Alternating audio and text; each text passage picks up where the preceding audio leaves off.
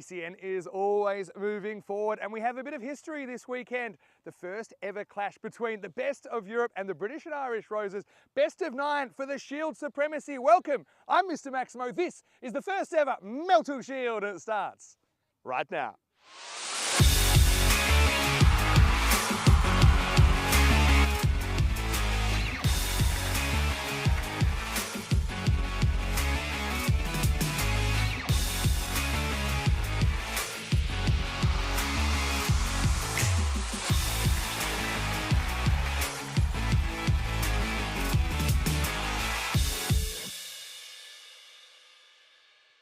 This European Cricket Network event is proudly brought to you by HCL Software and Paramatch.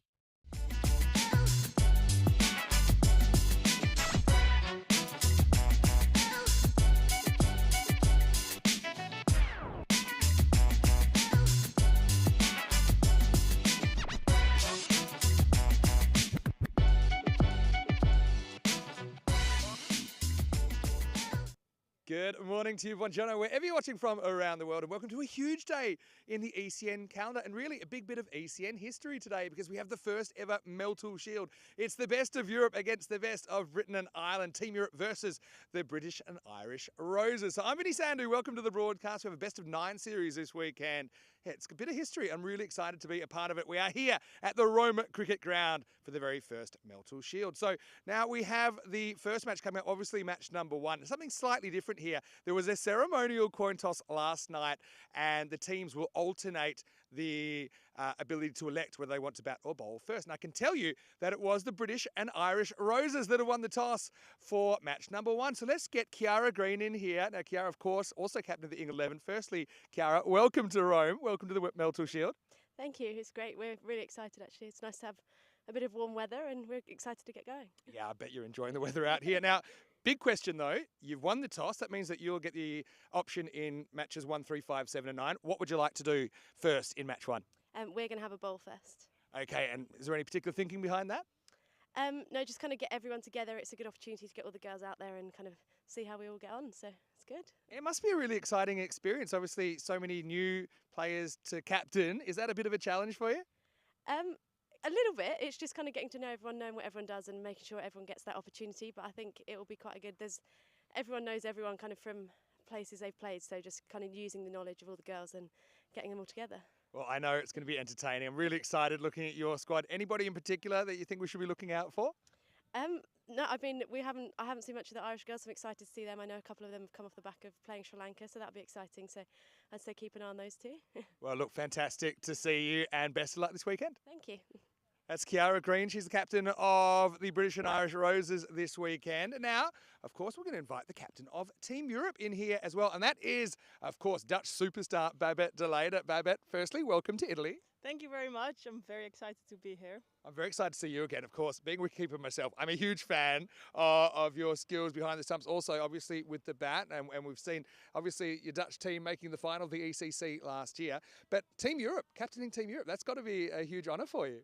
Yeah, it is. It's super cool to be here, meet these people from countries I didn't even know they played cricket. So super exciting. It's great to meet everyone. It's very unique to play with so many people across so many different countries. Yeah, obviously we're very, very excited as well to have this tournament taking place for the first time. We hope it's the beginning of many, many Meltl Shields. Obviously last night we had the ceremony, didn't we? And that was quite an emotional event as well, wasn't it? Yeah, it was. I think it's great to see the passion of the organizers of ECN and Daniel and his wife. So, I mean, it's very special to be here. Of course, yeah. The Meltl Shield is named after the partner of Daniel Weston, the ECN founder, Manuela Meltl Weston. Now, okay, you've been asked to bat first. How do you feel about that? Very excited, actually. I think the pitch looks good, the field looks great, and yeah, I'm very excited to give it a go, see how much we can get. Yeah, well, it's time for enough talk, time for some action. Babette, congratulations once again on being voted captain of Team Europe, and have a wonderful tournament. Thank you very much. See you soon. Okay, so that's the news from the toss, or kind of the news from the toss is that Britain and Ireland, the Roses, will be able to choose in the odd-numbered games. They've elected to bowl first this morning. Conditions-wise, well, no surprises, going to be hot. And it's going to be hot Once again, we're looking for something like 33 degrees. I think you can add about 6 out here in the middle. It's really roasting. But look, it's going to be some spicy action. It's one of those electric moments, I think, during the season where you don't quite know what to expect, but you can expect something. Rico Full to be the next voice you hear as we get ready for the first ball. Rico, I can tell you the Roses, they've won the toss. They want to bowl first. Team Europe, well, they look explosive. Both teams do, really. Let's get ready for some action. Let's get ready for the first ever ball of the Meltl Shield. Thank you very much to Vinny Sandu. Buongiorno and welcome to a historic day here in Rome. Yep, it's the very first match of the very first Meltl Shield.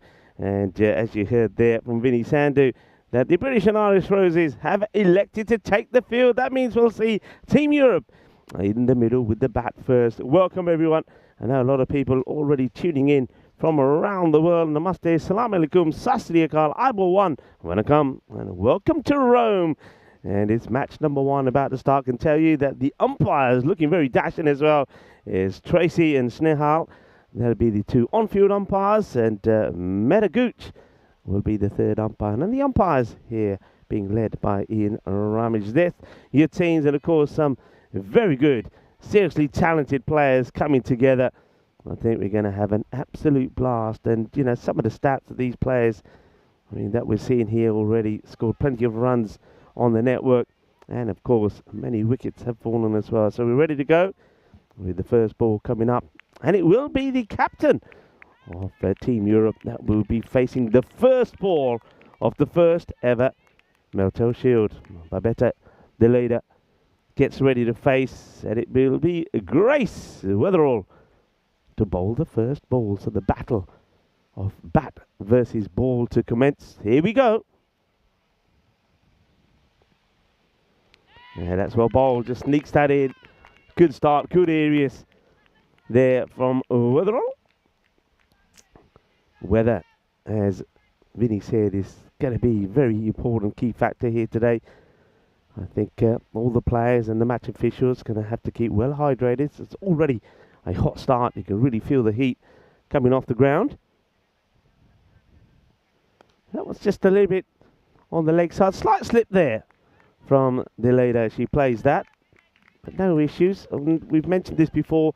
The first match in the morning, we have a lot of dew, which the groundsman Leslie does a wonderful job removing most of that.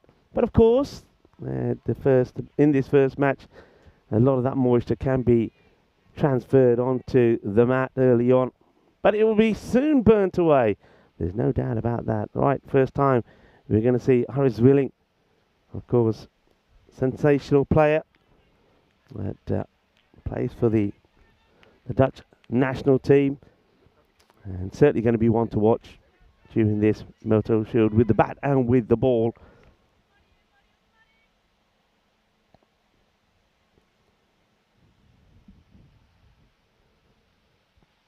I think it's well bowled. It's a sort of teasing, drifting delivery with Zwelling just blocks out.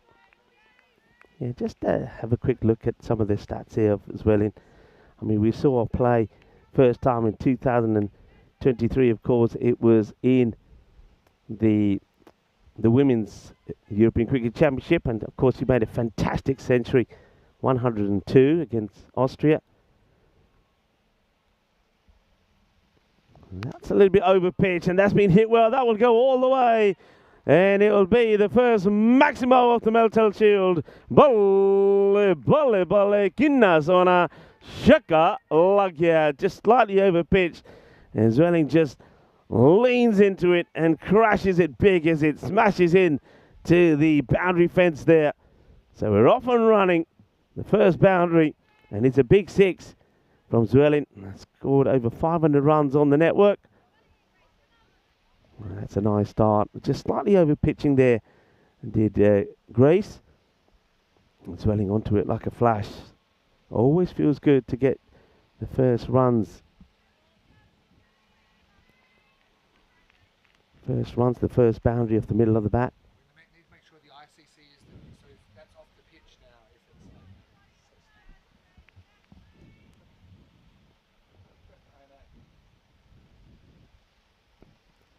it's Well, that's another one that's over pitch, and Zwelling goes after this one as well. This too will make it all the way to the boundary. So 6 more.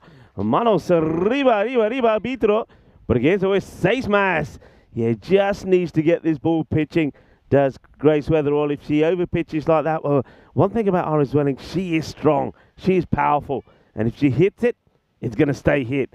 We know that. We know that from the Cardamar Oval. And this ground, I've said it before, isn't it spectacular?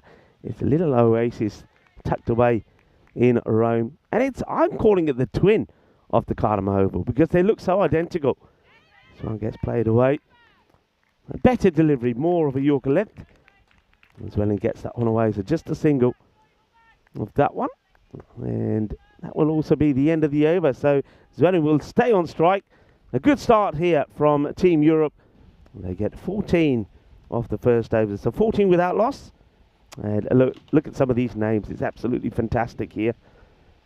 And Kiara Green, of course, the captain, not of just the England national side, but of the British and Irish Roses. I think she knows. I mean, it was lovely to hear both the captains talking to Vinny before the start of this match. And, of course, both very excited. There's a lot of players there that they know of but have never played with. So it's going to be a bit of a learning chapter as well for them, getting to know the players, getting the right balance of batters and bowlers in the side. But it's going to be, of course, very interesting indeed. And, it's going to be great to see the coaches and the managers, of course, coming together. Richard Cunningham was putting the team through some warm-ups early this morning. So here's the next over. A little bit short, up in the air. Could this be the first opportunity? And it just gets away from the fielder. It was almost one that was taken, went high up in the air. Remember, the ball a little bit moist in the morning. And I think that's might be Yanira Blagg just doesn't get herself underneath it. So a big opportunity to remove Zwelling. Zwelling dropped on 13. Well, that could be an important one. And Miles, Charlie Miles now with the ball. Good start. She'd be disappointed she didn't get a wicket straight away. What a start that could have been for her. Well, Miles sorts out her laces. It's a fine time to welcome back for the first time. And for the first time for the Meltl Shield into the Casa Grande is Vinny Sandhu. Thanks, Rika. Great to be back. Anyway, opportunity missed. Next one, Delata is going to bring her first boundary. And Mars got good pace, we know that. And that one was muscled through. Bit of a false shot, but 4 runs to Team Europe. Made a pretty good start here after being sent in. Yeah, I mean, some big hits there from Zwelling, 2 big sixes, and there's another boundary there. As that one just skids through into that third area. It's going to be 4 runs.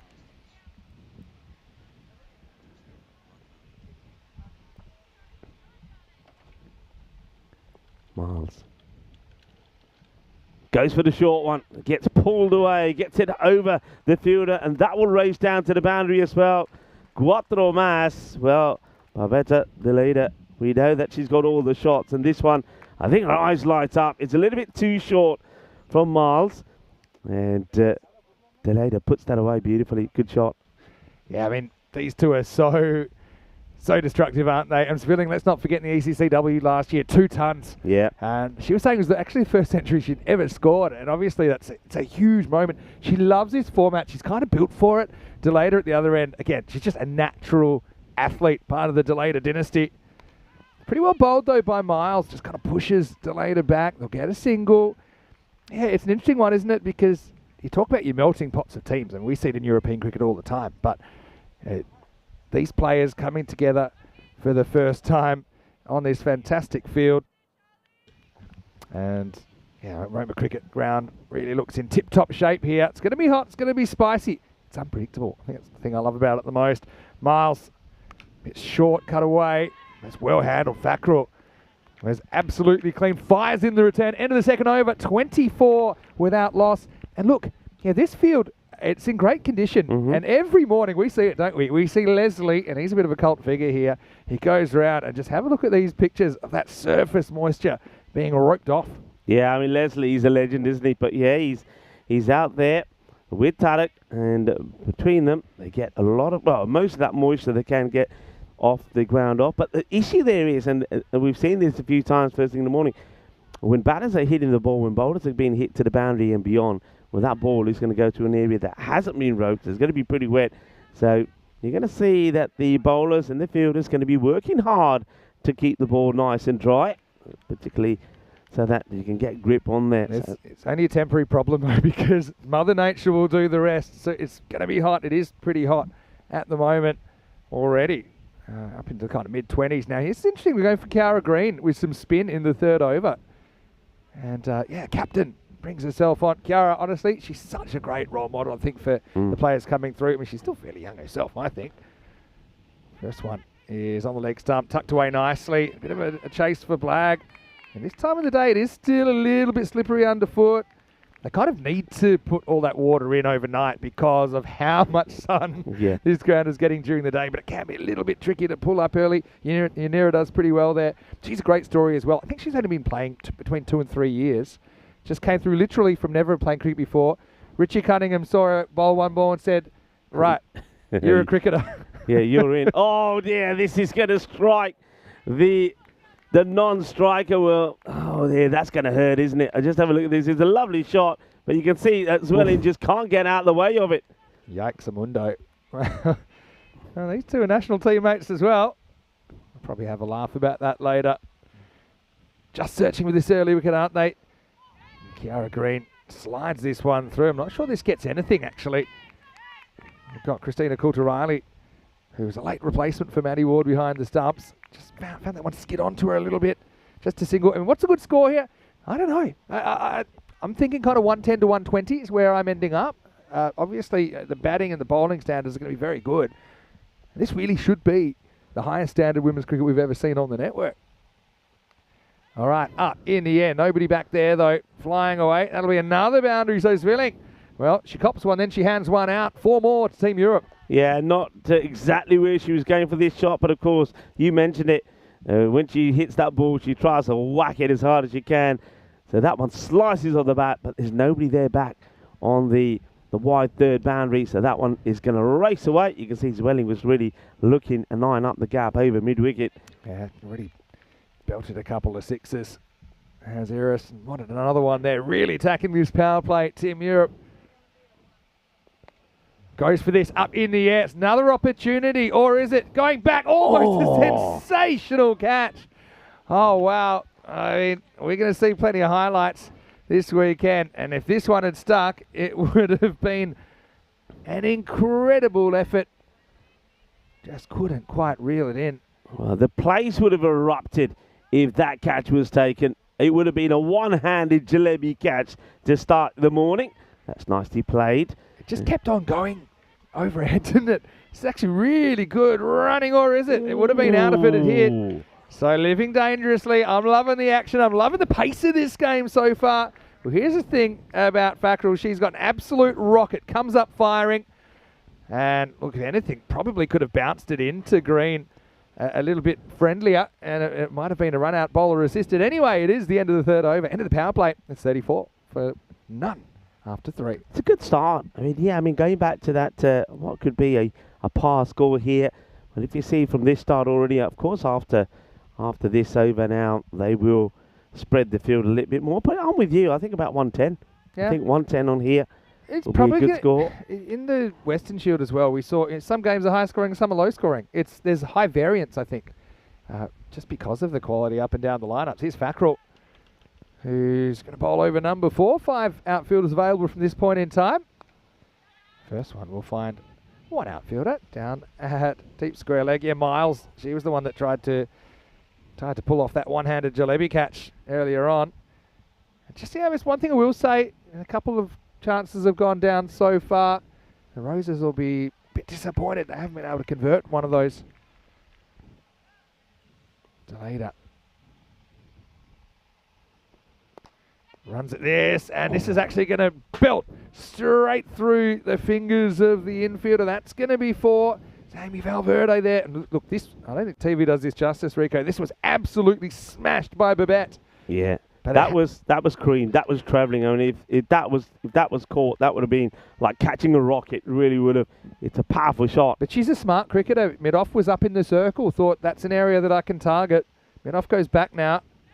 Pretty good discipline as well from Delay to let that go through to the keeper. Fackrell is good off spinner. You know, she gets that drift away.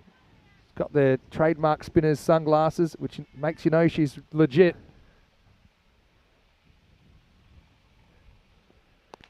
Good footwork again, and that's going to get through the field, and that's going to be 4 more, and we don't. This field can kind of skid on early in the morning. And right now, remember the Roses, they won the toss and elected to bowl. I bet they're wondering what they wished for here, because that one has just beaten Wetherall for pace down the ground. Plays that shot so well, though, doesn't she? Babette Deleda. Really good use of the feet, crunches it straight down the ground, and she hits it with a bit of power, so even if fielders are getting behind it, I mean, it's going to be quite a difficult stop. Now she goes down the leg side. This will go all the way as well. Volley, volley, volley. What a lovely shot that is. Beautiful pickup. Timing the ball beautifully. That was absolutely smashed right off the middle of the bat of Deleda. Just drifting a little bit straight. It's not terrible delivery. And even with the outfielders back, Babette does not care. The 50's up, 50 partnership as well for Team Europe. I think in these games where the teams are so closely matched, sometimes it's, you know, which team can take one of these half chances, can come up with a moment of magic. We've had probably 1 genuine chance and 2 half chances so far, but the Rose is still not quite able to find the breakthrough. 16 off this over so far from Fackrell, still 2 to come. A cut and another catch goes down. This time it's Greeken out there, who gets 2 hands at. Now, she did have to deal with the sun there, even with the sunglasses. Just have a look at the shadows. It's not an easy catch this time of day, but it'll go down in the book as another opportunity. Yeah, well, I mean, once again, hit very hard. That's the one thing. Already when I'm looking at this, there's going to be no easy chances. These girls are hitting it. Right, this one's a miscue, but that one's not going to go to hand. Just going to get away. They should be looking for a couple. Well, Zwelling does take off. Well, she knows she's going to get there. I like the way that Babette Deleda there just held the crease just for a little while, just to make sure that Zwelling was going to get there comfortably. Just have a look at this. She just holds it, and she says, all right, when she knows she's safe, then she goes. That's good cricket. You can see the understanding between these two, obviously having played so much cricket together, that they just have that kind of sixth sense. They're pushing. That was actually a feature of the Netherlands, I think, in the ECCW last year, is how well they ran. And they tended to identify a lot of situations where they could take 2s. And I still think a lot of the continental countries in Europe, they're not quite there yet as far as, you know, looking for those extra runs between the wickets, particularly multiples. And obviously it helps that they're basically gazelles. And they get through the sticks very, very quickly together. 53 without loss after 4. Change bowling. Annalise Merritt comes on, and a very good start. I think that's length. I don't think we've seen quite enough of that yet. Slides that one through under the bat. Yeah, liking that. Good start from Annalise Merritt. Just gets it a little bit fuller. And remember, we did see during the European Cricket Series here, of course, that the ball did move around a fair bit. Now, that's a very, very good shot. I mean, a little bit of sexy cricket in the morning here. What a shot that is. Well, Babette Deleda, when she was told that she was going to be batting first, she said, yeah, I'm happy with that. It looks like it's a good pitch to bat on. Well, she's showing exactly why she's happy with that. What a great shot that was. Well done to the bowler there as well. Did the right thing. Do you know what, though? That is so smart. Because how did she get beaten first ball? Yorker outside the off stump. But, so what does Babette think's coming? The same ball. Yeah. So, you know, she sets up for it. She guesses right. And she turns, what I think wasn't a bad delivery, she turns it into a boundary. Yeah, it's clever batting. And, you know, she couldn't rush it. She had to time it and wait for it. Really good shot. Delayed at 33 and counting. What's Merritt got next? Oh, this is outside the off stump. A little bit of width to Deleda. Just carves it away for 4. What a start this is for Team Europe. And look, again, I don't mind the thinking from Merritt. Says, all right, let's get you playing away from your body a little bit. It's kind of an outside half of the bat. And even with 5 outfielders, these boundaries so hard to protect in ECN T10 cricket. Deleda moves to 37. Yeah, good shot. I mean, love the way that she picks the length, picks the width, and gets the wrist involved as well. Beautifully played. Oh, their kingdom for a wicket at the moment, the Roses. Just need that turning point. Low full toss, clipped away again. This sets a bit of a task for the fielder. That's going to be 4 more. Miles can't quite get there.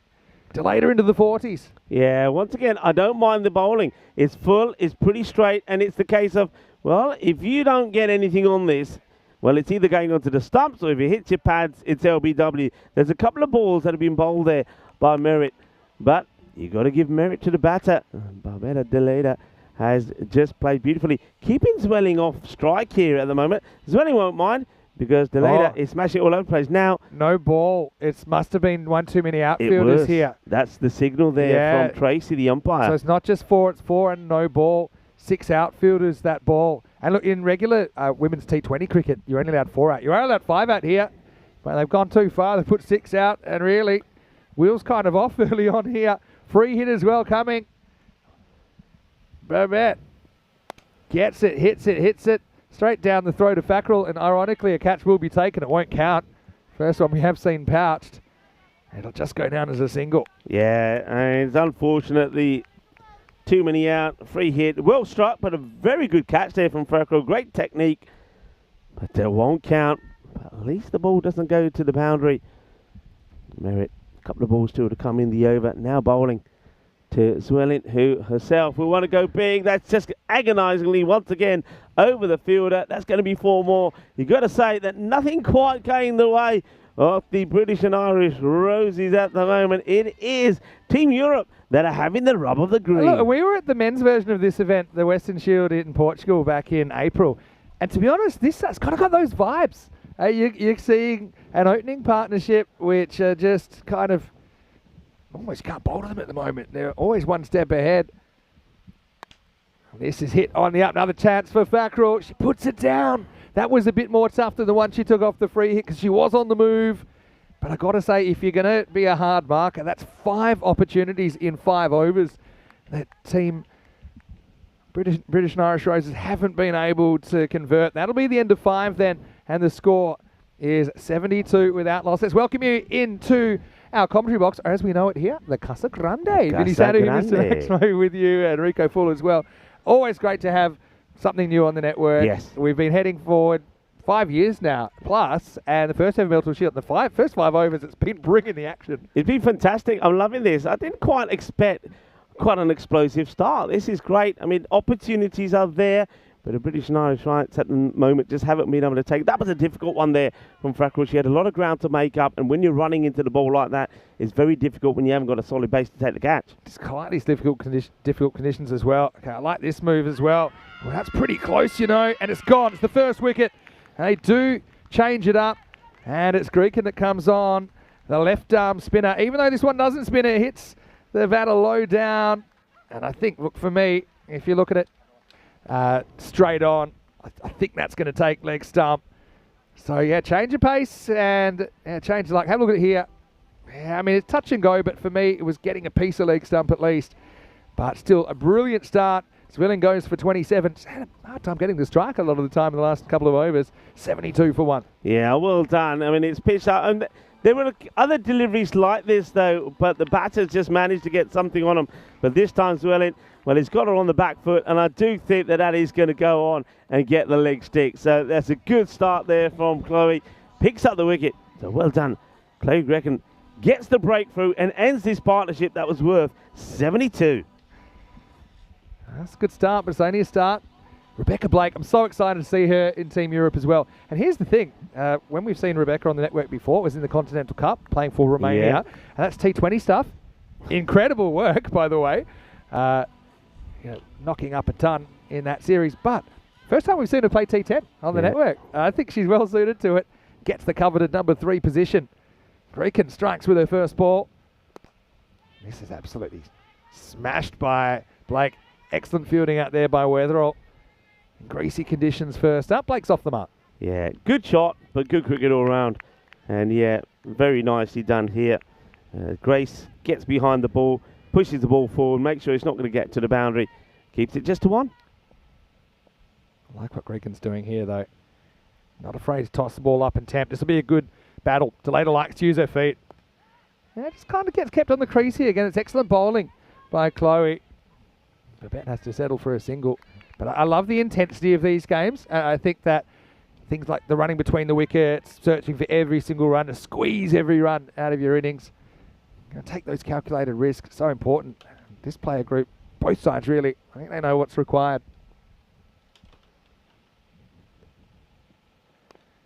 Ooh, full toss has done the trick so far for Greeken. I don't think it's intended. Blake can't find the middle of the bat, chops it onto her body. Yeah, I think if she's had a few more balls than she's in, she would have used her feet to that and gone out to it and played it out on the off. Now the full toss. This is hit down the ground, and Fackrell, she just jumps over the top of it. Can't quite judge it correctly. It's another 4 runs. We'll say, though, the Roses, they're certainly not quite fielding to their potential so far. Another one sneaks through to the boundary. Yeah, I mean, that's Fackrell will know by her own standards that she should have done better here. Gets this wrong. There's going to be 4. Blake probably didn't need the charity. But she gets her first boundary of the weekend. Won't be her last. Hit down the ground. Greeken, that was a great over, actually. Goes for 7. Remember, included that 4 that probably shouldn't have been. But that's the end of the 6th over. And Team Europe are 79 for 1. It's a good start, isn't it? And they want to just keep building on that. Of course, they got their captain, Barbara Delede, who's out there and looking good. 43 of 20. Rebecca Blake. Of course, I've had the privilege of being in Romania when she played and captained Romania in that Continental Cup. And didn't she play well? Didn't she bat well? She gets spoiled quite by playing on the nice grounds. I mean, we're able to see it's a beautiful ground in Europe. This is another one of the best in Europe.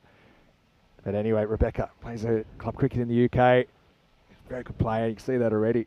Posing at the crease. Here's Green coming back. And yeah, I think pace off just seems to be doing the trick at the moment, making the batters create the pace. At the moment, expected score 122.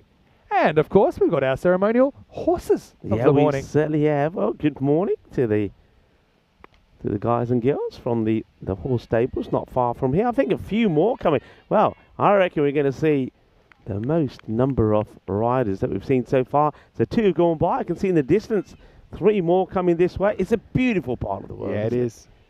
I mean, if it's a race, it must be a long race, the pace that they're going this morning. Green fires this in round the corner. Doesn't quite carry to Blag.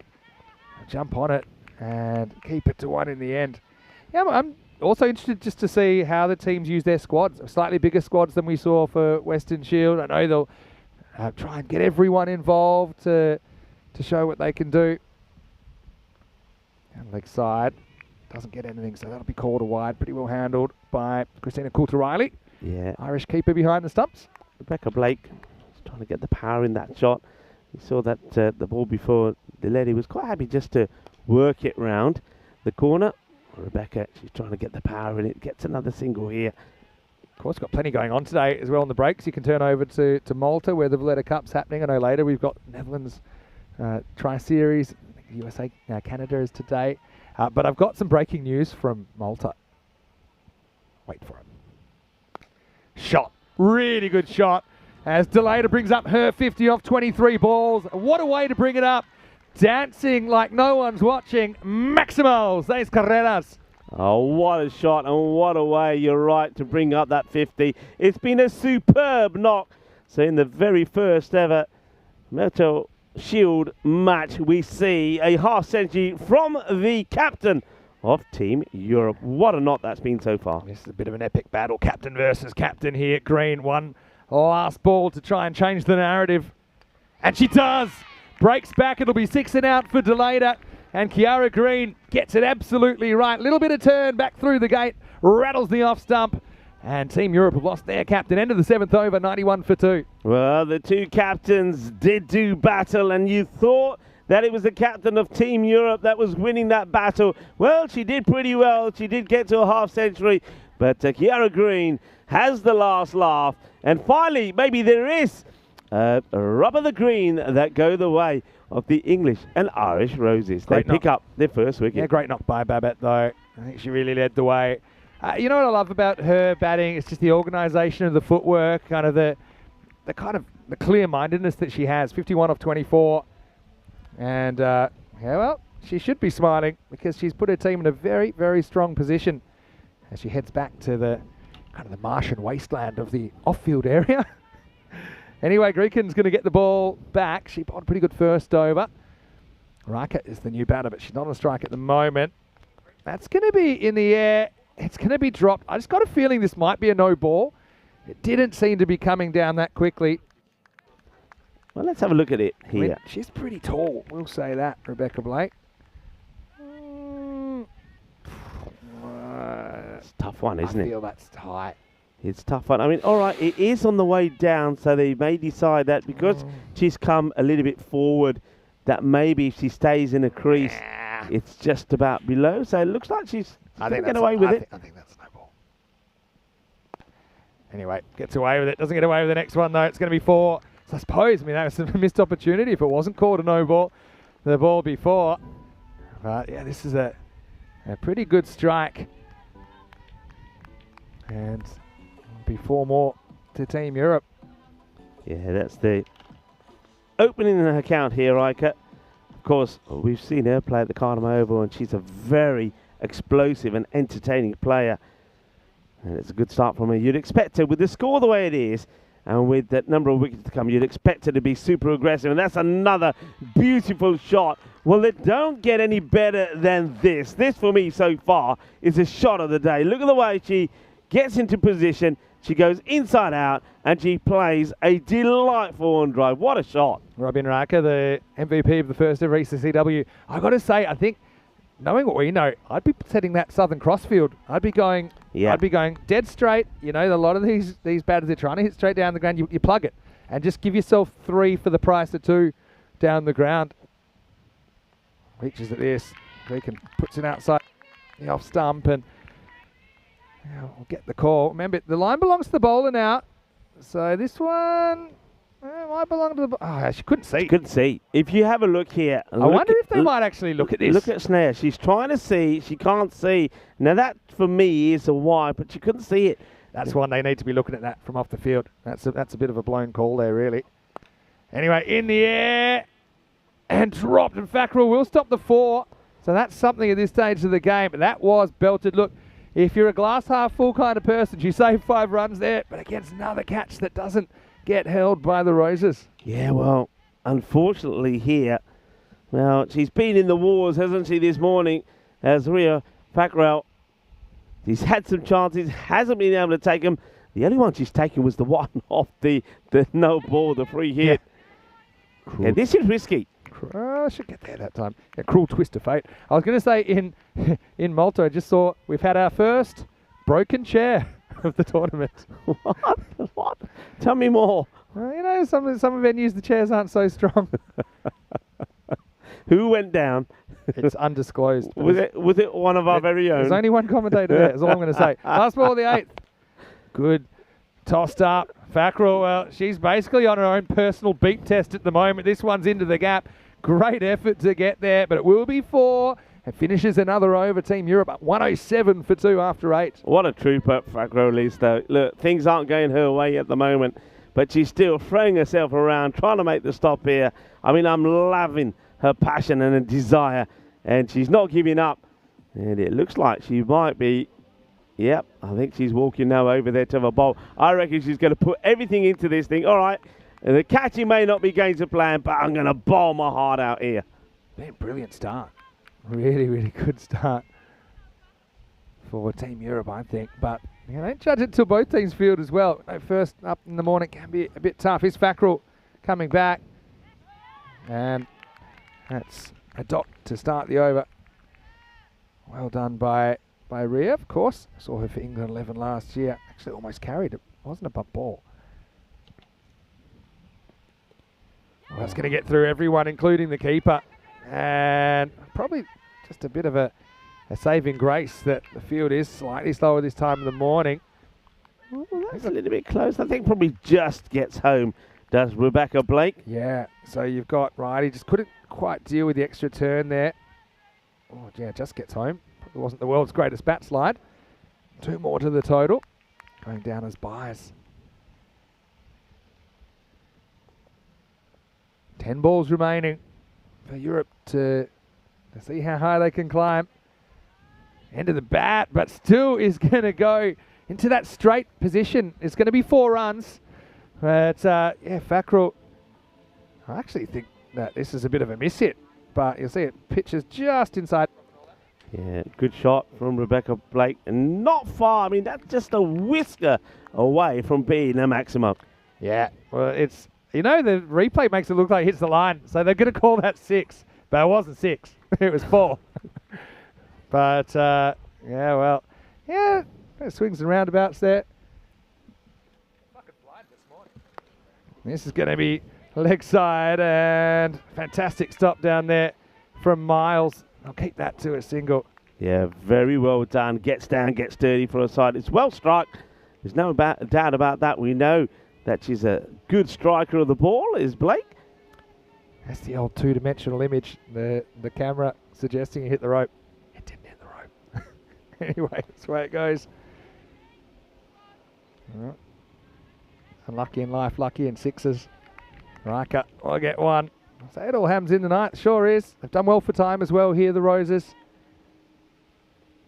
Team Europe with a strong showing. There's Amy Wheeler. Of course, she's a brilliant bowler, but I think she's slightly injured at the moment. Not so sure we'll see her bowling too much, if at all, down the ground. They have kind of pinched those straight fielders now, which I think is a step in the right direction. I would be saying, I don't mind if the balls hit around those 2 fielders, but I don't want anything going between you. That's what I'd be saying if I was the captain. Fackrell. Well, this says it's the end of the over. And that is why it will be the end of the over, I'm telling you. It's the end of 9, and it's 118 for 2. Yeah, so, I mean, they must be thinking here 130, I think. So we were thinking that we think par will probably be around about that 110, maybe 110, 115. So that'd be a great start in the very first match. And being made to bat first, they'll be very happy with this performance. Yeah, it'd be really interesting to see kind of who the Roses go with. I know that they've listed Annalise Merritt and Charlie Miles to open, Kiara Green at 3. Yeah, it's been real so far. Yeah, 130 expected at this stage. It is going to be Annalise Merritt to bowl the last over. Low full toss, and that's going to be reeled in. Great catch by Wheeler. Well, she looks all right to me. That was a very athletic piece of work. Went up and slightly backwards to grab Blake for 19. So wicket for Merritt.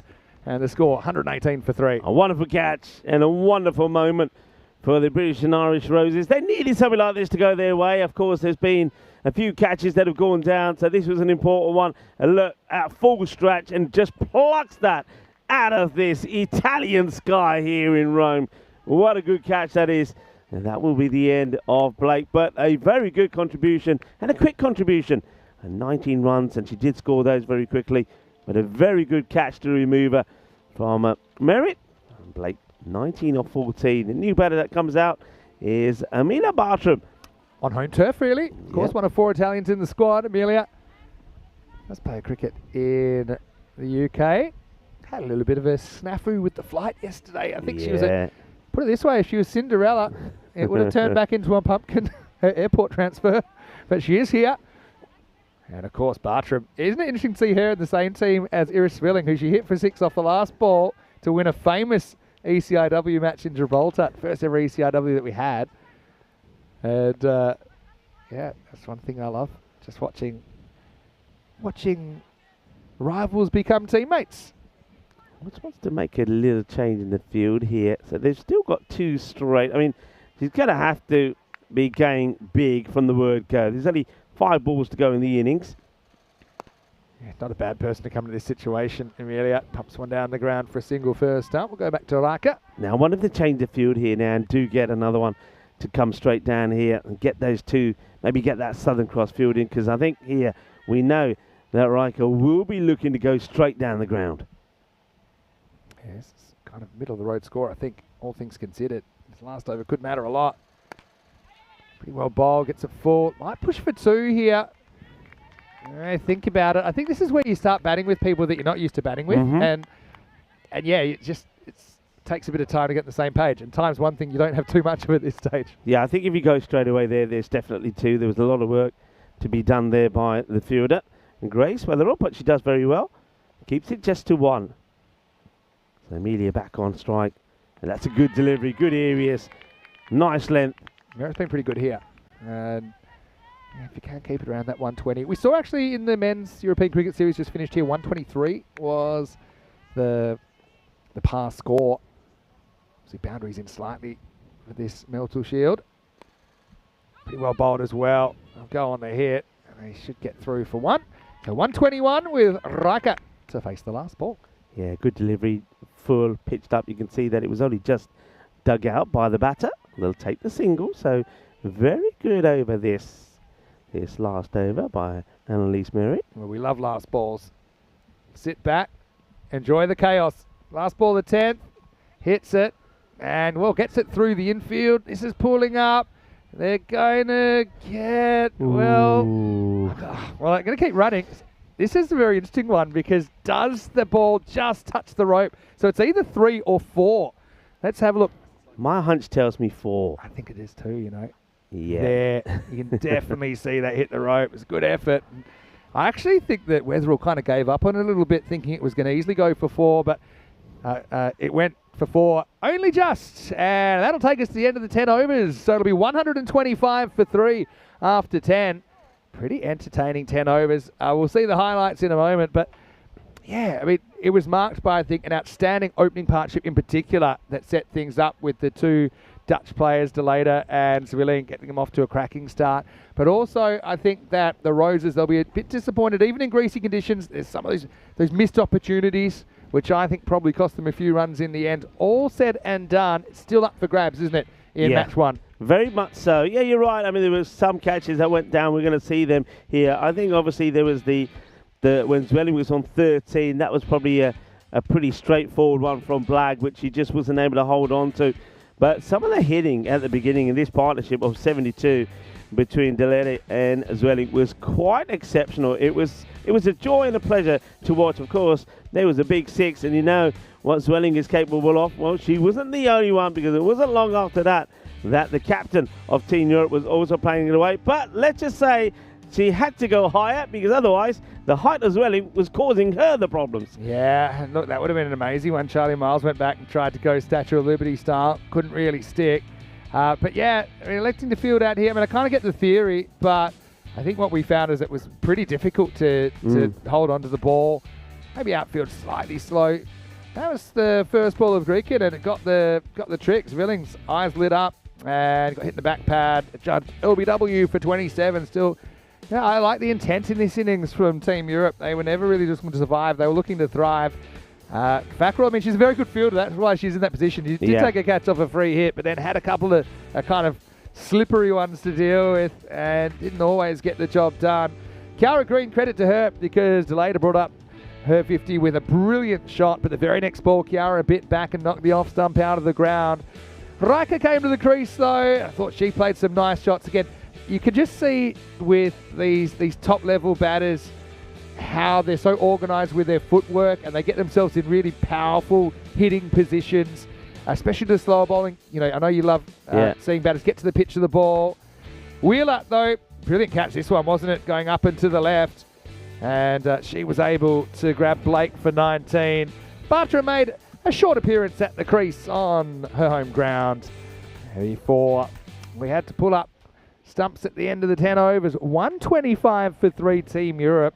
It's a score that I think is very defensible, very defendable, but also very chaseable if British and Irish Roses can maybe bat a bit better than they fielded in the first half of the game. Look, I think for the very first match in this Meltl Shield, that is a very good and testing target. I think that's quite exceptional. Have a quick look at the number of extras there as well. There was that one no ball, 3 wides and 3 byes. That's very good as well. You know, that's good standards. Obviously, we're doing cricket at pretty much every level, and in the emerging nations, extras are still a huge issue in the women's game. So the fact they just bowled the 3 wides in the 10 overs, I think is very, very good. Don't forget the no ball was actually for a fielding indiscretion as well. Wickets for Kiara Green, the captain, as well as Merritt and Greeken in there. So, look, all the bowlers kind of, I suppose, similar in their economy rates there. So no surprise that we see 125 scored. But Well, time to pass the baton, and it will be the Roses out. 126 to open their account. Remember, best of 9, so the first to 5 wins will lift the first ever Meltl Shield. Many sound to him, Mr. Maximo, with Rico for the weekend. We'll keep on keeping on after the break. We'll see who wins the first ever match in the Meltl Shield.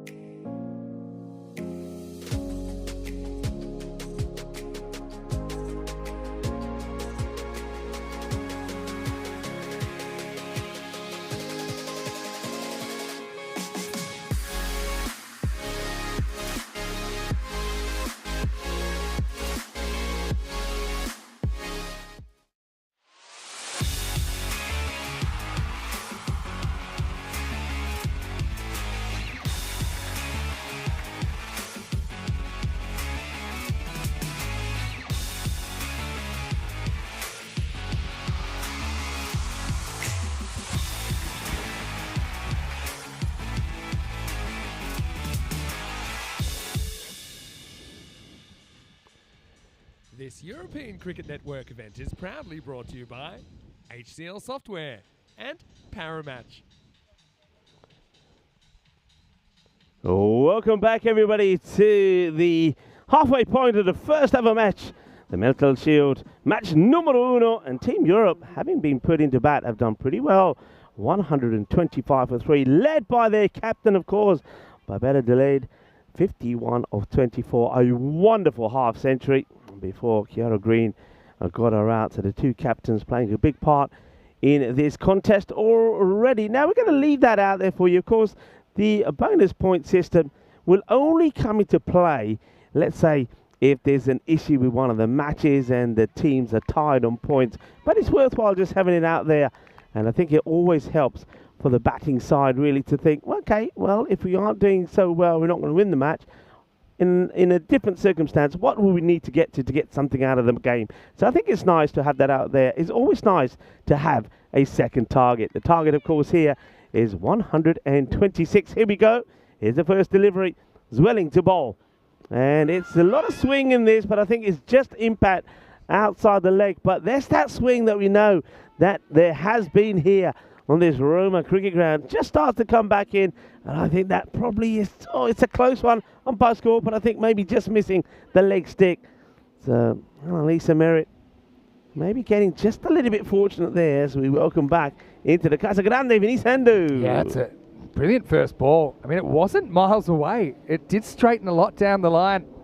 Zwelling getting that first ball to swing. Miles gets on strike for the first time. Heavy kind of length there from Zwelling. And the first run off the bat. So you obviously want to get off to a good start. I'll be curious to see what kind of bowling options Team Europe go with as well. Obviously you got Zwelling here. Actually like some of the spin options they've got as well. I love Caroline de Lange. Love the way she bowls. She's got slightly unusual action. Maybe Naomi Hilma-Bameko might get a bowl.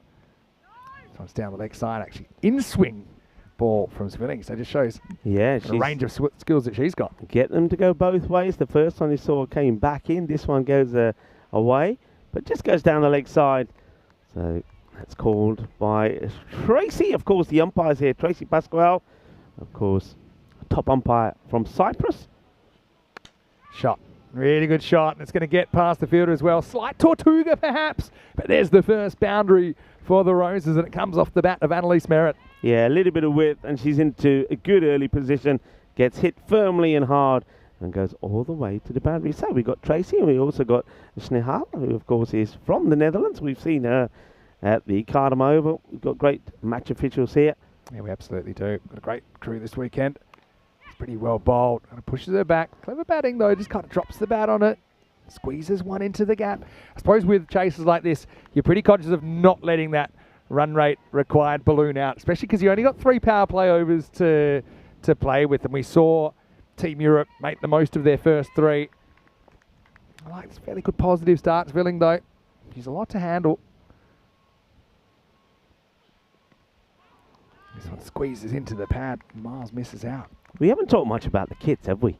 I mean, the teams, of course, yesterday you touched on it a little bit in your intro. Of course, we had a wonderful evening last night back at the hotel where we had kind of an opening ceremony. We had the dinner. It was great. The players got their kits. I'm just loving these kits. And, of course, maybe we can have some close-ups on, of course, Zwelling here for Team Europe. That, again, is the away swinger. Lovely pick-up and throw.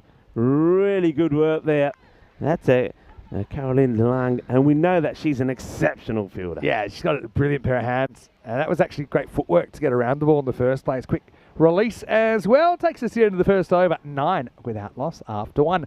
And, well, we start on 99 matches since the Golden Ball. And here's the thing. Golden Ball 64, it was in the first weekend of August. And it was a women's match. It was in our first ever ECSW, it was Lavender Lionesses of Serbia getting over Jinx Zagreb of Croatia.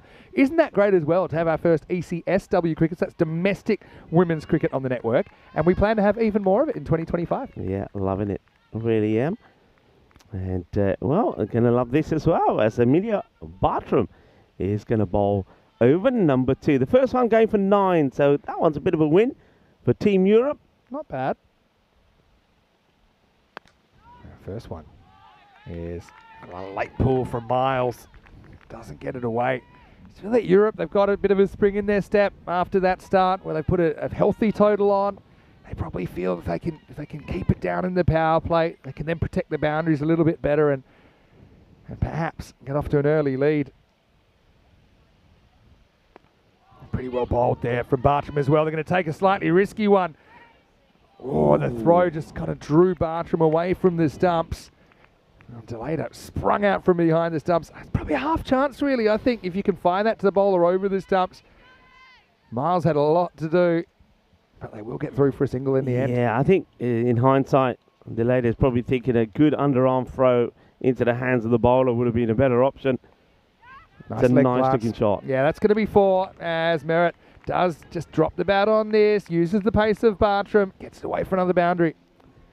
I was just thinking, in the Western Shield, that's the closest thing we have to compare this to, but it was Team Europe that got off to a winning start as well. They actually put a decent score on the board, 172.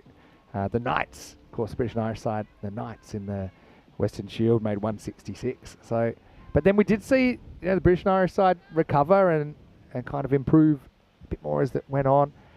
I don't know if you can read into that or not, but certainly I think at the moment it's going to be a close contest.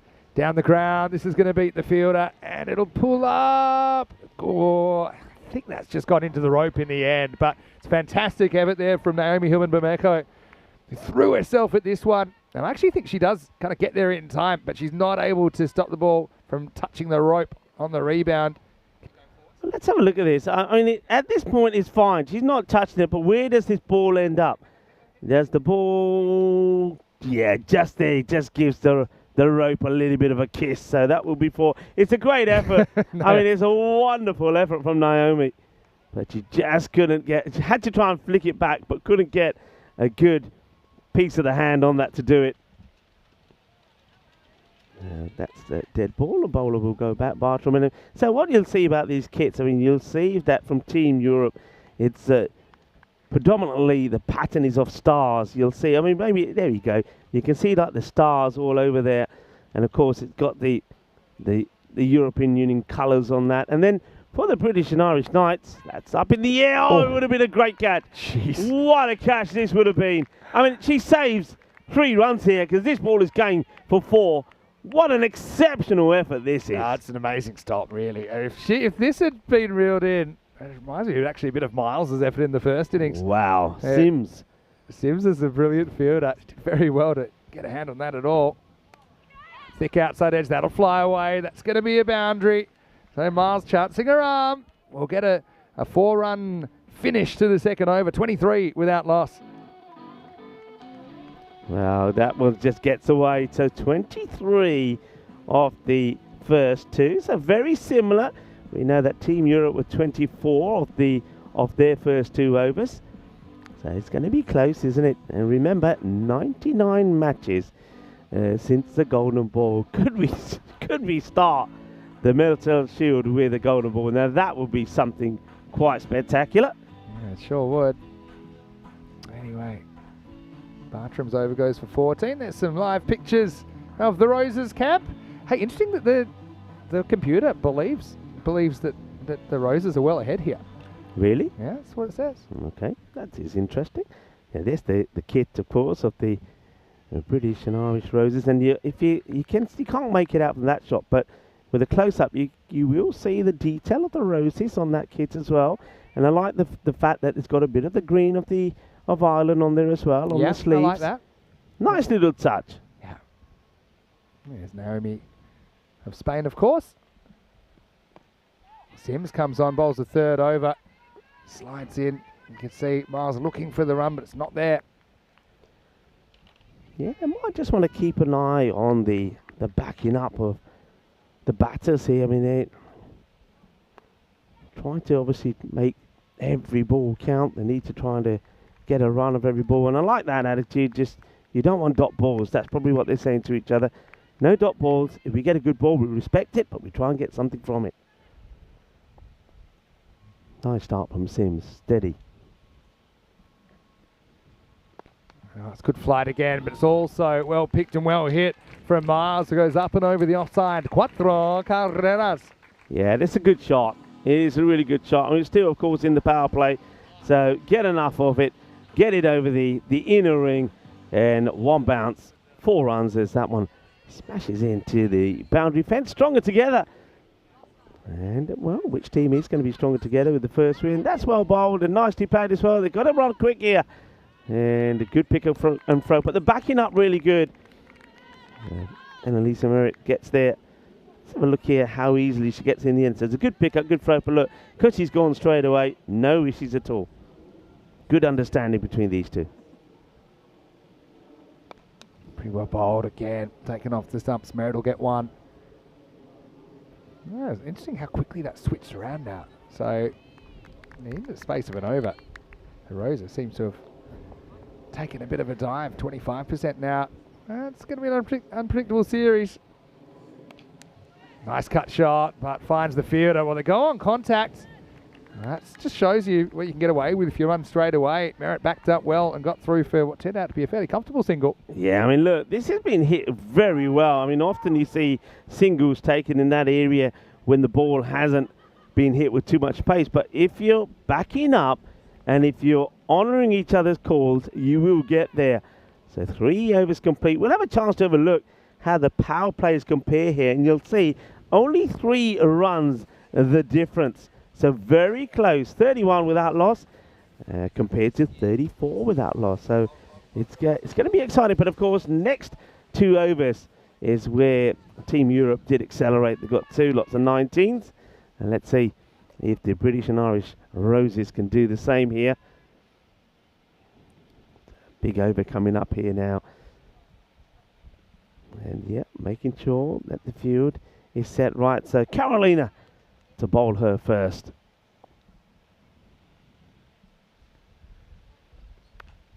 Yeah, Delanga, not badly pitched, but it's a pretty good shot. Again, it'll hold up in the kind of morning dew. Just disappearing pretty rapidly. Miles will get back for a couple. Well, the fruit has arrived. Thank you very much, Tarek. What have we got here today? Some bananas, some pears, plums, grapes, and a few oranges. Keep us going throughout the day. Delanga gets cut away. This one is slightly uppish. This probably runs away for 4. It does. So Miles, it's organised, kind of balance from her. She feels okay. I can get on the back foot, give myself a fraction extra time. Goes up and through the offside, 4 runs. Yeah, I think I would change the field here, personally. Looking at the bounce, because one thing we know is that Delang will get good bounce on this. The slow bowlers did. I would put sort of a point and a backward point pretty close together. A chance. Oh, she puts it down, and we've seen her take a catch very similar to this. Of course, it went pretty viral on social media not that long ago. Similar thing, but this time it just gets away from her. Couldn't quite get the mitts up in time. Delanga has to go down as a chance. The catching has certainly been something both teams will be a bit disappointed about so far. Delanga, I just love her action. You know, kind of half frog in the blender. And this is hit straight, and it's going to be hit over the top. Maximo! And it's Merritt that hits the first 6 for the Roses. Yeah, well, after a chance gets put down, and it was a spicy one, there's no doubt about it. The batters cross over. And Annalisa Merritt goes, boom, shakalagia, straight down the ground. Yeah, well bowled, just held that one up a little bit. Yeah, see what I mean about where the batters are trying? Because she gets that bounce when she holds it back, batters are trying to get that ball into that backward point area. I would have 2 catches in there just for that shot. Last ball of the over coming up. It's driven down the ground. It's a bit of a task for Naomi, but she's up to it. So 14 come off Delanga's first over of the tournament. And the Roses are 45 without loss after 4. Yeah, just that one chance, wasn't there? For the cordon bowl from Delanga. It was not an easy one. Most of the chances here haven't been easy, and you just get the feeling that where one of those difficult chances are taken, it could make a big difference in the contest. The 4 overs completed here now, and still the game very well. They're more or less where they need to be. Bartram's going to bowl out here. Quite liked her ability to hit that Yorker and jam up the openers a couple of times. But yeah, it's a similar kind of start, isn't it, with these two teams? I think what we're seeing so far is it's going to be a pretty close weekend, right? Yeah. Into the first, well, not even finished the first game of night.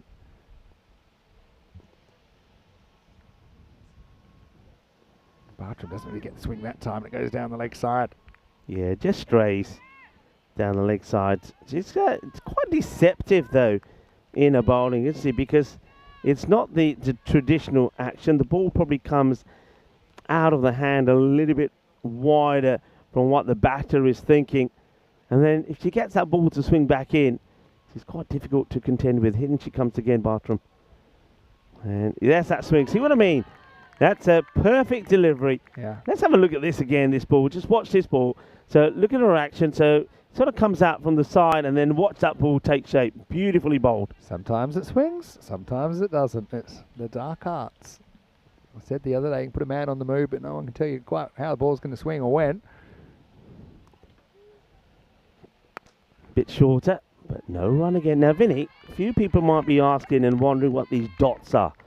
The side of the pitch. So enlighten us. Oh, it's just theoretically there's where the edge of the pitch is according to the official measurements of Lawrence cricket. Not something that I think matters a huge amount.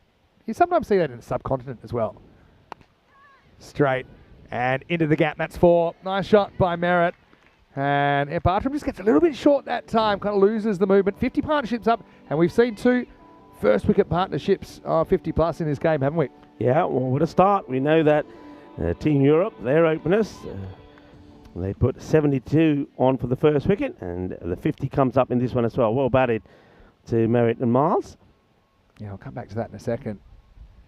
First, Bartram, better length, draws Merritt forward, but this is going to find the other gap. So, yeah, the Roses just growing in confidence here, I think, and Merritt's got a lot to do with that. It's 4 more. Yeah, good, powerful hit. And this time, look, gets the bottom hand involved as well, guiding that ball into the gap. So, yeah, sometimes I know in India and in the subcontinent, when the rest of the ground looks pretty similar to the pitch, then you'll see the dotted edge of the pitch.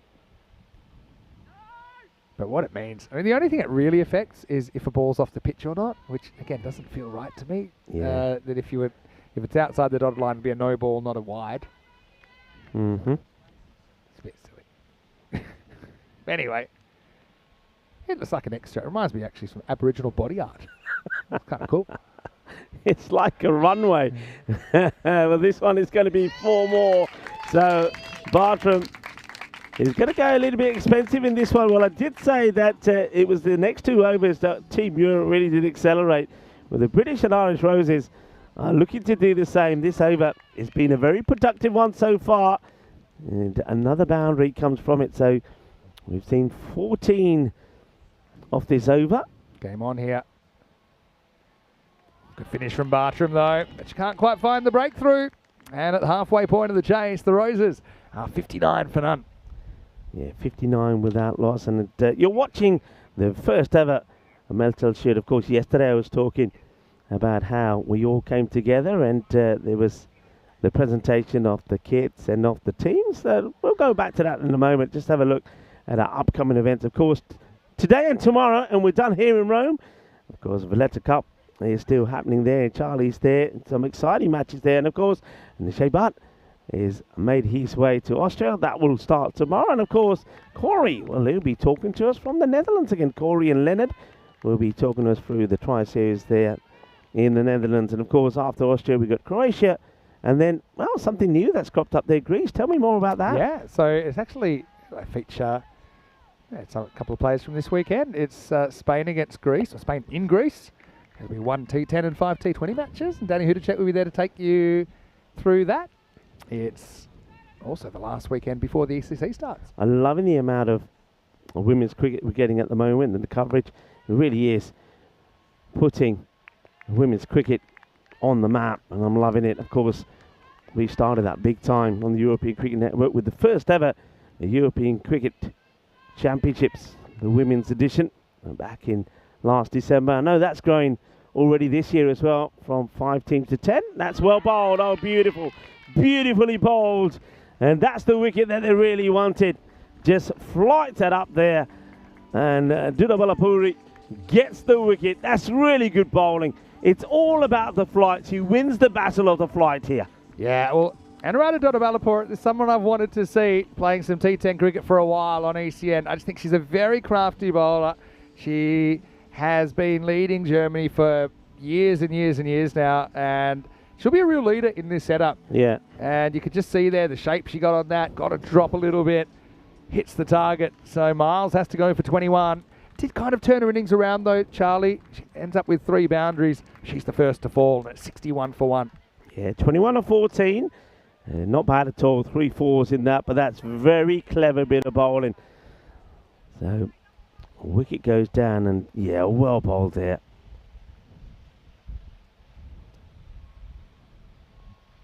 Kiara Green comes in at 3. Works the first one away for a single. Just a really handy wicket to pick up, I think, to break that partnership. Obviously, you never know who's going to come out and hit the ball well and who might struggle, but you'd still feel at this stage that Team Europe are just on top. Well, bowled again, hit hard. Naomi Humad-Bameko does very well. And isn't she a player we've seen develop over the last couple of years? I mean, who could forget her 99 not outs in the game against Malta in the second ever ECRW we had. And she's also a bit of a golden ball queen. She's bowled 2 successful golden balls for the Golden Girls, Spain. That's a Gundy ball, really, from Dodabalapur, but gets away with it. So it'll only be a single and a brilliant over for Europe. And the Roses will be 64 for 1 after 6. Yeah, good over. And that one really helps strengthen their position in this match. Nice, tidy over. It doesn't give too many away. Only the 5 runs come from it, and picks up that all-important wicket as well. The breakthrough that they wanted. So well bowled. So the British and Irish Roses 64 for 1. But the captain, Kiara Green, has come out, and we know that we've seen her play some exceptional innings, match-winning innings before on the network. So she is going to be pretty key here. Okay, 4 overs to go. They need 62. Can't need a big over here, Sims. Comes back, bowled well in the first over. This is a pretty good start as well. You know, a lot of the time, whoever can hit more boundaries wins. You know, I think comes down to that. If you look in the first innings, we saw Team Europe, they hit 14 4s and 5 6s. That's 19 boundaries. So far, we've had 10 through 6 overs.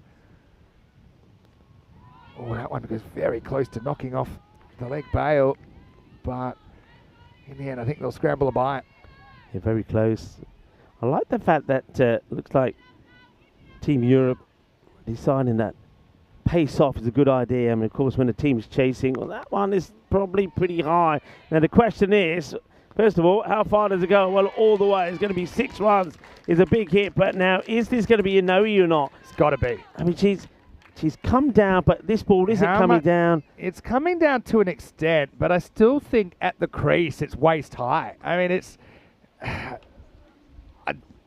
to me, it depends how you read it, and it will be a no ball. Yeah. Just felt it had to be. Sims will be the first to admit that one got away from her a little bit. So a real potential momentum shifter here. I think a lot depends on this free hit now. Sims basically goes for a 7 up. Here's the freebie. Green in the hot seat. Push through. It's actually clever bowling. And it kind of hurries Kiara up. She can only squeeze it away for a single. Yeah, good comeback under pressure. I mean, that's just one that just comes out a little bit wrong. Too high. Good, solid strike to hit the ball for 6. I know that, you know, Kiara Green, she's a powerful player. And that's what I'm saying. Her being out there could change everything. And that one might be a wide. It will be. So just missing the line, Sim. So the variations are there. But just missing the execution just by a little. And that one probably wasn't the tram lights. Pretty good shot, though. It takes a little bit of a trampoline. Tortuga Merritt has been so important in keeping the Roses alive in this chase. Beautifully executed extra cover drive for 4 more. Yeah, a wonderful shot. Firmly hit. And you'll see no chance there for Caroline to stop that one. That's really well bowled. That one just dropped into the block hole nicely. Merritt can only kind of jam it out for a single. tall order, but it's been kind of stable around the 14, 15 and over for a while now for the Roses. Hit pretty well into that. That's going to be 4 as well, So Sims is going to end up going for 27. Green's been pretty good the way that she's been able to hit the ground running here in this chase. And both teams desperate to start with a win. That's the end of 7 overs, and the Roses are 84 for 1. That was a top shot, wasn't it? Because 16 had come off the over already. A boundary would make it into a magical one. And they needed that. After that good over, the over before, over number 6 from Abdullahpuri, you knew this needed to be a good one, and it was. And that's exactly what they needed to stay in touch. Ringing the changes, this is match 2, which is coming up. Starts in around 45 minutes. You got Nikki Caruana, Millie Taylor, and Trinity Smith coming in. Also, Lizzie Ferrari from Gibraltar. You got Hannah Eulenkamp and McMahon. So that's 6 changes actually for the Roses. The Team Europe side, Retnaika will grab the gloves off Babette Delata, who played just as a bat. Priya Sabu comes in from Austria. Delisha comes in, of course, on her home ground. Fawa Barber from the Czech Republic. And Payot Chilongia from Spain. So, yeah, plenty still to come. I guess we'll see who's ahead at that stage. Good start. Naomi Huma-Bameko, she's developed a bit of a reputation for kind of having ice in her veins in some crucial situations. I mentioned that she's bowled 2 successful golden balls, and really, I can't think of too many players that have done that. That's well bowled as well. I think it's gone straight over the line, so it won't be a wide. Very good start to the over, gets the set batter. Yeah, very good areas from Naomi. Just 17 at the moment, will turn 18 in September and starts with 3 dots. Well, just after they get a magical over, Naomi's bowled 3 dots. And the thing about Naomi is she bowls quickly. Yeah. So she doesn't give batters the chance to even absorb what's happening. In she comes again. Goes for the big shot. Fielder should make the stop and does. Nicely done out there in the deep by Sims. Went to my notes. I think she's the only player out of the kind of 8,000 players we've had that's ever bowled 2 successful golden balls. Because actually there's only been, I think, 5 teams that have even had 2 golden ball wins. And obviously you'd have to be bowling both times. Anyway, it's good over so far. It's not a low full toss. I mean, it's not the worst, and it should only be a single. It's turned out to be a really important over. And Naomi's kind of developed a bit of a talent, I think, for bowling at the end of the innings. I know for Spain she'll often bowl the first and the last, but I think given this kind of setup, that this suits her. Merritt, though, she's got a last great hope, isn't she, for the Roses? She swings straight through this one. So Naomi Huma-Bameko, what an important over this is, with only 2 runs coming off it. And now the Roses will need a magical finish. They still need 40 off the last 2. It's 86 for 1. Yeah, well, I know that Naomi's mum is here watching. She'll be very proud, of course, to see Naomi featuring in this Meltl Shield. And what a lovely moment that is for her to see her bowl that over. And only 2 runs come from it, which now really makes it a difficult task. They've got to go at 2 lots of 20 if they're going to win this match. 40 required of 12 balls. Well, you need to have a magical over. And it's hard to see where it's going to come from. This is Donna Balapur who comes in to bowl the 9th. We have a bit of an expression on ECN. It all happens in the 9th. Well, it's going to have to all happen if the Roses are going to keep this game alive. Sims did go for 20 earlier in the innings. That's the biggest over we've seen the whole game. You need to pretty much be able to do that back-to-back. Again, lack of pace, and Merritt can't quite time it up. He moves to 44. Yeah, Donna Balapur, very difficult to get away. There's no pace being offered, so batters have to create it. And the way she's pitching at the moment, she's not allowing the batter to get under the ball either. So this is really good bowling. She's kind of got it on the string, doesn't she? Again, that drops nicely. Actually turned to be a full toss. Oh, I wonder if that foot just comes up here, Vinny. I mean, we'll check it out.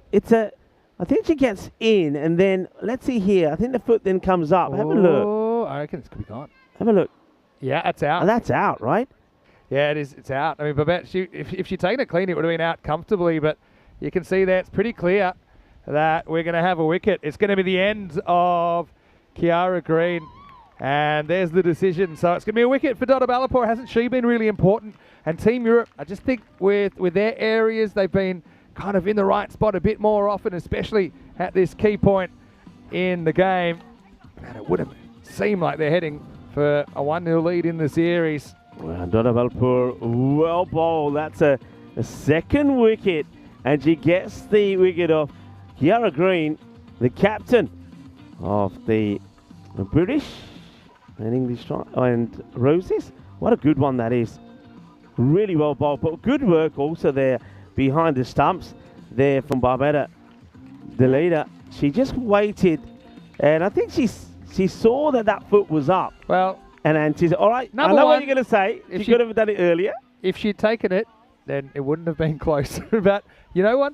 Sometimes you'll fumble it. And when you do, how you recover is important. And she actually fumbled it so close to the stumps. It was a bit of luck, actually.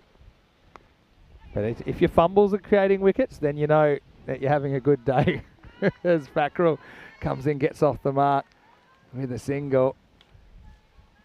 Yeah, isn't it great as well? You know, match 2, we're going to see, I can't, lost count of how many changes. 11 changes between the two teams. Swing and a miss. Donna Balapur has been so important here. I mean, you look at her, she's, 2 for 7. Pretty much done with her 2 overs. You add in that Naomi Hillman-Bermejo, you've got kind of 2 for 9 off 3 overs. It's been such a big difference in this game. Yeah, Anuradha, brilliant bowling, really. It really is. I mean, it's not just a question of that she's taking the pace off, but the flight is great. And it's where she's pitching. Because if she over pitches, it's a full toss, right? If it's too short, you rock back and you pull it, or you come down the ground. But she's put it in just the right areas where batters haven't been able to play an attacking shot. Last ball of the 9th. Things have just crept into the too hard basket now for the Roses. Gets well bowled, lures into the shot, should be gone, it is gone. Zwilling takes the catch. Merritt falls on her sword for 44, and it's 3 wickets for Donna Balapur. What a great entry to T10 cricket for the German international. It's also the end of the 9th over. And Team Europe now, I think they've got cause to celebrate.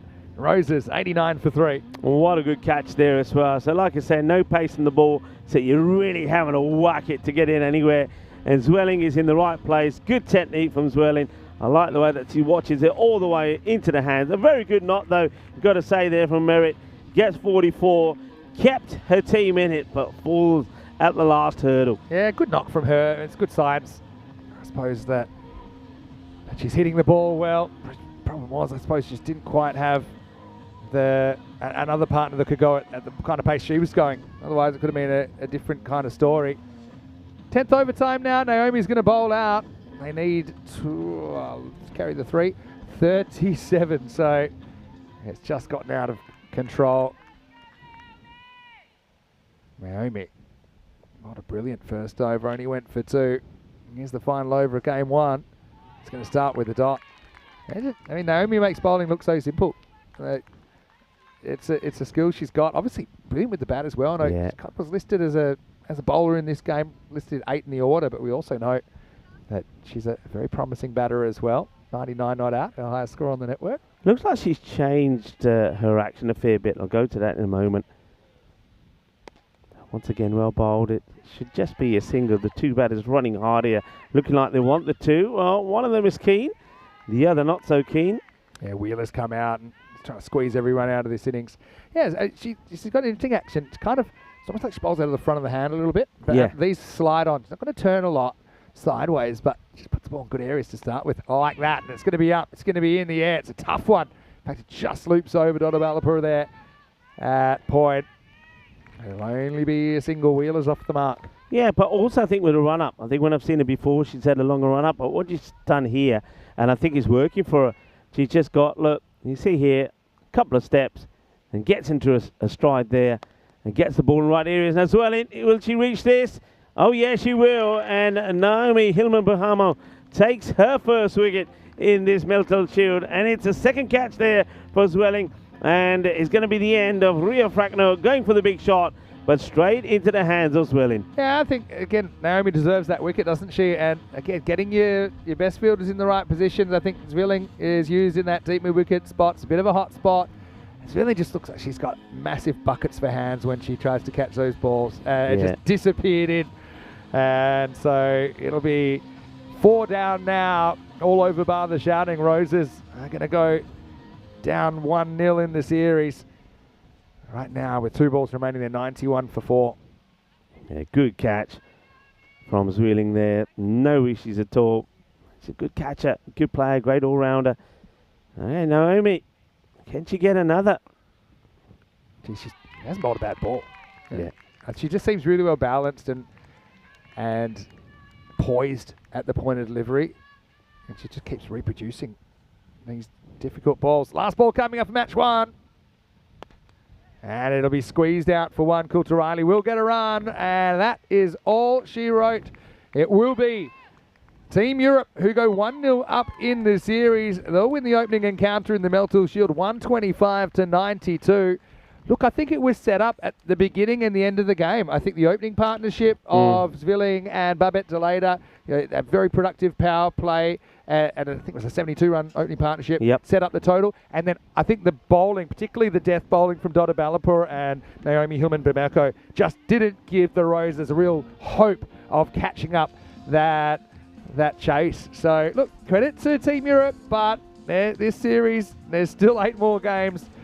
And I know the Roses will be keen to strike back, but I think congratulations all around. A little bit of history on ECN.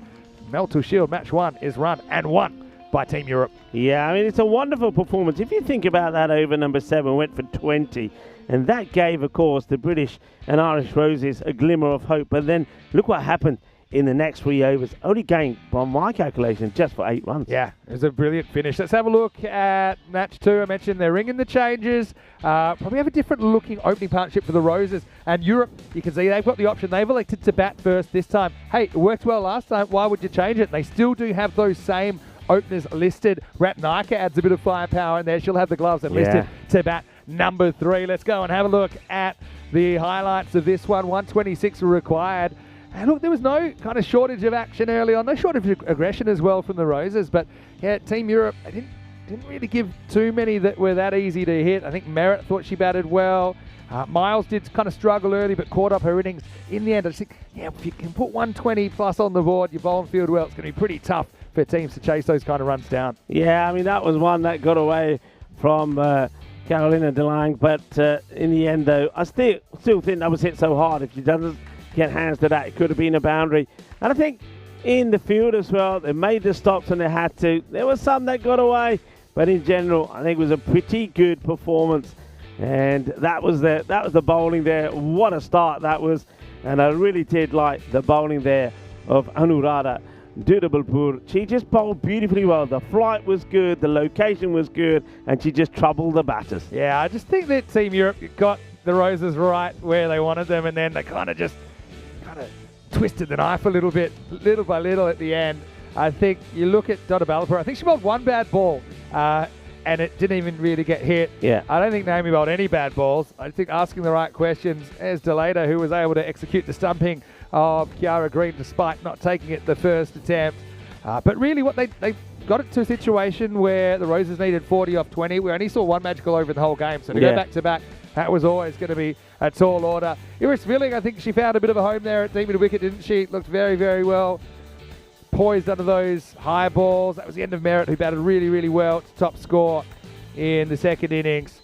But really, when it's all said and done, Team Europe, they get that crucial lead and actually do it in a game where they didn't get the option to bat or bowl first. I think that's quite interesting as well. Turned out to be a pretty good toss to lose, didn't it? There's Villing pouncing another one on the boundary. But in the end, okay, they get their point out of the game. Again, we don't think that'll matter too much because we're not expecting any rain. 125 to 92. It is Team Europe that get the win. 33 runs the margin in match one. Yeah, the first ever match of the Meltl Shield will go to Team Europe, as did the Western Shield. But of course, remember that the British and Irish Knights did come back strong in the end to clinch that series, the first, of course, ever Western Shield. Will it be the same here in the Meltl Shield? Well, let's have a quick look at the scorecard. Once again, like you said, Annalisa Merritt, a very fine 44 of 31 from her. And Miles, while she was out there, gave them good start. Those two did, once again, put over 50 runs on the board for the first wicket. But then they just didn't get the hard hitting that they needed in that middle order. But that was down to some great bowling. It was. And look, again, just 4 wides in that 10 overs. So what we saw basically was, two pretty disciplined bowling sides. I just think that especially the Dutch openers, they kind of had a few more of the answers, I think, to some pretty testing bowling from both teams. 3 for 7, Donna Balapur steals the figures. Great start to her T10 journey. Amy Hillman from Echo with 1 for 5 was also brilliant. Let's not forget Zwilling up front. Had a pretty good over first up, only conceding 8. Things never really got too far out of hand for Team Europe. We'll take a break and we'll be back in around about 25 minutes. It'll be match 2. And we'll see if the Roses can square the series. And Europe, well, they've got the opportunity to go 2-0 up and certainly put themselves in a great position. Vinny Sandu here, Mr. Maximo for ECM with Rico Full. We'll take a break. See you shortly for match 2 of the Meltl Shield.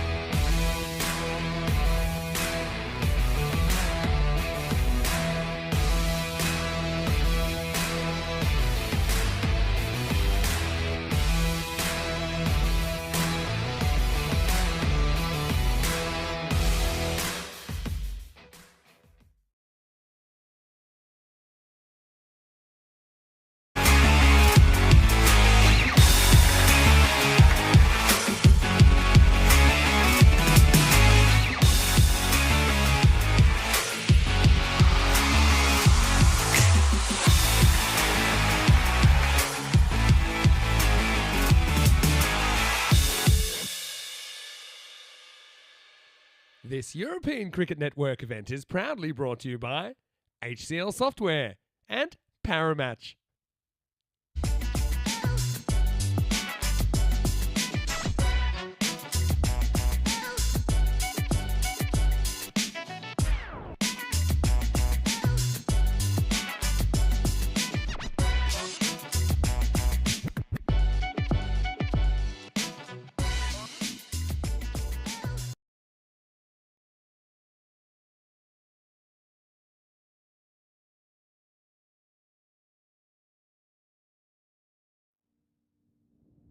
Hello and welcome back. Well, one game into the first ever Meltl Shield, and it was Team Europe that got up to a 1-0 lead in the opening game. And it was kind of built at the beginning and the end. I thought that Babette Delayder, the captain, batted really well, was feeling opening up, and then at the end, Anuradha Daldabalapur and Naomi Hillman-Mameko turning the screws.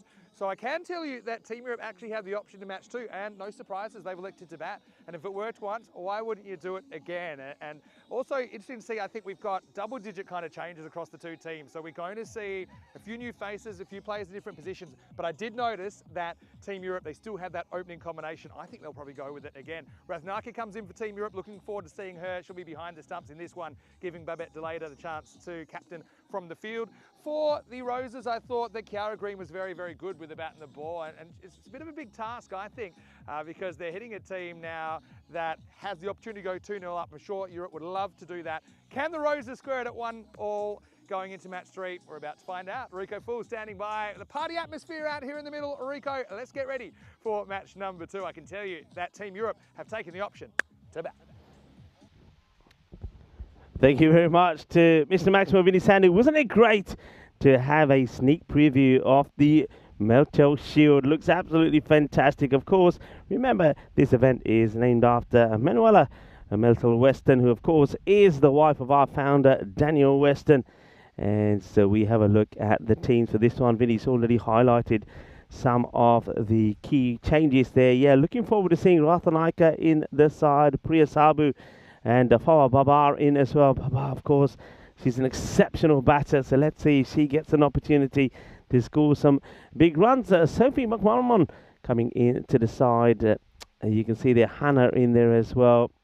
Elizabeth Ferrari is there as well, and Nicola Karuna, as well as Millie Taylor. So we're seeing some changes there. Trinity Smith also coming in for the British and Irish Roses. Of course, teams have plenty of players in their squads, and of course an opportunity to use them all. And I think it's pretty key as well, because the weather is pretty hot, so it's a good opportunity to rotate the players. Well, you can see that Team Europe, after that convincing win in the first match, are 69% to 31% favourites to win this match. Yeah, a little bit more on that, the Meltl Shield that we saw there briefly. And of course it was great to hear from Manuela and yesterday when she gave an opening speech about the start of this tournament. And in her own words, she said that the Shield and the competition carries the Meltl name, which is her Bavarian family name.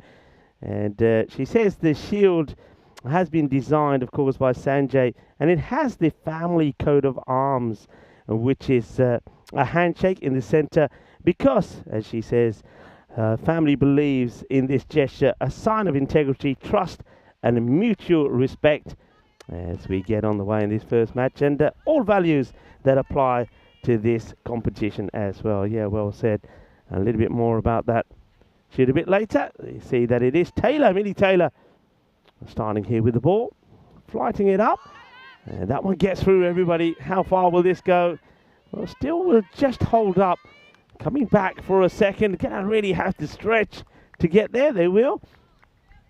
So Babette Delayder once again will be hoping to get off to a good start already in match number 1. She did score a very fine half century, 51 of 24. Powerfully hit and gets through the field. It's an awkward one, this one. It's one of those ankle busters. You can see that the fielder's trying to stop this one. I think that was green.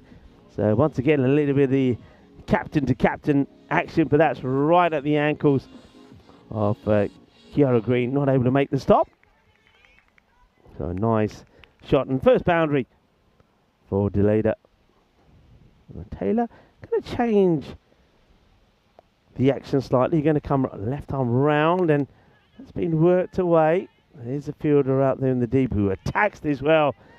No chance of taking the second. What a great bit of fielding that is there from Trinity Smith, making her first appearance in this Meltl Shield. Really attacks the ball. You can see that we've got Menaguch out there as one of the umpires now.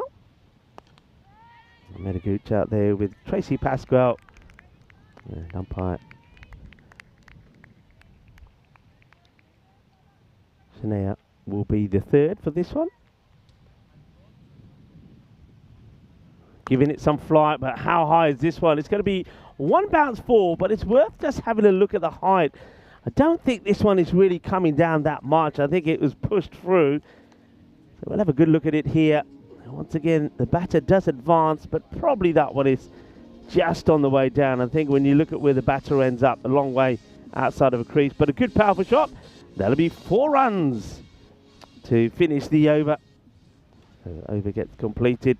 And the score will be 11 without loss. Of course, plenty of cricket happening around the network today. Vinny Sandy will tell us some more. Yeah, and isn't it great?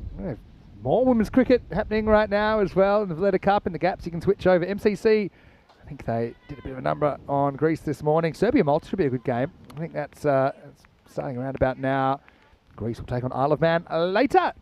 Join Charlie Hunt over there. Also, of course, later in the day, we have USA Canada coming to you from the Netherlands. Okay, it's Meacham who's into the side. This one's not a good ball though first up.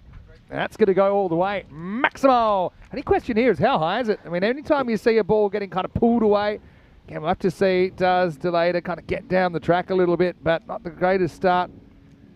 It's Eulenkamp coming on. Check that one on the replay. Yeah, I mean, probably with the trajectory it's coming. So it's just going to be 6. Another full toss though. Of course, I got kind of done by the shirt, but it is Eulenkamp that's come into the side, and it's going to be 4 runs. So 6 and 4. Evolutioner really from Hannah. And Deleda pretty much picked up where she left off in the last game. Yeah, you can see there, it looks like it's changing strategy maybe a little bit here from the British and Irish Roses. It looks like they're probably deciding they don't want to put too much pace on the ball. And at the moment, not working at the moment because where it's being pitched, it's been over pitched here. So let's see if the bowler, Hannah, can get this one. Sort of more or less just pitching just short outside the off. A bit down the leg side, gets played away. No run though. Yeah, better ball. And that's Sophie McMahon. That makes the stop. I could see Sophie McMahon coming in. She's, again, a late call up. And handled that one without too much of a fuss. Oh, that's floated up again and again. It doesn't pitch, and there's good footwork here.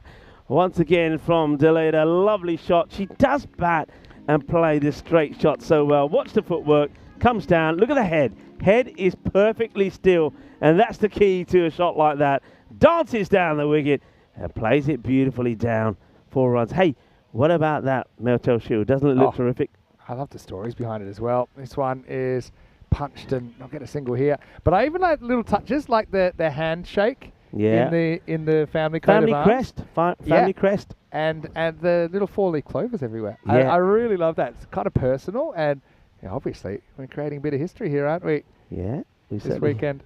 We have, and I'll tell you what Manuela said about the clovers after this ball maybe, which maybe should have been put away. Well, everybody misses it. The batter misses it. The keeper behind the stumps, Christina Coulter-Riley, doesn't get it, so that's going to be just by. So, yeah, this is, in the words of Manuela, to this we've also added lots of 4-leaf clovers, a symbol that has consistently brought me comfort and luck since my childhood, and which I always seem to find when walking through the grass.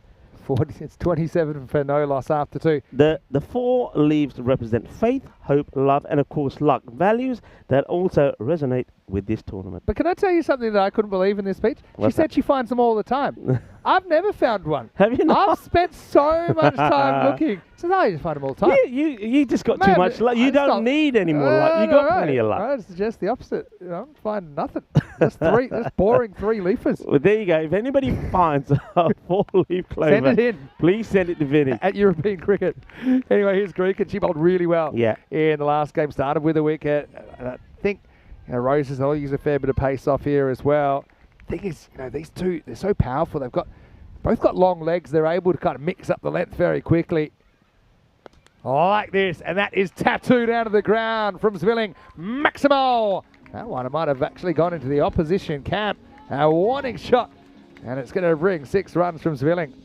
Yeah, that's a cracking shot, isn't it? I mean, all right, it's in the slot, but still it needs to be put away. How well she gets under that. Well, that's the biggest one so far. And it looks like that the British and Irish Roses and their camp didn't know that was coming. And, well, looks to go again, but miscue, chance. And, doesn't take it. It's fingertips and goes over Sophie. And McMahon just couldn't hold on to it. Not an easy one. This ball has been thumped. It's gone a long way up. It's coming down with a fair bit of power. And it goes through her hands. And worst case scenario, it goes over for 6. So back-to-back 6s. Not an easy chance, but it's going to be 6. Yeah, so I suppose the missed opportunity. Never really could get settled under that McMahon. And so that'll be 6 more to the total. Again, Roses, their catching was a little bit of an Achilles heel earlier before. And you can see, I think originally the umpire was unsighted there, thought it was 4, but you can see quite clearly from the replay that it was 6. Good battle here at the moment. Zwilling been hitting well. It's a bit unlucky there, Chloe. It's a little bit further outside the off, so doesn't let Zwilling get right under it. Zwilling still looking to go that long on a mid-wicket area, but that's the key, I think, just push her a little bit wider. A bit full, and that's going to be worked away as well. That's beautifully timed in the gap, 4 runs, so you can see that this time that Chloe Grecan just having a few issues getting that ball in the right area. Look, and I kind of like what Chloe is trying to do by flighting the ball up, but I think he's playing against 2 players that are very quick on their feet, and they pick up the length so quickly. Very different maybe if you're bowling at the bottom half and being able to toss it up. That one's slightly shorter, so it doesn't overpitch, and it gets a bit more success with it. It'll just be a leg by. Yeah. And Grecan also known for her lawn bowls skills as well. There's a little bit of a behind the scenes for you as we get to the end of her over. And at the end of the power play, Team Europe started strongly again. They're 44 without loss after 3. Yeah, it's a good start, isn't it? Good positive hitting. And the thing is, though, you got 2 very big, hard-hitting, powerful batters at the beginning. Babette delayed the captain and Aris Zwilling, both on 20. And those 2 can give you a really big, powerful start. So it looks like we're going to see a change here, and it's going to be Grace Weatherall to bowl over number 4. Yeah, we saw her opening earlier on today. She bowls with good pace, but she could get the breakthrough earlier. See if she can do it this time around. Does have the extra protection, if you like, though, of 5 outfielders as we're into the 4th over now. Checks the field. So what they've gone for square leg back, a long on, and quite a wide mid-wicket. And that's just directed in the wrong area, so that'll just go down the leg side. I have to say both teams were very good in keeping the extras down in the first match. I was very impressed with the areas that all the bowlers bowled. They'll be looking to keep it that way. Zwilling looking to, of course, once again to latch onto anything that gets overpitched. Firmly struck. Once you get this in the gap, fielders come together. Very well fielded. Excellent work there from Sophie.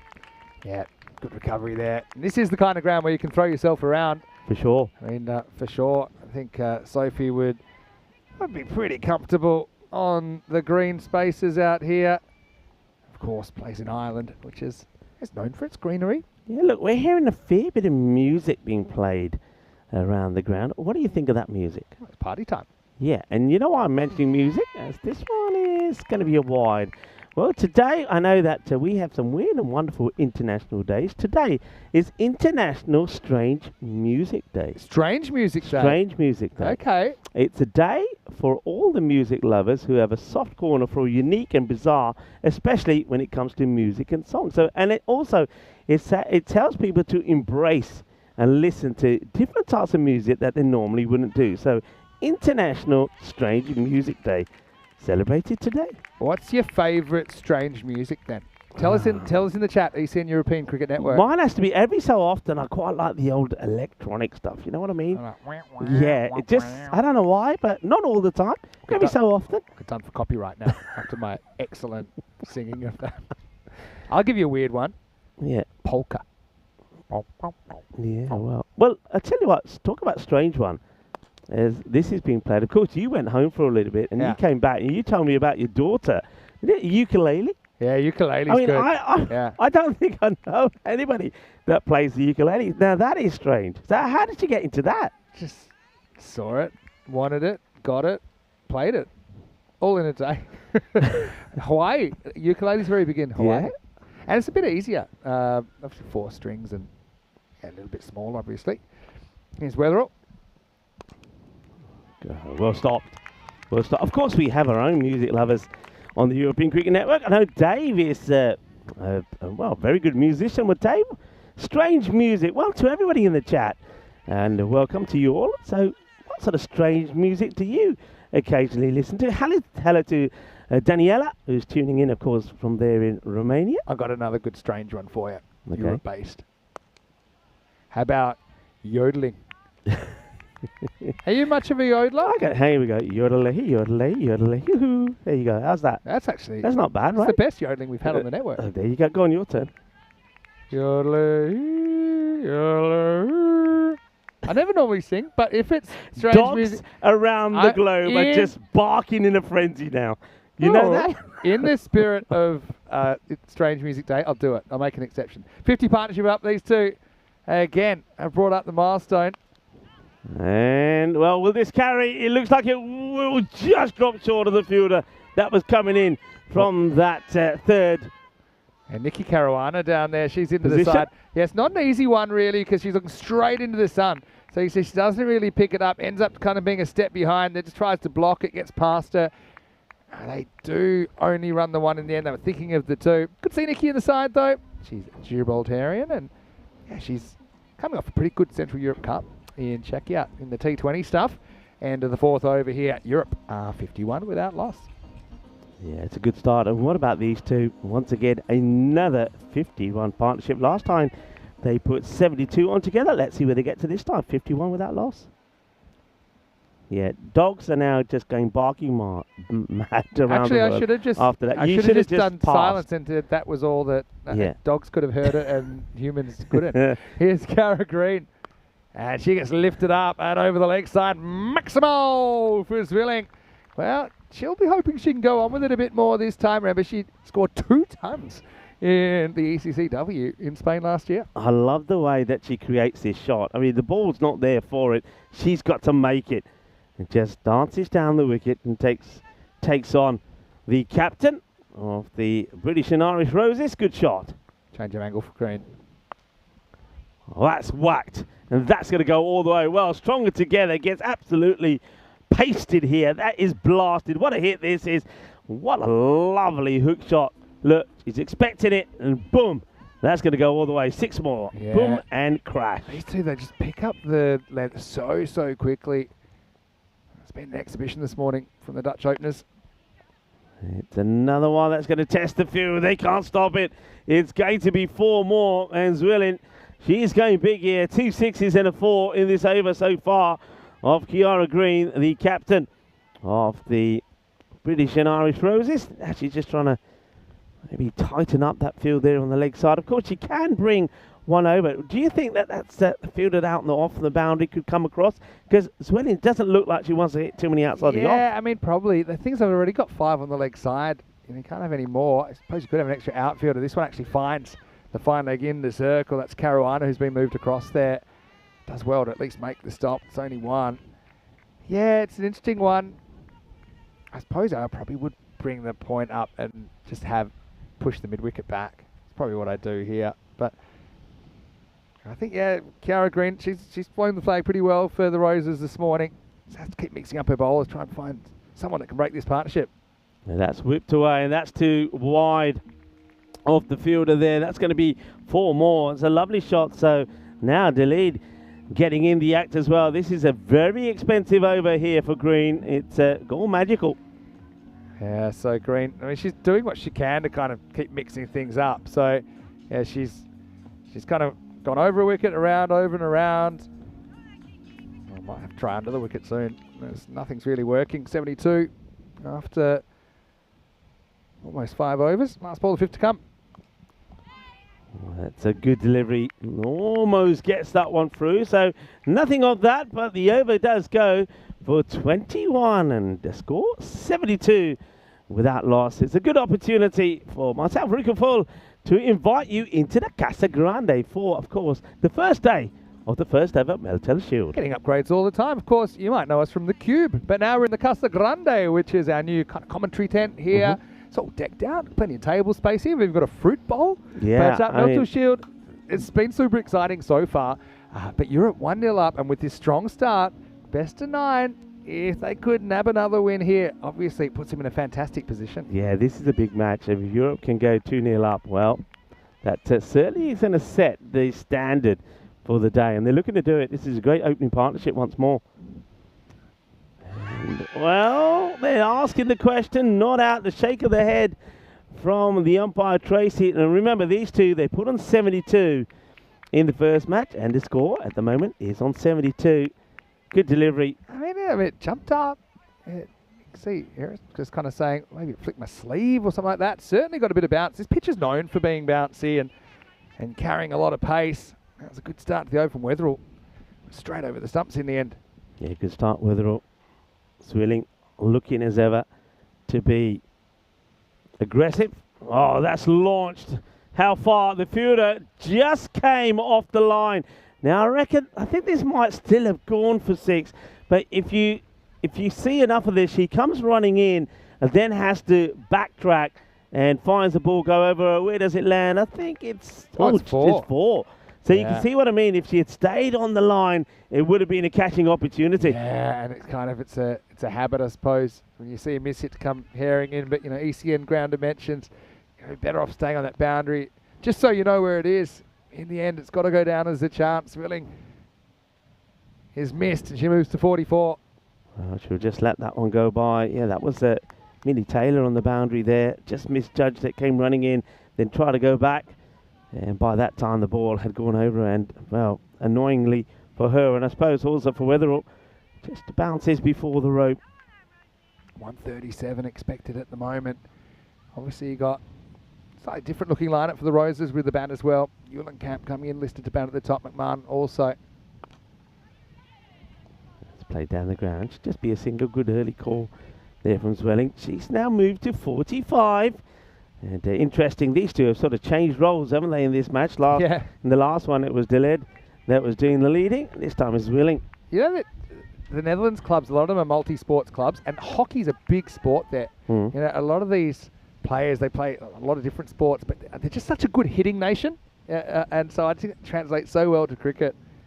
It's just the natural talent, the veins of Delede and Zwelling here. Oh, that one. Oh, I don't know. It looked like it was going to be a big no ball, but it dipped viciously. Well, I think it's called a wide. Remember, the line's the line now. So if it's outside the line, which I think it is. Yeah. But the question is it high? It's hard to tell because she's moving around so much. No, it's not high. No, I think it's going to be. Technically, it's the right call. It looked like it was going to be a big beamer. Yeah. Premeditated. But yeah, it did drop, didn't it, from Weatherall?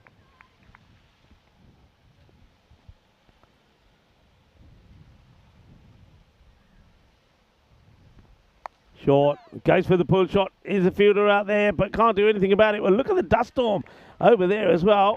Well, I don't know if that's the grizzly that sparked this. Well, look at it out there. Don't know what's going on over there. It's almost like a mini tornado there. Yeah, well, things are spinning around right now for the Roses as well, because the boundaries just keep on coming. We might have missed the main dust storm, but well, I mean, Weatherall we credit to. I think she tried something there. It was more or less a genuine bouncer, wasn't it? But it delayed her, sprung into position, got on the back foot, put it out of the ground for 6 more.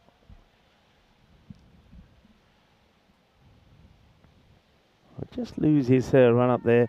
Well, they're on, and that's good. If you don't feel right, don't commit, just stop. So she's well entitled to. So that one will be a dead ball as she makes her way back to her mark. You can see the field just moving around a little bit there at square as well. You can see square leg has gone behind square now in case it's a similar shot that gets played. And she might be in action, but no, even though she is and does get adjusted to being behind square, that's just been timed so well. Once again, ill-directed, it's down the leg side, it's too full, and it just helped along the way. She does play those shots so well, doesn't she? Yeah, just kind of used the pace of Weatherall to perfection there. Sent that one into the spectator tent. Wow, things are looking pretty dangerous. The music is playing on Strange Music Day. Well, let us know your thoughts on strange music. And, Dave is talking about music now. Viking Bay in there as well. Viking Bay like it. I'll tell you what Viking Bay said in a minute. Short one again. That one gets hooked. Oh dear. Well, I don't know if this is a Tortuga here. Well, it gets past Pye. Well, I wonder if this is or it is just a genuine misfield. I think it might be just a misfield here. That's Trinity Smith out there, but what it was, it's just the spin took it from her left to right. And so you could just see she probably over-attacked that, didn't she? Into the side for this second game, into the 6th over here. And both these two have marched into the 40s. I mean, a bit of leather chasing so far for the Roses. 93 without lost Team Europe after 6. Yeah, 2 lots of 21. Yeah, I like that. I was just mentioning Ivan Bay, or Viking Bay, I should say. He was saying strange music. I taught my dog to play the trumpet. The London Underground. Oh, boy. Okay, and then he goes, within a day, he'd gone barking to tooting. I like that. Yeah, get him in, why not? It is the weekend. Is it lame jokes day as well? Anyway, players taking the opportunity to grab a quick drink on the fly. Yeah, why not indeed? But look, it's an opportunity for us to say hello to a lot of people in the chat. Of course, I've said hello to Dave already. John is in there as well. Hello to Uswa Saeed. Hello, Uswa. Rambo. How are you, Rambo? And she's saying Iris Willing is best all-rounder and giving us some love. Well, some love back to you as well. Lovely to have you with us. And a few other people who haven't mentioned that's in the chat. Wayne is in there as well. Hello, Wayne. Hello to Helix. And Kroom as well. Hello, Kroom. And you got any cricket tomorrow? I hear it's raining pretty heavily in the UK at the moment. He got rained off today. He already told us. But he said, I'm not too bothered because I've got 3 ECN venues to keep me busy. Yeah, well, we will keep you busy. There's no doubt about that. All right, here we go. It's time to change gear and get up to the Ferrari. Yeah, well, this is Lizzie Ferrari, who she had a really good series actually in the CE Cup in Czechia in June. And she's into the side for the first time. Great to see her getting a bowl. Let's see if she can break this partnership. Zvilling at the other end on 45. Well, I don't know about break the partnership. She starts doing a bit of break dancing to start off with. I don't know what's happened there. Well, a breakdance delivery. Well, everybody's doing a bit of breakdancing, not just the bowler, but the fielder as well. Well, really, yeah, slips in the stride, and it's really wasn't distracted. Just turns the bat, clips it away, closes the face, gets it away from Trinity Smith down there for 4. Yeah, and she's close to her 50 down. And remember, she gets her 50 here. It also means that the 100 partnership could come off. These two put 72 on together in the first, 97 so far in this one. Goes for it, and that will go all the way. Bolle, bolle, bolle. Brrrah, que guay, que genial, que grande. Not only is it a 50 for Iris Willing, but these two have put 100 partnership together. That is just sensational. Yeah, well, Zvilling just keeps to pile on the runs at the higher level of competition. We saw it making some huge scores, the ECCW, and brings up her 50 in style. 5 Maximos, 5 4s, and her 55. Well, she's going more than the speed limit right now. And just look at the areas there. Needs to find the block hole, though. Yeah, just wanted to highlight. Look at the areas where she's played all her shots. They've looked behind you. They've all been in that mid-wicket area. And that, again, is why I was saying to you earlier, I don't think they need, especially to Zwilling, somebody who's on the sweep on the offside. You might as well have them in an area where that field is going to be a bit more productive. I think also it comes down to not being so greedy and bowling at her stumps. I think she's so good at kind of picking that up and putting it over the leg side. You know, maybe if you...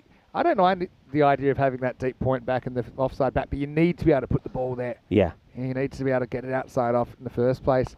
Again, this is the ball. It's on the stumps. She's got to check her shot this time. Babette will scramble a single. Yeah, good work, though, there from Ferrari as well. Feels it herself, has a shy. And you can see here that Barbette is quite happy just to maybe allow Zwilling to stay on strike, especially the way that she's striking the ball at the moment. I can hear the support saying, come on, Lizzie. Where's this breakthrough going to come from for the Roses? See, I like that line a bit better. Yeah, I just think make them do something different.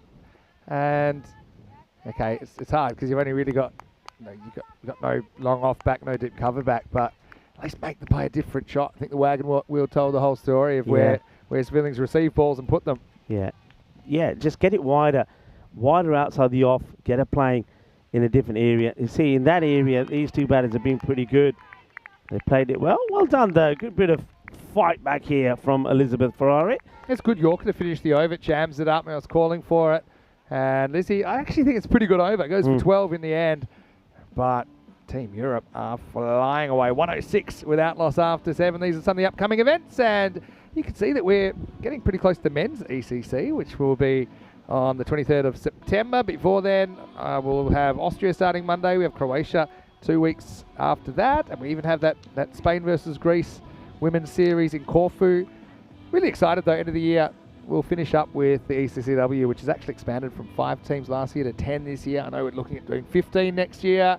And who knows, sky's the limit. But it's certainly something that's been really exciting to track women's cricket on ECN since we first started broadcasting T10s for women at the start of 2023. And Ferrari, who was just bowling then, she was leading the Gibraltar side in that series. But she probably thinks in 2 years hardly anything's changed, because I remember Babette DeLater and Zwilling kind of going to town a little bit in the Gibraltar attack in that series.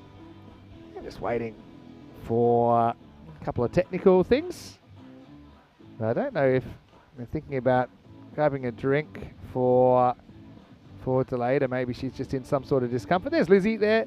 I'm sure that she'll have a lot of support from Gibraltar. Of course, the country we have gone to a couple of times. I think there might be maybe the pitch just needs a little drying in a particular area, because it looks like that's a Bilal Khan who's coming out there. He's got a broom, he's got a rag, so some sort of maintenance needs to be done here somewhere. So, well, there's Bilal, of course. He featured in the final yesterday. Let's talk a little bit about what we saw here yesterday. Of course, Royal Roma were crowned the champions of the European Cricket Series here. They beat the home side, Roma CC, in what was a high-scoring thriller. It's interesting here. I've got a bit of a theory that this makes it slipperier, but we'll see.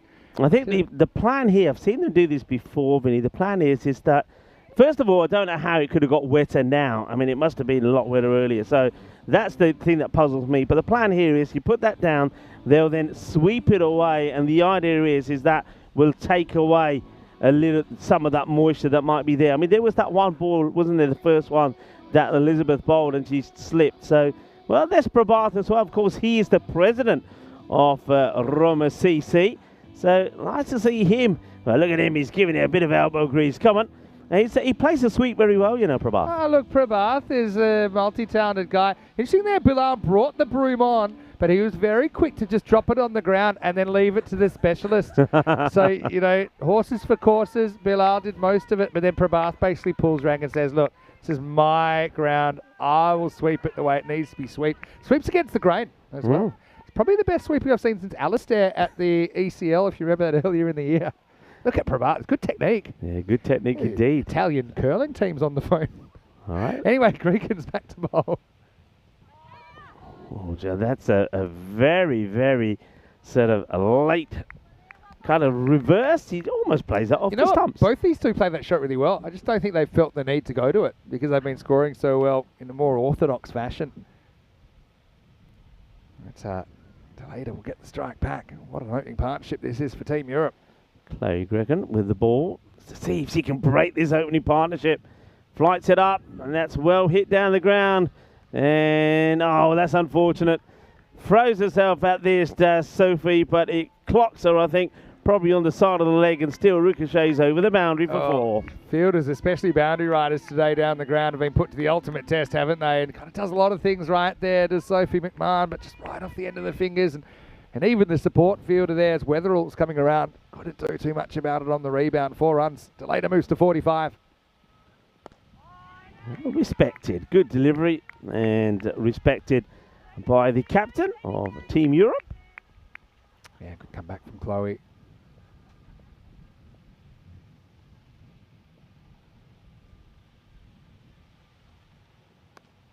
And that's nicely bowled as well. You can see that she sees that Deleda wants to try and come down and hit down the ground, but teases her with this one, and then she has to change her shot at the last moment and just play it out onto the offside. That means that she'll get a single. Gregan's a very good bowler. She's got that control. She's willing to kind of use that flight, use all her guile, but just kind of running into 2 batters. The red hot here. Well bowled again. Yeah, getting good encouragement here as well. Well bowled, Chloe. You can hear sounding like Kiara Green giving the bowler some good encouragement. Yeah, Chloe from Jersey. And yeah, she's quite experienced, you know, for someone so young. She's played 29 women's T20Is. Shot. And that one will go all the way. What a lovely shot that is. And that will bring up the half century for the captain as well. She does it in style. Moves to 52 of just 23 deliveries. Shaba Shaba Bobadanya. Captain Nu Babet delayed the apni half century Puri Kali. And this partnership is just going from strength to strength. Now worth 119. Well, the thing is, you probably won't see these two opening all the games for Team Europe. So they kind of got to make hay while the sun shines. Kind of the rotation policies we'll see in the squad. So you know, obviously they're putting themselves in a very, very good position at this stage. And Team Europe camp, they're kind of getting used to it, aren't they? Watching these balls fly in and out of the Roma cricket ground. So it's 119 without loss after 8. Gregan will go for 29 in her 2 overs. Lizzie Ferrari coming back to bowl over number 9. Full toss down the leg side, and that's just going to be helped along the way. It's probably, I mean, it's given 6 straight away, so the umpire's feeling that the height is not an issue. I mean, it was high, she but walks look, down, yeah, but look where she is. Yeah, it won't be an issue as far as the height. But yeah, geez, hit it really well, Zwilling. It's a really one thing I found here by Irish Zwilling, every time that ball and she feels that it's slightly over pitch, she's onto it so quickly. Her movement, her foot movement, getting to the right place for these has been absolutely brilliant. It's been a delight and a pleasure to watch. Well, it has been for us, maybe not so much for the supporters of the British and Irish Roses. Ratnak is batting 3. She just had to take a seat. She's come in as a bit of a top order specialist. So far, she's just got sore eyes. Another similar ball. This is actually well cut off.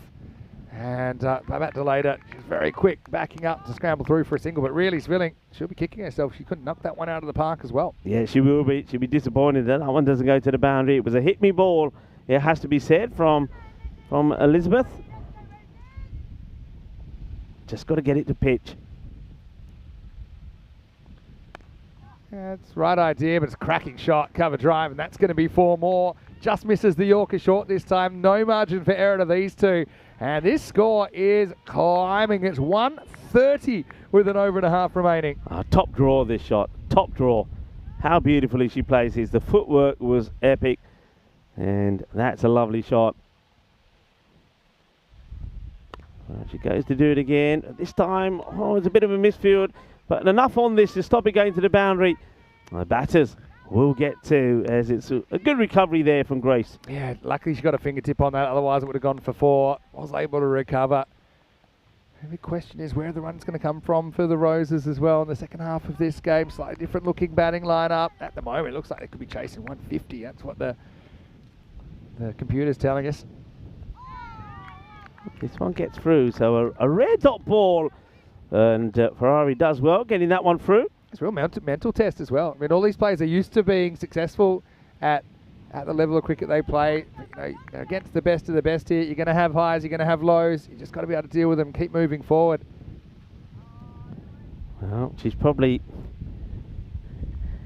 itching to get out there, but if she does, she's not going to get too much time, is she? Is Ratanaika. Yeah. We'll see with the gloves at least. Not so sure she'll get a hit the way things are going.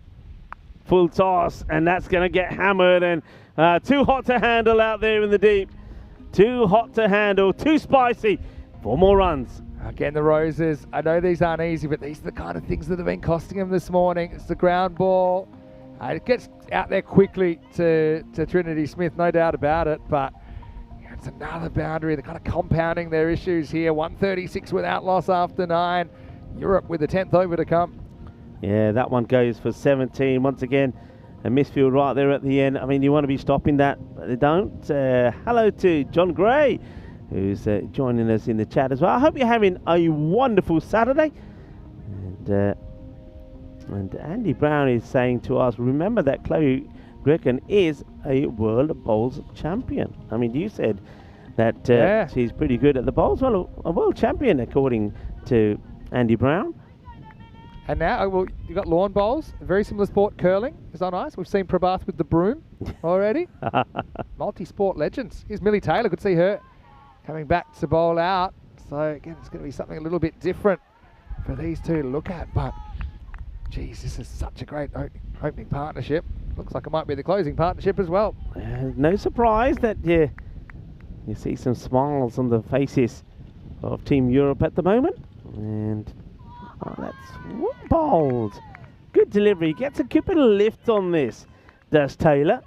Yeah, she's got really good action. You see this kind of slides across the right-hander. That's excellent bowling. Same areas again, but this time it gets picked, and that one is a really good shot. It goes all the way, in fact. What a cracking shot this is. And it's sort of almost, it's a combination between a cut and an uppercut, but gets it perfectly, and over it goes. 6 more. Shaba, Shaba. 6 guerreros más. Well, at the moment, having a look at those stronger together banners, or maybe it is Team Europe that have definitely started the stronger. Taylor needs to try something different. That's nicely played, but they do have a sweeper now back to make the stop here. It's been pretty busy out there, has Grace. Makes the stop, and the batters take a single. So are they going to get to this 150 here? That's the question. Couple of balls to go, 144. And that's hit powerfully. Is it going to be stopped? No, it's not. 144 becomes 148. Team Europe looking to bring up 150. And if it does come up, it will be an wonderful display of batting from the two openers. Looking to put a 150 partnership together. Iris Zwilling on strike. This has been absolutely brutal, hasn't it? Here's the curtain call. Hits it away, and they may fall short here. They'll just get the single, so they won't get to the 150. It'll be 149 without loss as Barbara Delayed and Iris Zwilling pile on the pressure on the British and Irish Roses. Yeah, geez, those two do the job in such hot conditions. They look like they could go another 10, no sweat at all. It was a brilliant opening partnership. Again, just with the format of this Meltl Shield, it's not like they'll probably be able to get to play all 9 games and open in all 9. So I just think they wanted to make the most of when those two were available at the top. And they end up putting 149 on the board in 10 overs. It was a fruitless 10 overs, wasn't it, for the Roses, who will need 150. And isn't that a nice sight? The two European batters with their bats aloft as they go back to their team with 149 on the scoreboard. Yeah, I mean, it's a wonderful display of batting.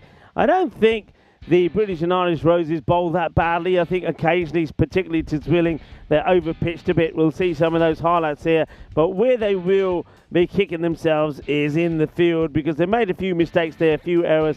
Maybe, in hindsight, they could have kept this to around about a 130, 135 score. Yeah, I mean, look, they'll just need someone to do the same. That's the thing, Roses. It's not the kind of score I think you can chase down bits and pieces. You need someone to come on, kind of boss the innings. But, I mean, that was a frustrating one, McMahon, basically off the fingers over the boundary. We saw another one that was slightly misjudged down at deep mid-wicket. That ended up going for 4. Nicky Caruana into the side, couldn't quite turn that into a catch either. But I think you just got to tip your hat sometimes and say, well played, and really, Meltl and Iris Zwilling have just completely dominated this innings with their kind of natural talent gets you so far. They've got a great mix of kind of natural gifts, the eyes they've got, the quick feet they've got, but just the technique as well. That was the one I was talking about that got kind of misjudged out the boundary, just pitched inside for 4. But really, the Roses, they made their bed, they've got to line it now, and you know, one thing's for sure, we're going to get a pretty exciting second innings, because they're going to have to go helter-skelter from the very first ball. Yeah, they will. I mean, if you have a look at the bowling, I think the difference is when we saw the bowling maybe of Team Europe in that first match, they did get the ball a lot fuller, but not just fuller, they got it outside the off stump. And I think one thing that the British and Irish Roses did here, even when they did get the ball fuller, it was more or less too full. It was on the pegs. They weren't going outside of the off stump. They weren't making players play on the offside. And when we have a look at the wagon wheels of both of these batters, you will see that a lot of shots have been played in the long on and the mid-wicket area. I think you're exactly right. I think that with the benefit of hindsight, you look at where these runs are being scored, you look at the kind of the data, the science, and you need to try and make them hit through the offside. They still might do it, by the way. They played some brilliant shots from the offside as well. Yeah. But I just think you need to ask them a few different questions. Also just the bowlers, they changed it to an extent. They used 6, but maybe it was worth trying, a Nicky Caruana or I don't know, anyone else. Anyone want to have a go to try and break this partnership. I actually think, Taylor's a very good bowler. You saw her closing out, and she went for a couple of boundaries in the last over. In the end, well, let's swap the orange shirts for the blue and gold, but they're still pretty talented, aren't they? Meltl with 69, Zwilling 71, and Team Europe galloping away in the first half of match 2, 149 without loss. Yeah, you can see there that Quinton Norris, he looks like a pretty happy man at the moment, but hey, remember, it's only the halfway point. 149 is a big score to put on, and it's a powerful display of batting from the 2 openers there. They're captained by Better. Fantastic, 69 off 30. And Iris Zwilling, well, she gets 30 deliveries as well. They share it quite evenly, don't they? I think that Zwilling got the rough end of the deal with the strike area. So that's very kind of, fair. They get 30 balls each. And anyway, as far as the bowling went, again, no one really, got absolutely tattooed. It was just consistent batting, no matter what the Roses seemed to throw. They just couldn't get that breakthrough, and that's the reason that they're chasing 150 to square the series at 1-1. But this is ECN cricket, and anything is possible, we know that. Can the Roses blossom in the second half of this and pull off a big chase? Vinny Sandu here, Mr. Maximo with Rico Full. We'll take a quick break. Back soon at the Roma Cricket Ground for more Meltl Shield.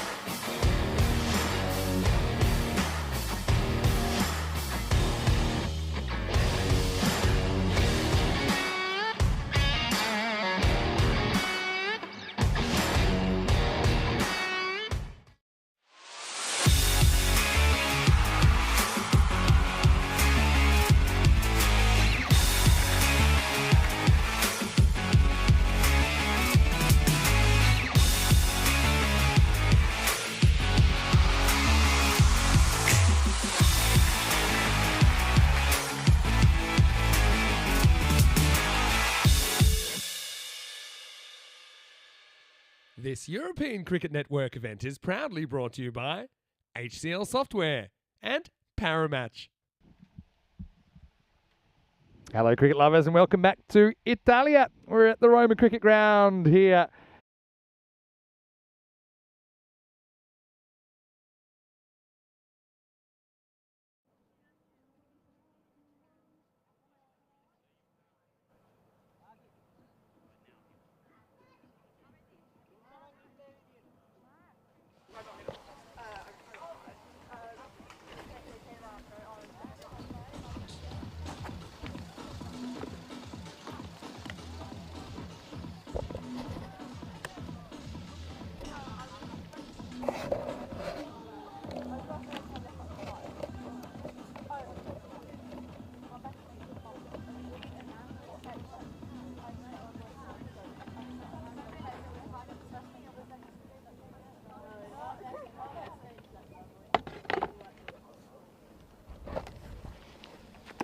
Блин.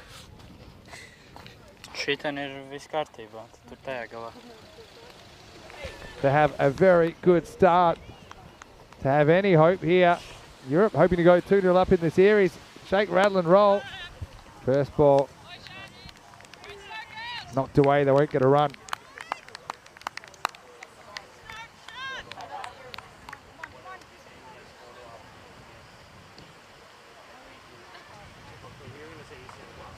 Coulter Riley set out there to open with Millie Taylor for the Roses.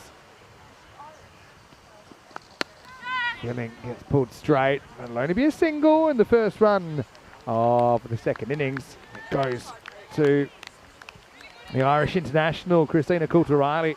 A pretty tidy job behind the stumps, I thought, so far.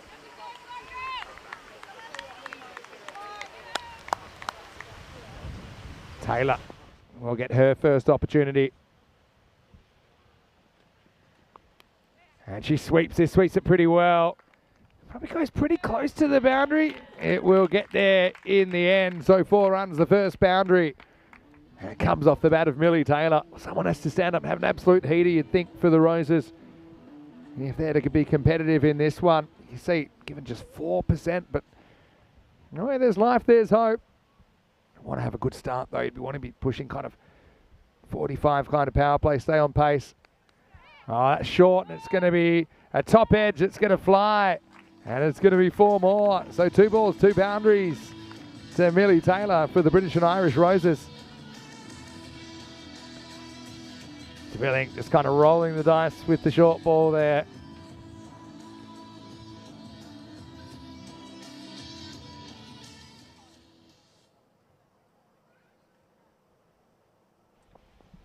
Taylor faces up again.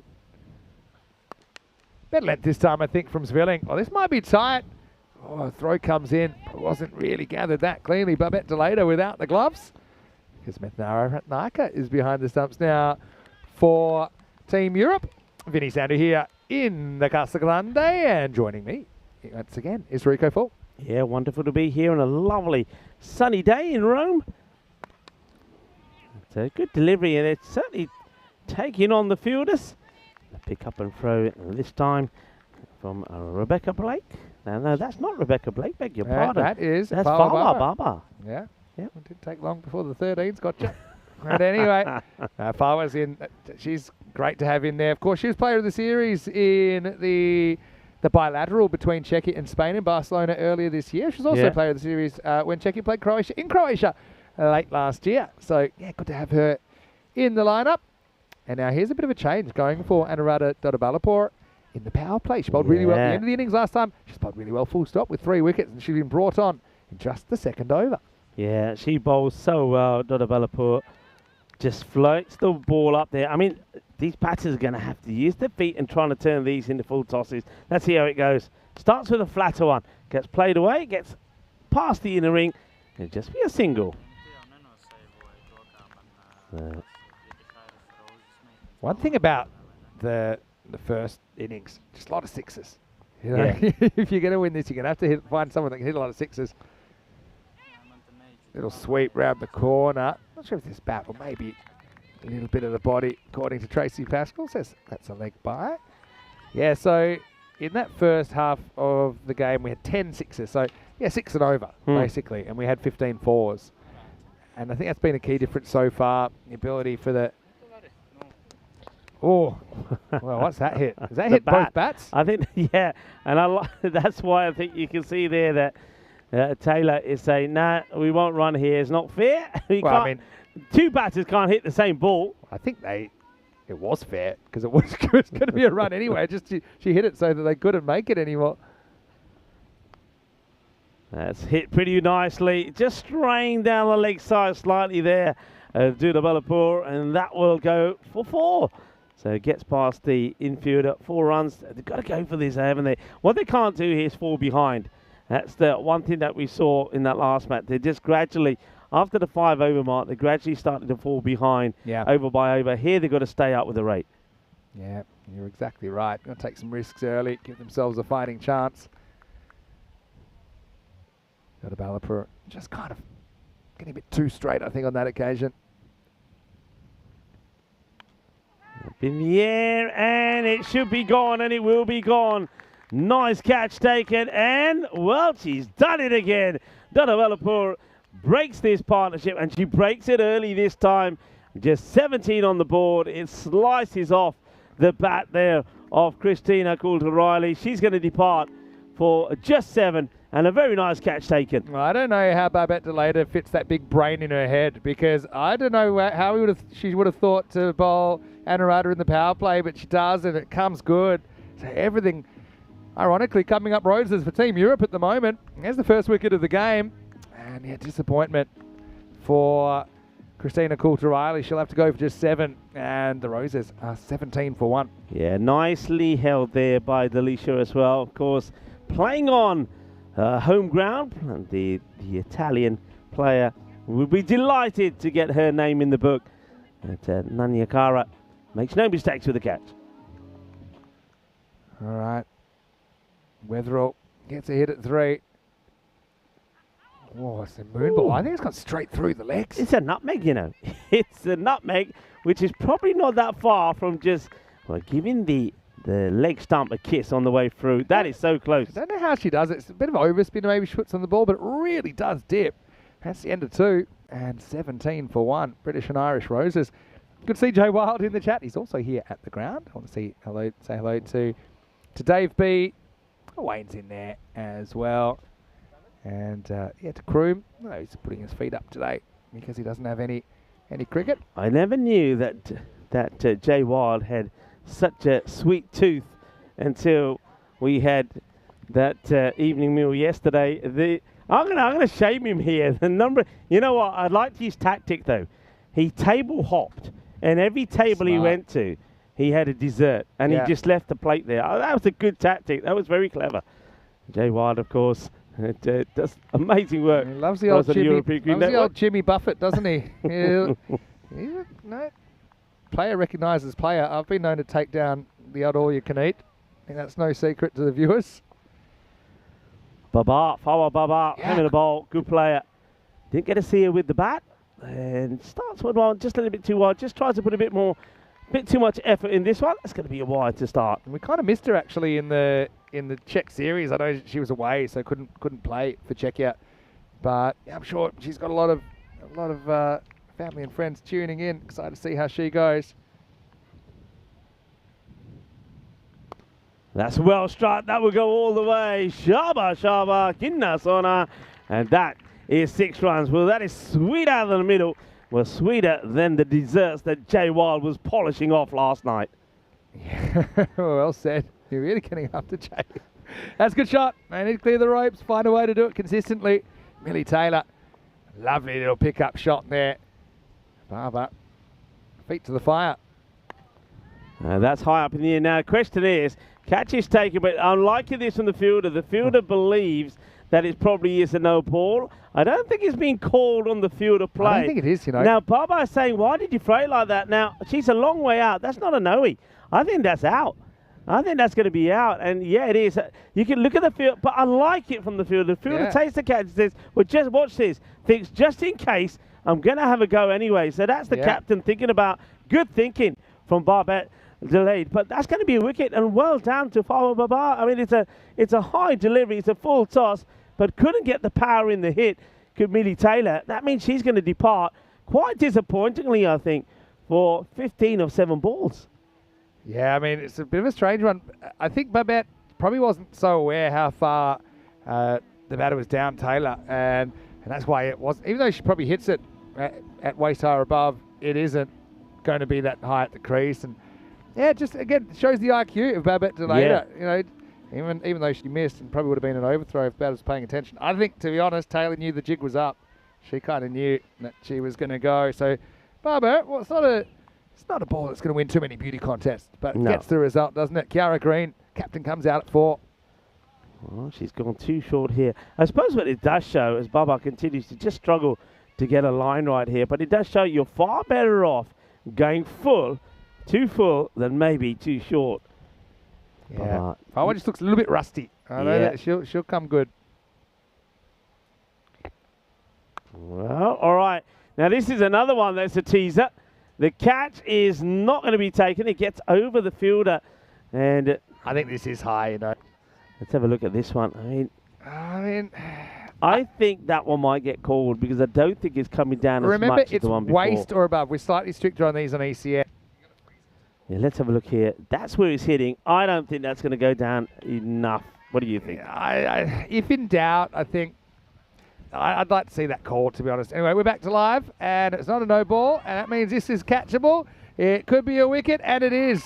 So Wetherill is going to have to go without scoring, and really, nothing really going to plan for the British and Irish Roses. I know it's tough sometimes with the trajectory of the balls in the women's game to judge those. Just feel like that last ball was verging on the unfair and maybe should have been a no ball. Instead, Derek makes his first appearance that I can remember this morning, and Grace will have to go. The Roses 26 for 3. Yeah, well, Grace, you can see she's pretty disappointed because once again it's a ball that she would be thinking about normally putting away. It's a better delivery from Baba. Look at the way Baba, she just goes down there, keeps her eyes on the fielder. No mistakes with the catching, well held.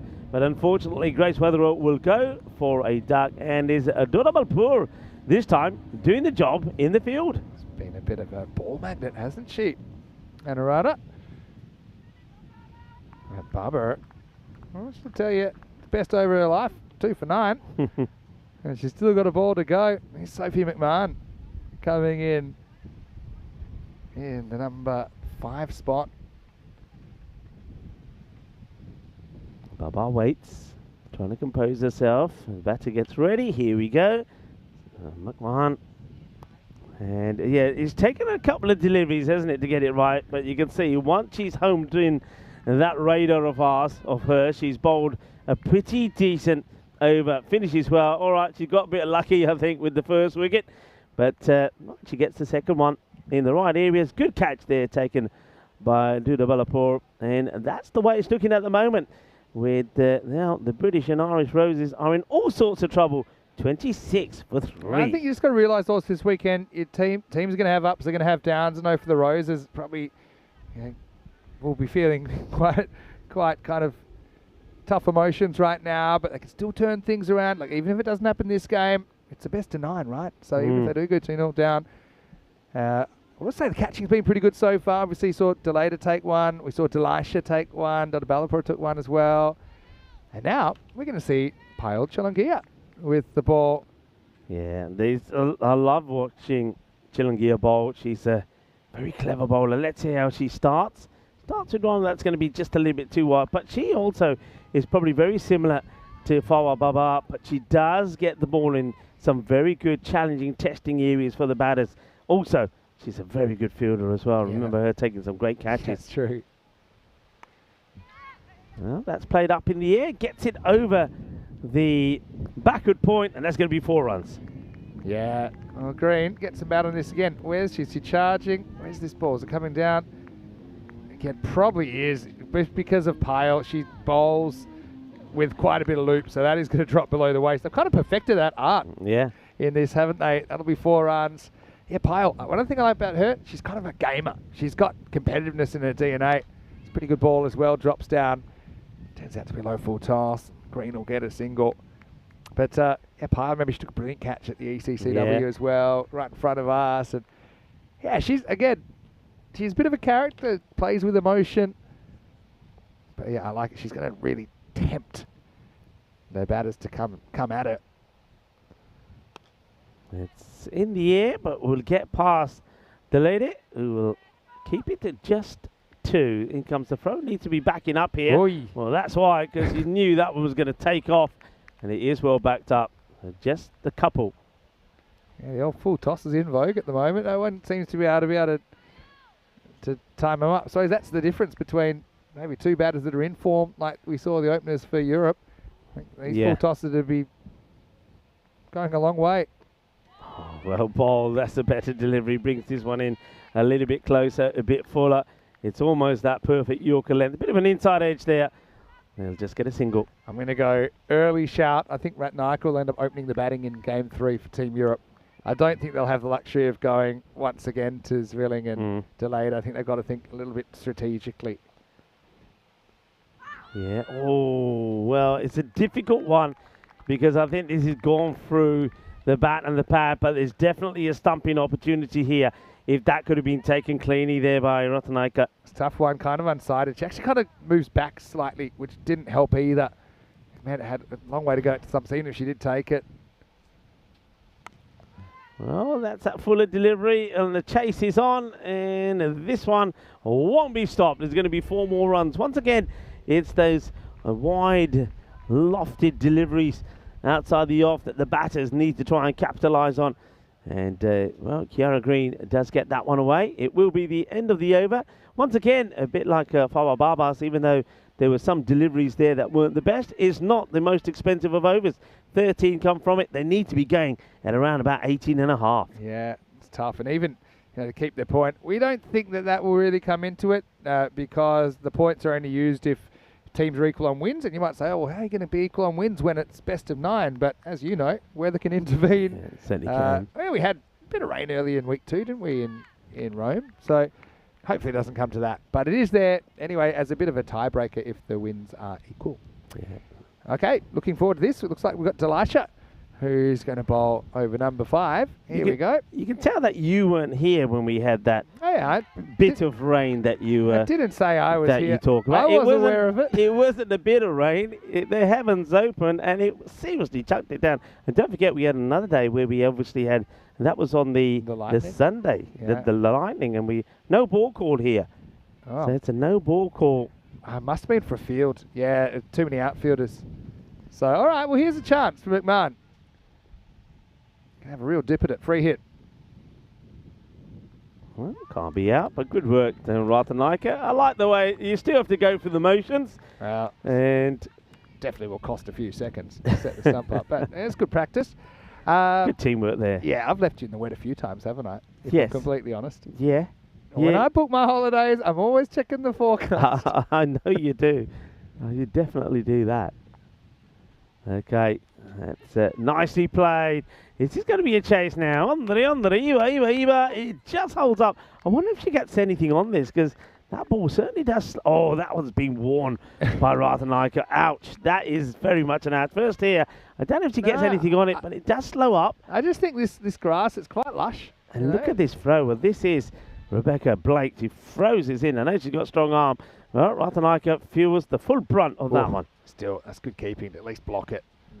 And Methnara's gutsy cricketer. Get through for a single here.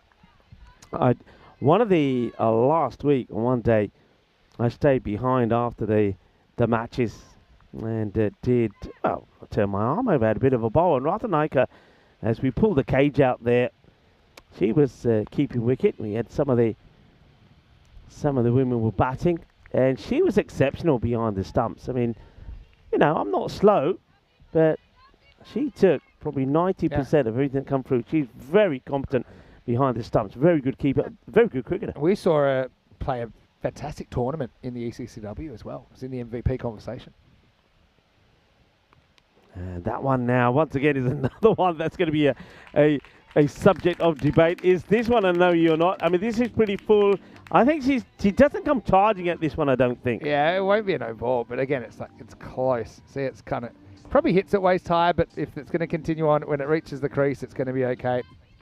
But yeah, groundsman's gone to the trouble of putting the pitch out there. Not too many bowlers using it at the moment.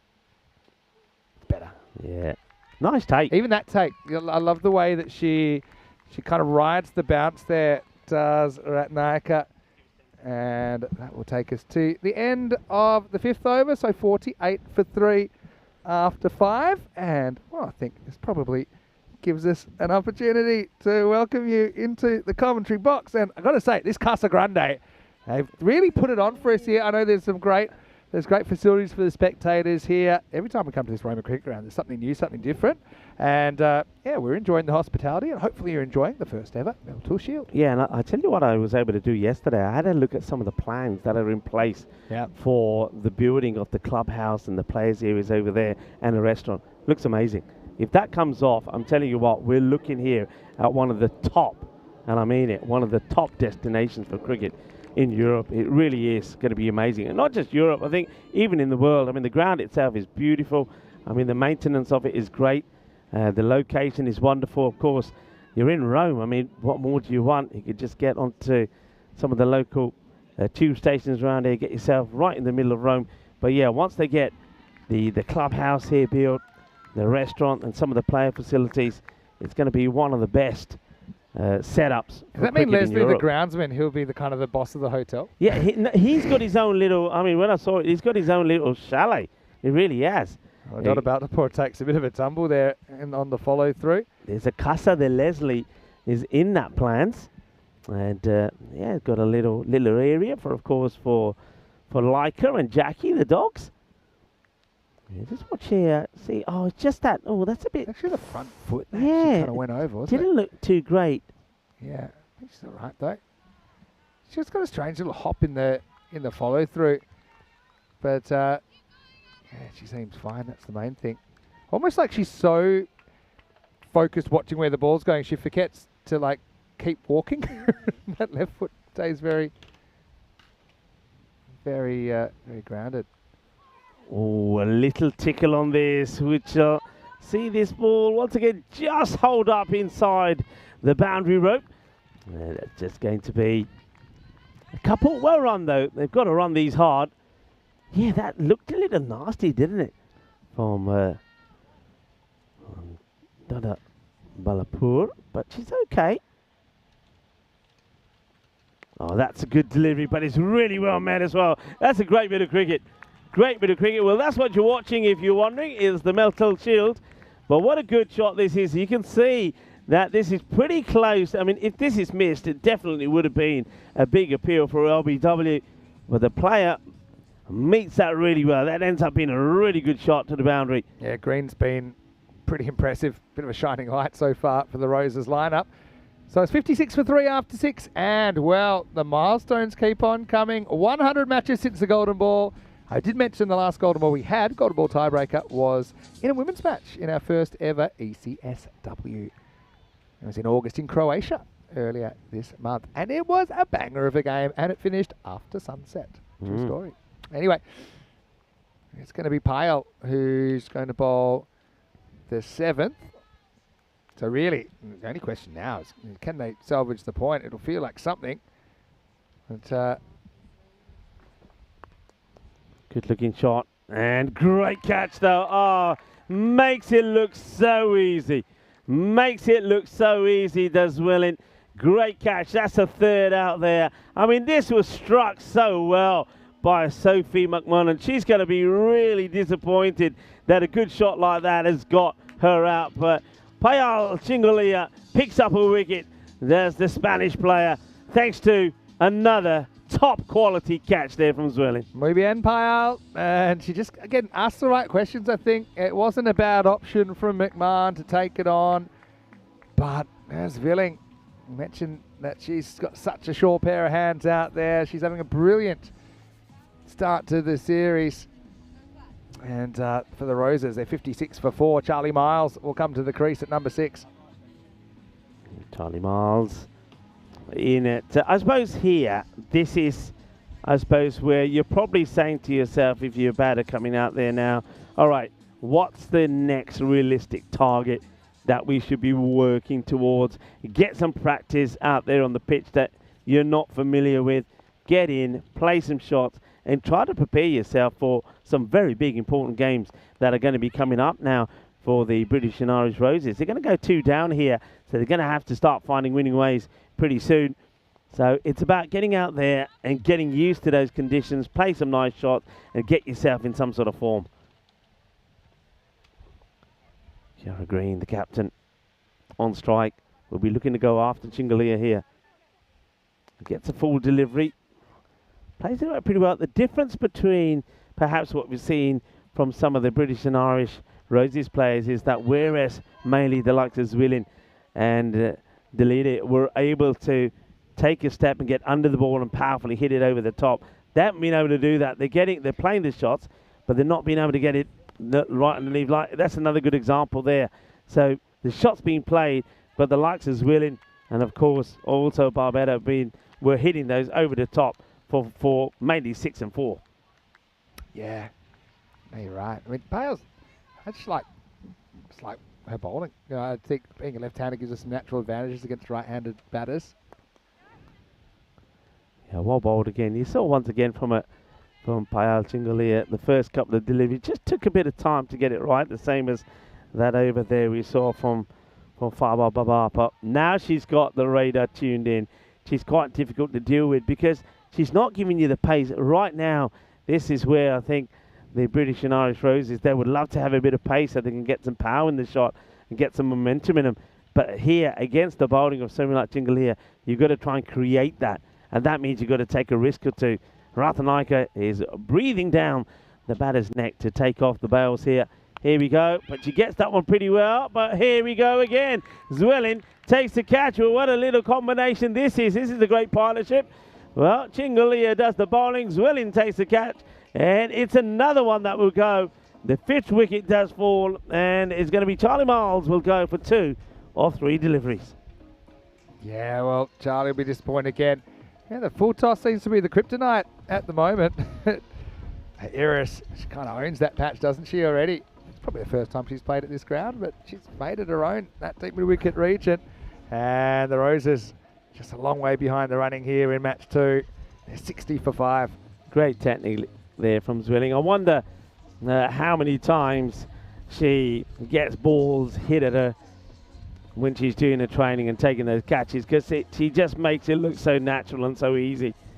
And all right, they are going to go back to Baba here, and why not? 60 for 5. What a great over that was again from Chingalia. Just the 4 come from it.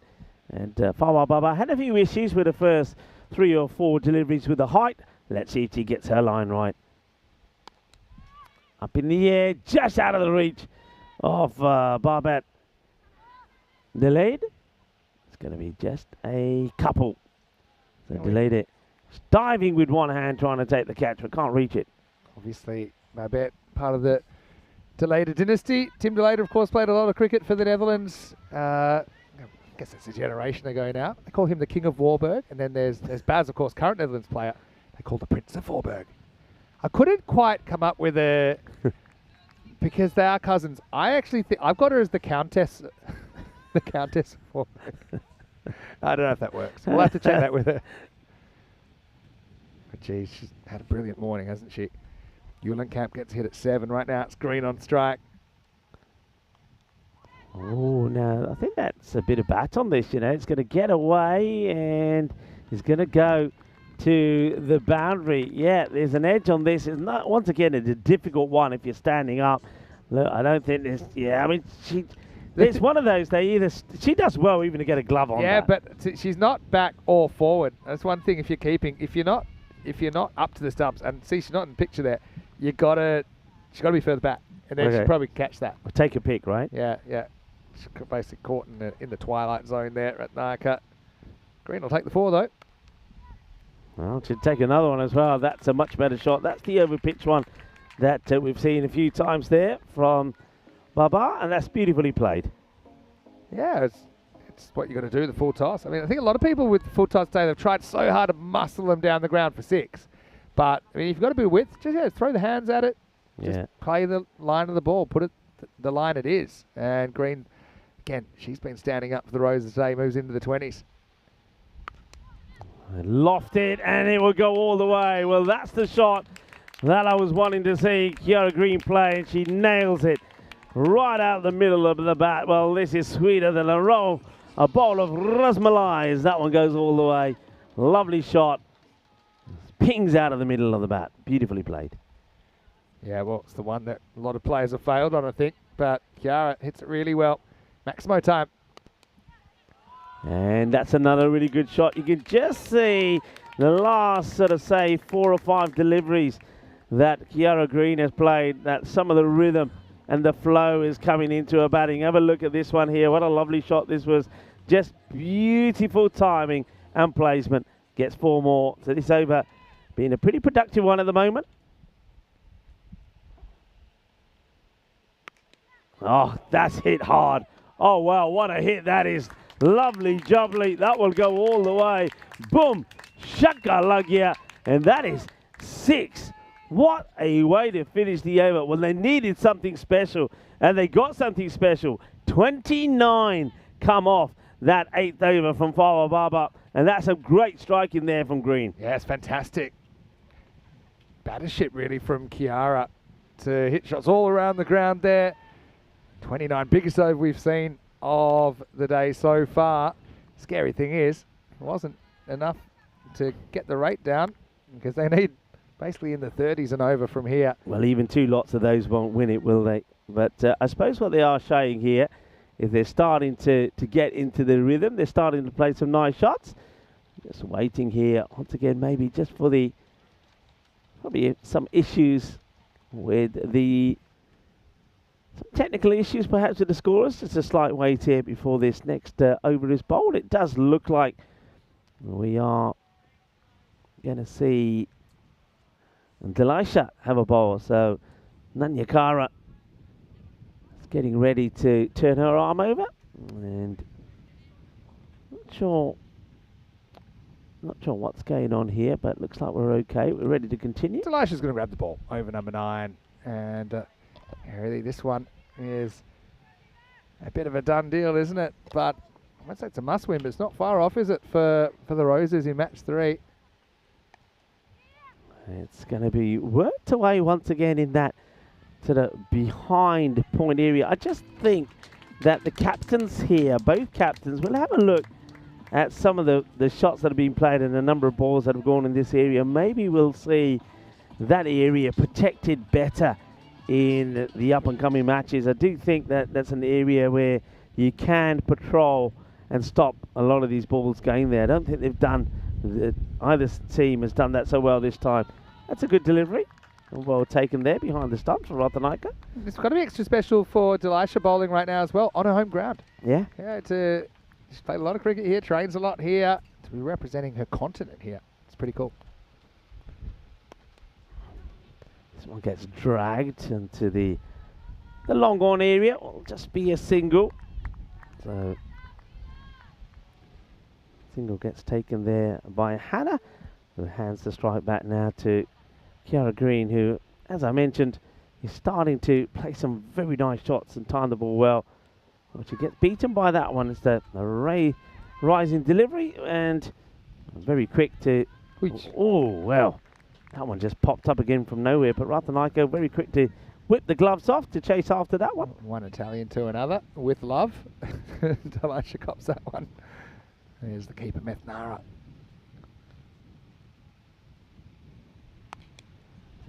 Firmly hit. It will be fielded by Jingalia. Gets the throw in. Well backed up there, Ratanaika once again. So, yeah, so it's going to be another victory here for Team Europe. So what a start from them. A dream start, really. I mean, you can imagine that the 2 sets of players getting ready for the first day. They would have had some thoughts on how the day could go, maybe some dreams, maybe some nightmares. But it's a dream start, really, for Team Europe. They're going to be very happy with what they've done so far. And I think the beauty of going 2-0 up, Vinny, I suppose they, on their camp, can afford to make some more drastic changes perhaps going into the third match Yeah, than the British and Irish Roses. some of them are forced. Obviously, got the squad mentality, and they've got quite big squads here. So I know they will mix things up. I think both teams will in the next game. But anyway, I can tell you we have a slight extended break between this game and the next because the players get a lunch break, obviously because they're all playing consecutive games. But I can tell you that if you want to switch over, I know that in Malta, we've got Malta versus Serbia right now in the T20. So you can maybe turn over that and then probably be a good time to come back. Our next game will start in about an hour's time right here. Looks like Zwilling is going to finish things off. Again, she's had a brilliant day so far. 10th overtime. Back of the hand delivery there was brilliant, but it just goes down the leg side. Well watched and well seen there by Hannah. This is what's going on right now. If you want to switch over, and it's a pretty competitive game over there. Now, Serbia, I mentioned that a lot of those players were in the last Golden Ball that we had on the network. Malta, well, they're searching for the first win of the series. In fact, both teams are over there at the Master International Cricket Ground. Wow, a bit of spice here. Well, Hannah Euenkamp is the batter and was welling after starting with a slow ball. Really fires that one in quickly. Well, poor Green, she might get stranded here. I know that Euenkamp called her through for a bye last over, gave up the strike. Has had a hard time getting it back.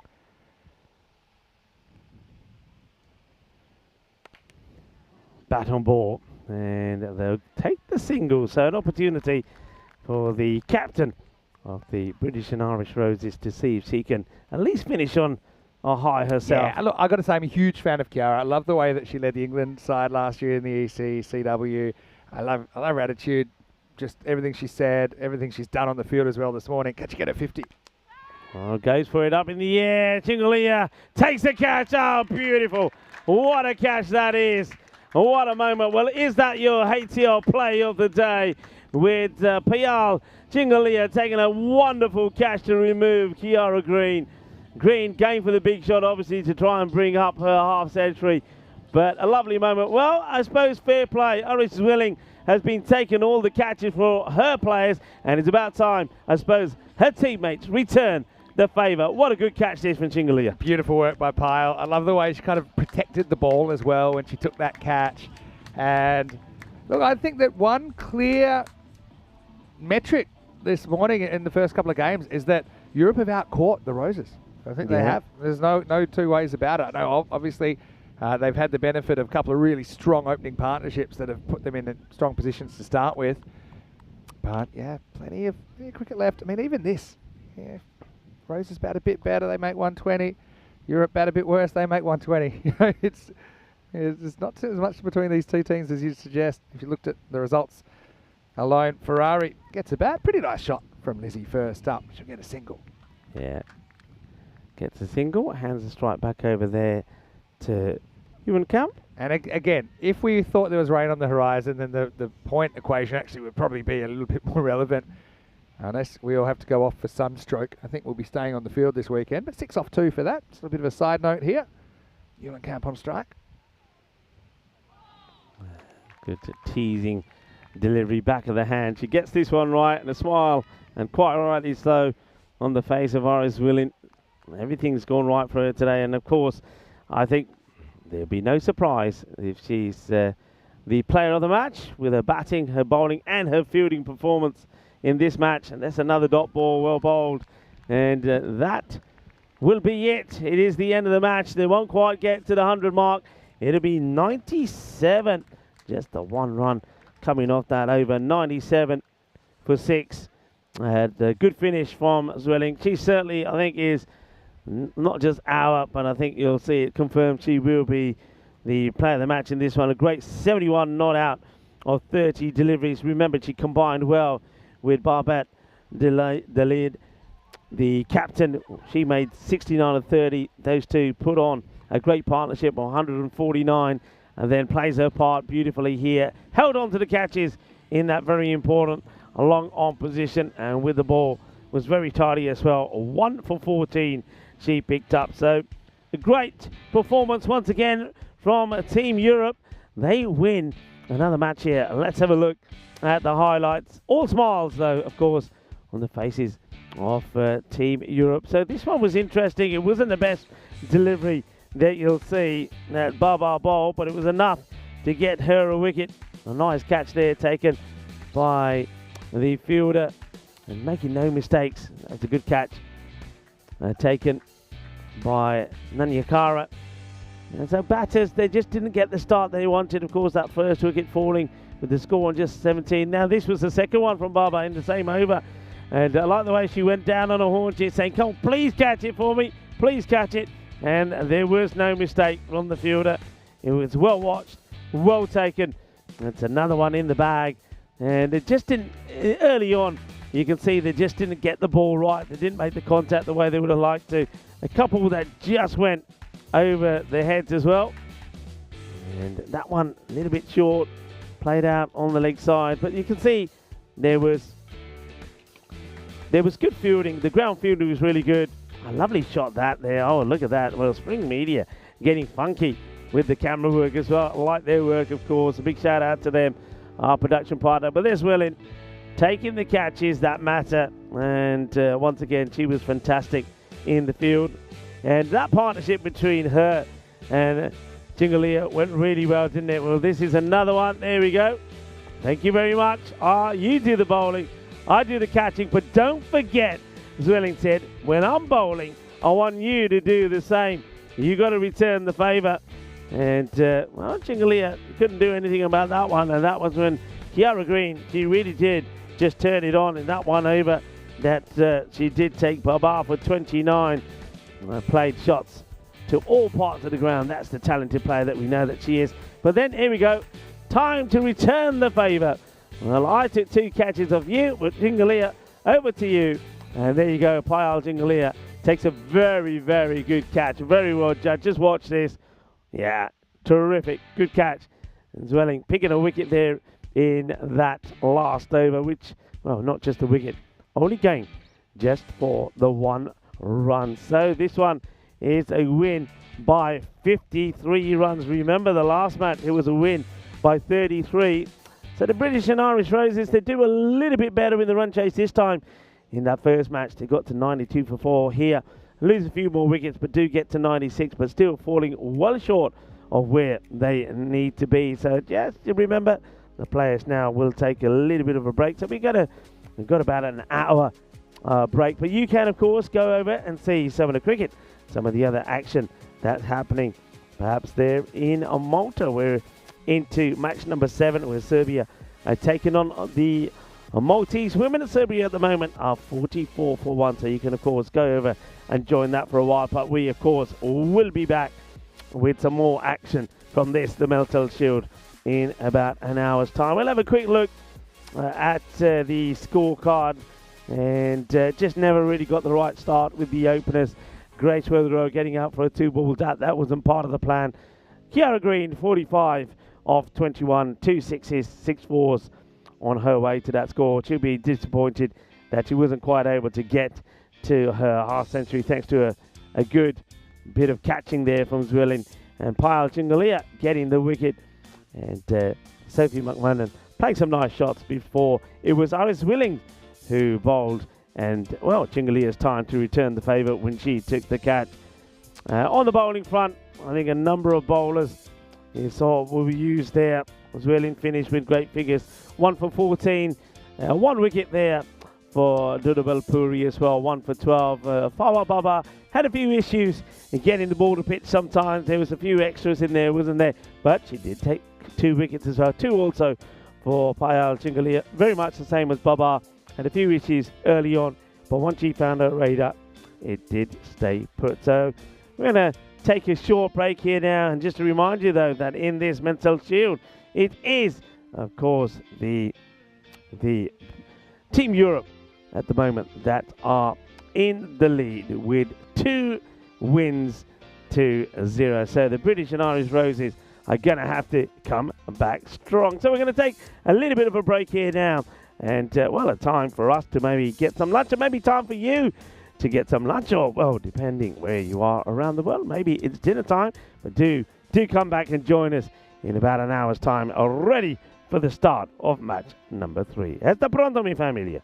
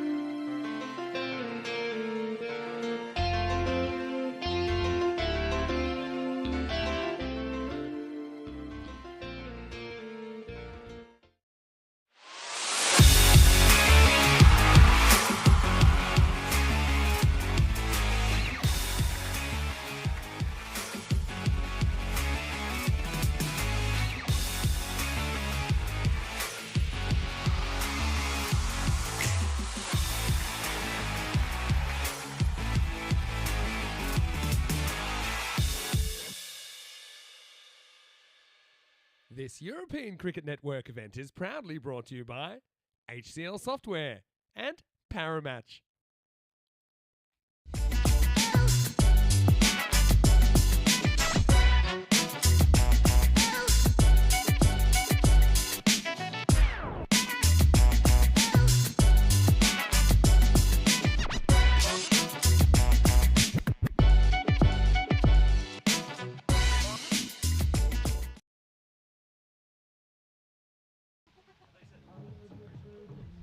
Hello and welcome back, cricket lovers around the world, wherever you're tuning in from, and welcome, of course, to the Roma Cricket Ground. Doesn't it look absolutely fantastic? It is an oasis in the middle of Rome and looking absolutely dashing. I'm saying it's the twin of the Cardinal Oval, because when I see that view, it reminds me of the Cardinal Oval. Don't forget, we'll be there pretty soon as well for the Euros of Cricket starting on the 23rd of September. But for now, we continue with the first ever Meltl Shield match number 3 coming up. Remember, it is Team Europe that have a 2-0 lead at the moment. So the British and Irish Roses are looking to bounce back here. We'll see some changes here.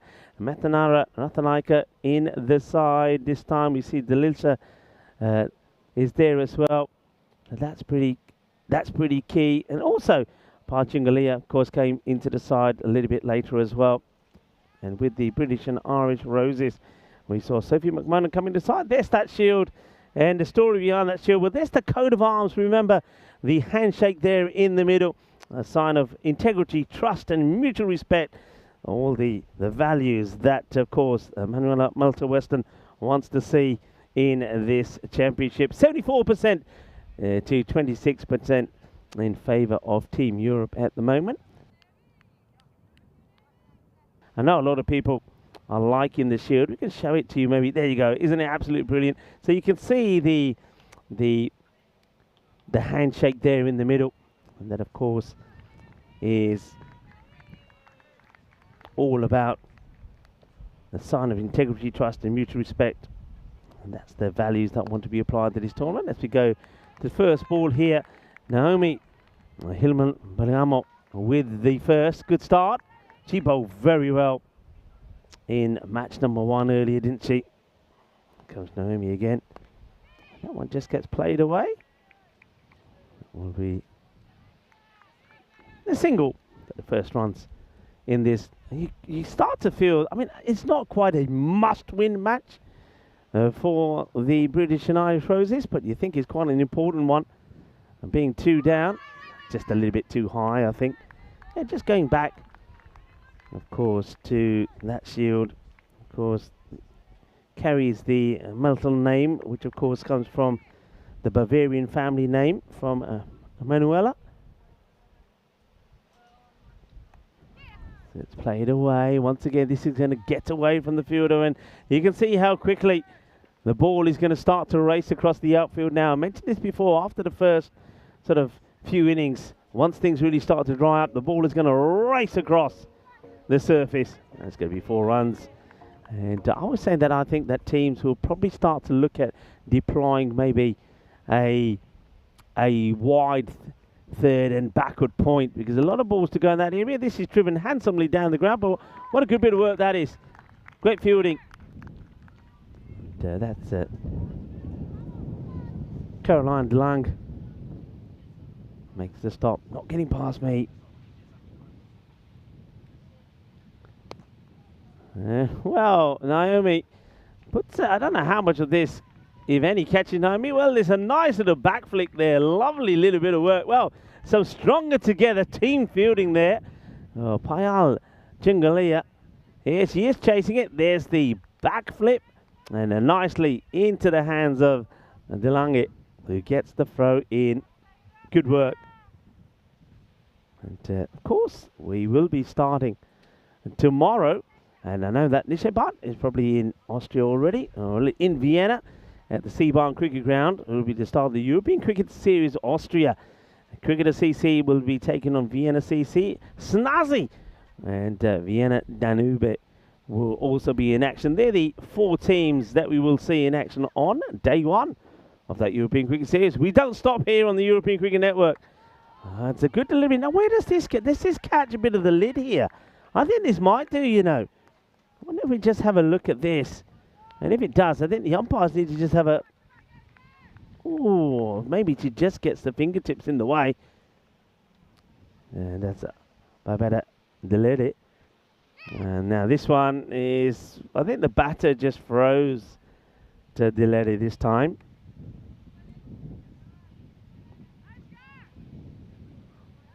Gets behind it, but the batter trying to play the reverse malachi. It's enough to apply the dummy.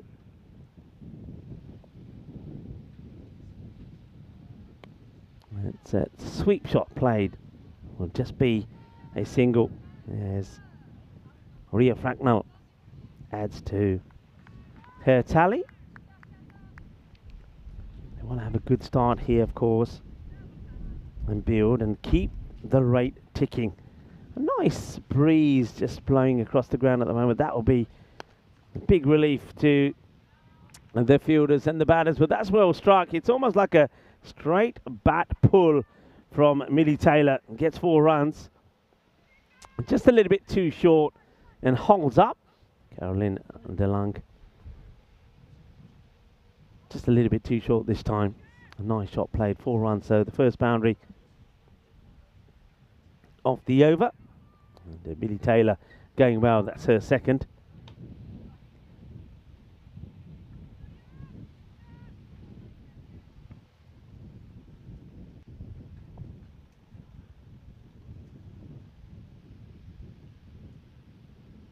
Floated up. A chance. Ooh. This is a catching opportunity. And that's the second cordon bowled in the day that DeLong has had the opportunity to grab hold of it. Just hit straight back at her. And she knows that that's one that she probably should have had. This one gets played away and gets picked up pretty quickly there by Payal. End off the second over. Score on 13 without loss. You might get a chance here, maybe just to have a quick look at the way that the teams are so far. And there you go. So Team Europe, they've got 2 wins out of 2. 7 points, of course, to their name. The British and Irish Roses, well, with 2 defeats out of 2. The 1 point. Remember, we're applying to those standings the bonus point equation, but they only come into play if the series somehow gets tied. Otherwise, of course, with 9 matches being played, it's straightforward. Whoever wins the most.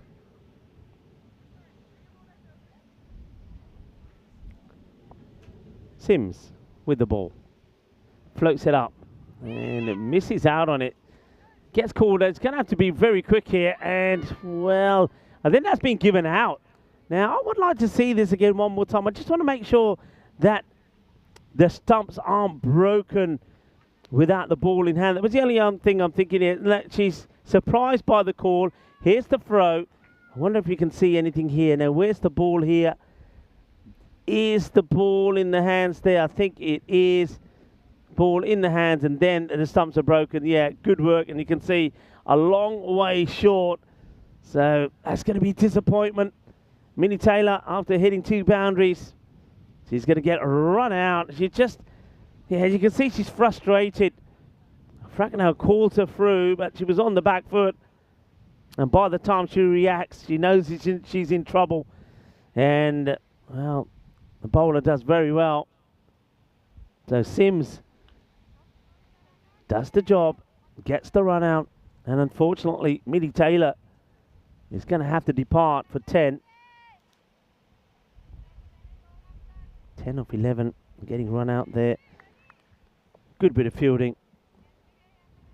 And Barbetta, it's very quick on it. That's hit really well. This is going to take some stopping. Oh, that's marvellous. What a bit of fielding this is. And that's Payal Chingalia. I must admit, my money was on the ball going to the boundary. This is brilliant fielding. Ah, superb. Absolutely brilliant. What a save that is. That's up in the air. It's going to get behind the keeper. It will take just the one.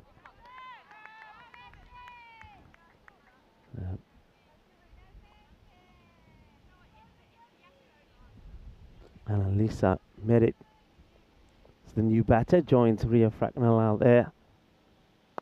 That's well bowled, good areas, but a very nice shot. Jingalia comes across, and this time it's some dandy footwork. Well, she's showing all of her skills at the moment. First, it was a right hand that was flicking the ball into play when she was under pressure. Now, this time, it's the left foot. Jingalia showing off all her skills in patrolling the boundary and not letting the ball get past her. Good bit of bowling, good bit of cricket all round there. It was a good ball, it was a nice shot, and it's a great bit of fielding as well. Welcome back to everybody in the chat. That just lofted in the air, no power in the shot. Jingalia gets the one-handed pickup, and she's not the one to be taken on, that's for sure. It ends up being a pretty tidy over there from Sims. And just the 5 runs will come off that over. And at the end of the power play, it's 18 for 1, so not quite the start that they wanted. Of course, desperate to get a win here, the British and Irish Roses. They did win the toss and elect to have a bat first, but it's not gone to plan so far. 6 off the first, 7 off the second, and just 5 off that one. Okay, new bowler. Looks like they're going to go with Nanyakara. So, Dilisha with the ball.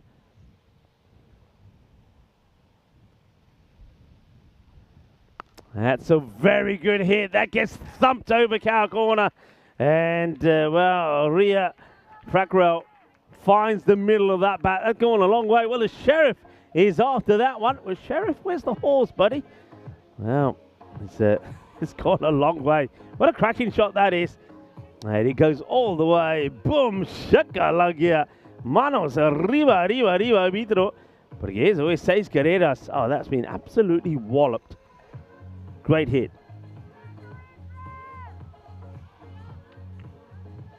Now, what's the reply going to be here from Nanyakara? Probably wants to get that ball at least to be pitching.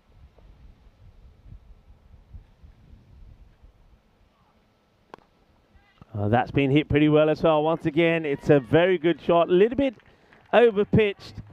And good footwork. Gets to the pitch of it. And after hitting one on the out there on the leg side, it's 6 and 4. Hungry for more is Fakrel. Well, she certainly does want to change her fortunes. Certainly had a rough time in the field in that first match. But she's come out fighting here.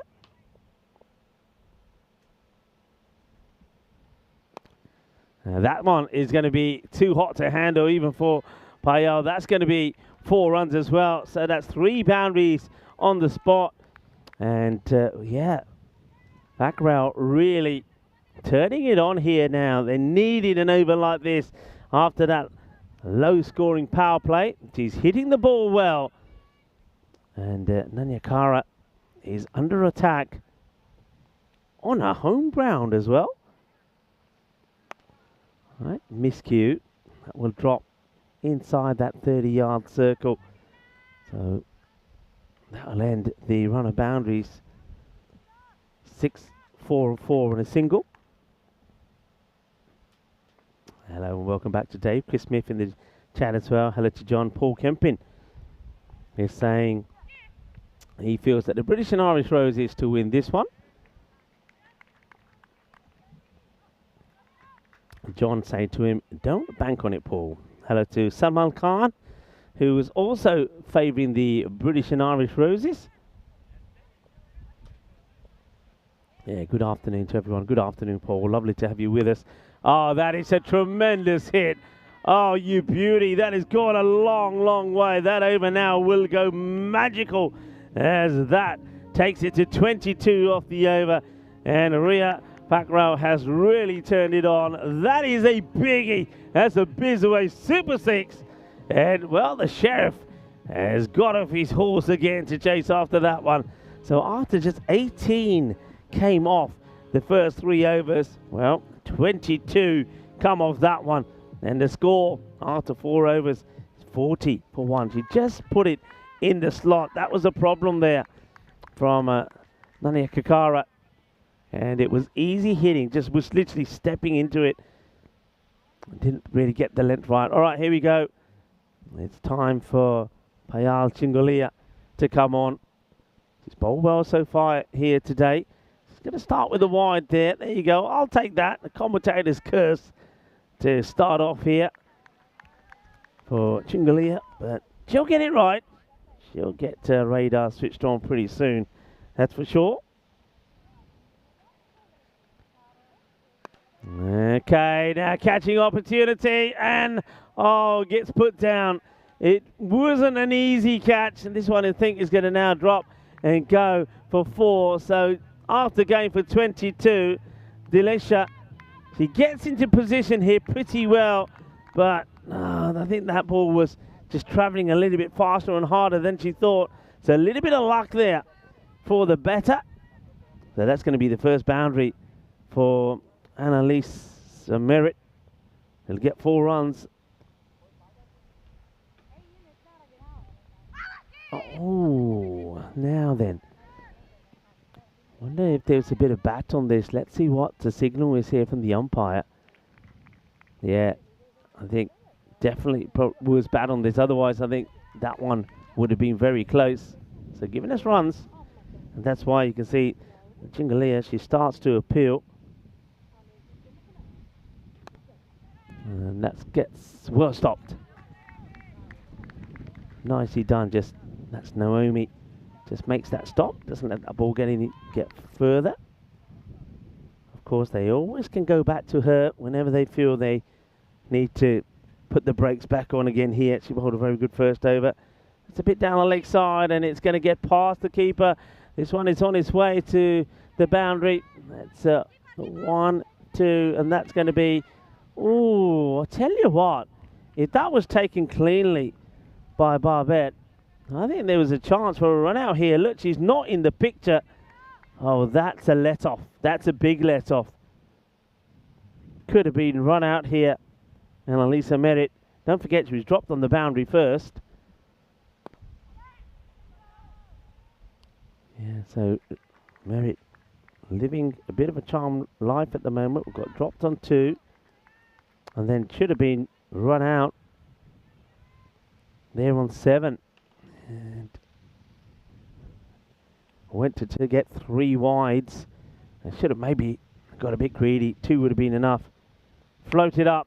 Full toss. That's been hit pretty hard. And a good ground fielding. A nice pick up and throw. And Robin Reika gets down, and she's got a very good arm, we know that. Probably don't want to be taking on her arm. There she is. Nice shot of Robin Riker.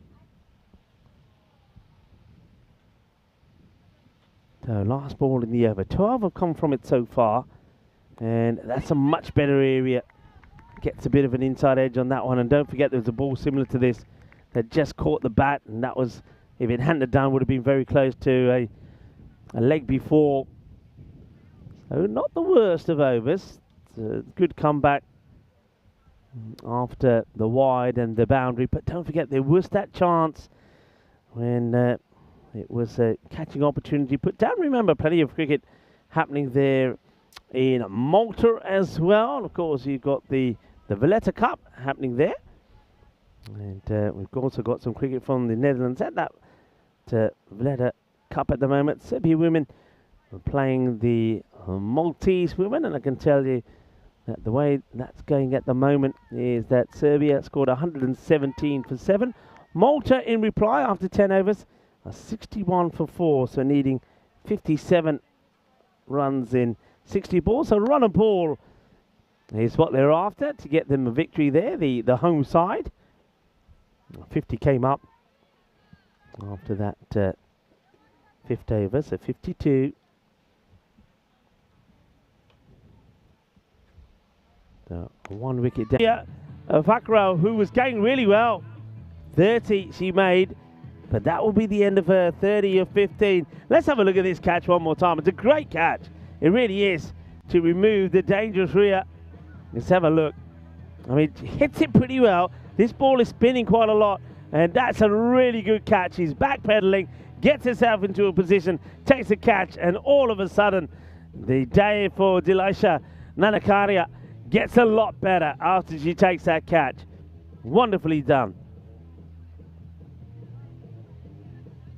Delisha picks up the wicket, and it is Caroline that gets the wicket. So well done. They get a breakthrough just when that pairing was starting to accelerate. Okay, Christina Coulter-Riley comes in now at number 4. Gets a teasing lofted delivery outside the off, which he plays that away quite nicely.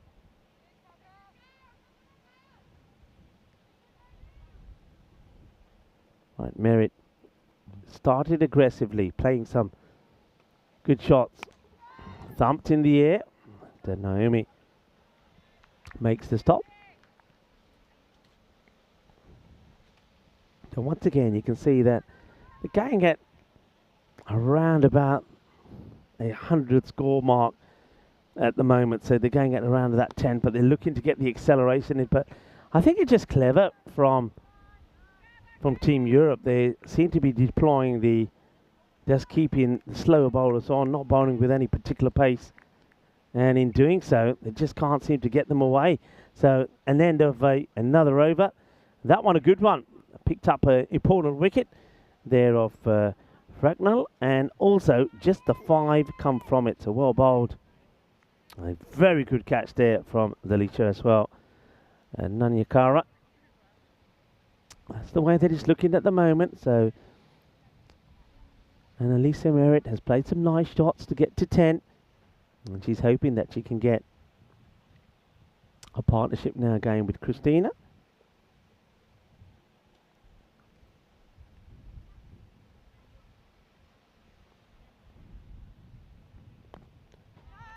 Good areas. And like the bowling of Sims earlier. And she comes straight on and keep the ball right on the money. And now this one's going to be a real test for Naomi. She can't reach it. And beg your pardon, it's not Naomi. It looks like there's been a change around there.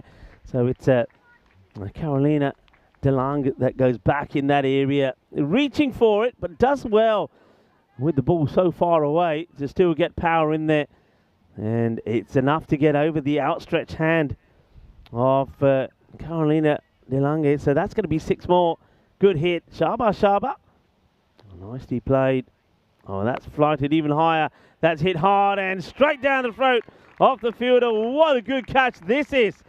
Well, Christina Coulter-Riley will feel that she's a little bit unlucky. This was absolutely crunched, and Sims picks up a wicket. And Christina, after playing a lovely shot for 6, goes for another big hit. And it just goes to show it's not just Zwelling in that area that can take the catches. Oh, that was muscled, wasn't it? That was hit hard. But it's Robin Riker that takes the catch. And what a good catch that was as well. Well, things just seem to be going the way of Team Europe at the moment. And nice catch, nicely taken. Sims gets rewarded for a good line and her patience.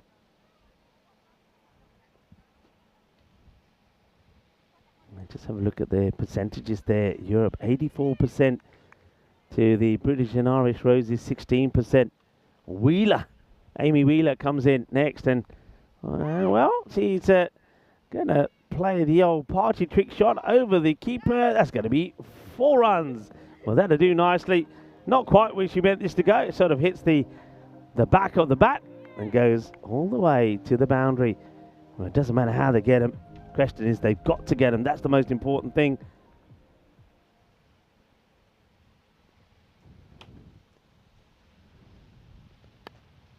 Right. We'll take the single. Yes. That one gets past Delisha, but it's always got some cover there. Caroline, who makes the stop. That's well bowled, slightly quicker delivery, and there's that stop. And that's exactly where I was mentioning that it'd be a good idea for 2024, starting on the 9th, all the way through to the 20th of December. We've got the Euros of women's cricket. Yep, the Women's European Cricket Championship happening once again there in Spain at the magnificent Cardiff Oval. This time, bigger and better. You can see that it'll be 10 teams in play. You'll have the 5 in the Challenger division and 5 in the Premier. Well, that's a Premier looking shot. Rocks back, gets a swivel on this. A little bit of the, oh, as this one goes to the boundary from Merritt. Nice shot.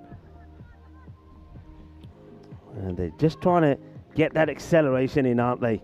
Get the acceleration and try and push past the 100 mark.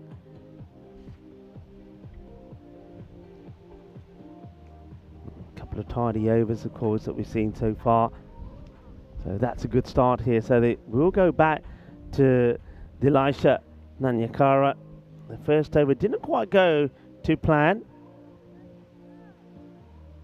And she was hit for 22 in that one. But of course, different batters now. She's hoping for a better response, better areas. Hit down the ground and just be a single. Chungalia will do the fielding. Yeah, I think if you keep the line outside the off, it'll serve her well. Rika Full here, of course, of the European Cricket Network, talking you through match number 3 of the Meltl Shield. Vinny Sandhu will join us back a little bit later. He's got some important administrative duties to perform at the moment, but he will be back. And together we'll talk you through the next match.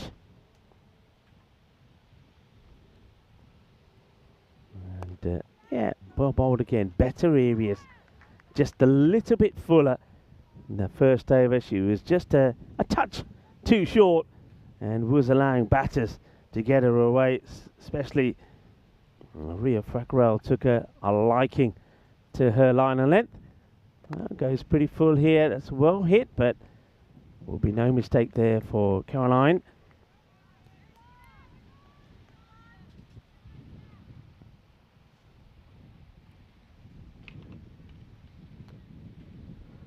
Okay, that's high in the air.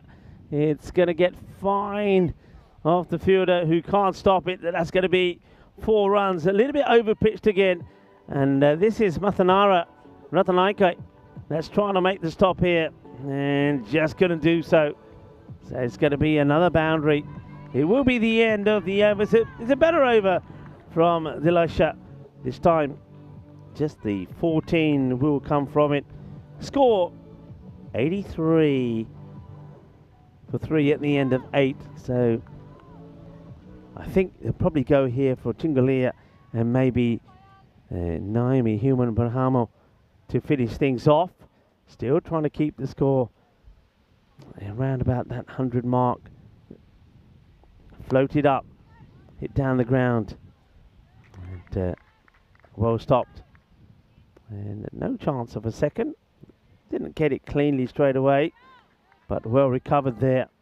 Nice shot there of Delisha Nanyakara.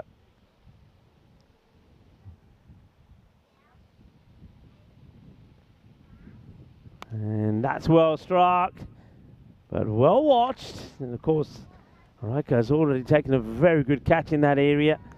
She's replaced Zwilling, who misses out on this match, being rested very well with a catch in. Of course, took a good catch to give Sims a wicket. And now she's going to be tested here. Can't do nothing about that. It's a bit of a full toss. It's a hit me ball, really. And he gets hit pretty well by Amy Wheeler. Good hit from Amy. Brings up her second boundary.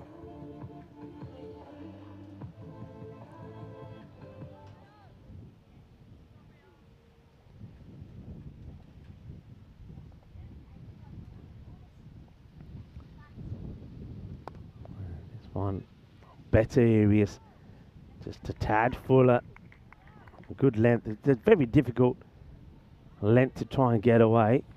And throw onto the stumps, which the umpire needs to sort out. That's umpire Snell, who's out there, and of course out there with Meda. Tracy is the third umpire for this one.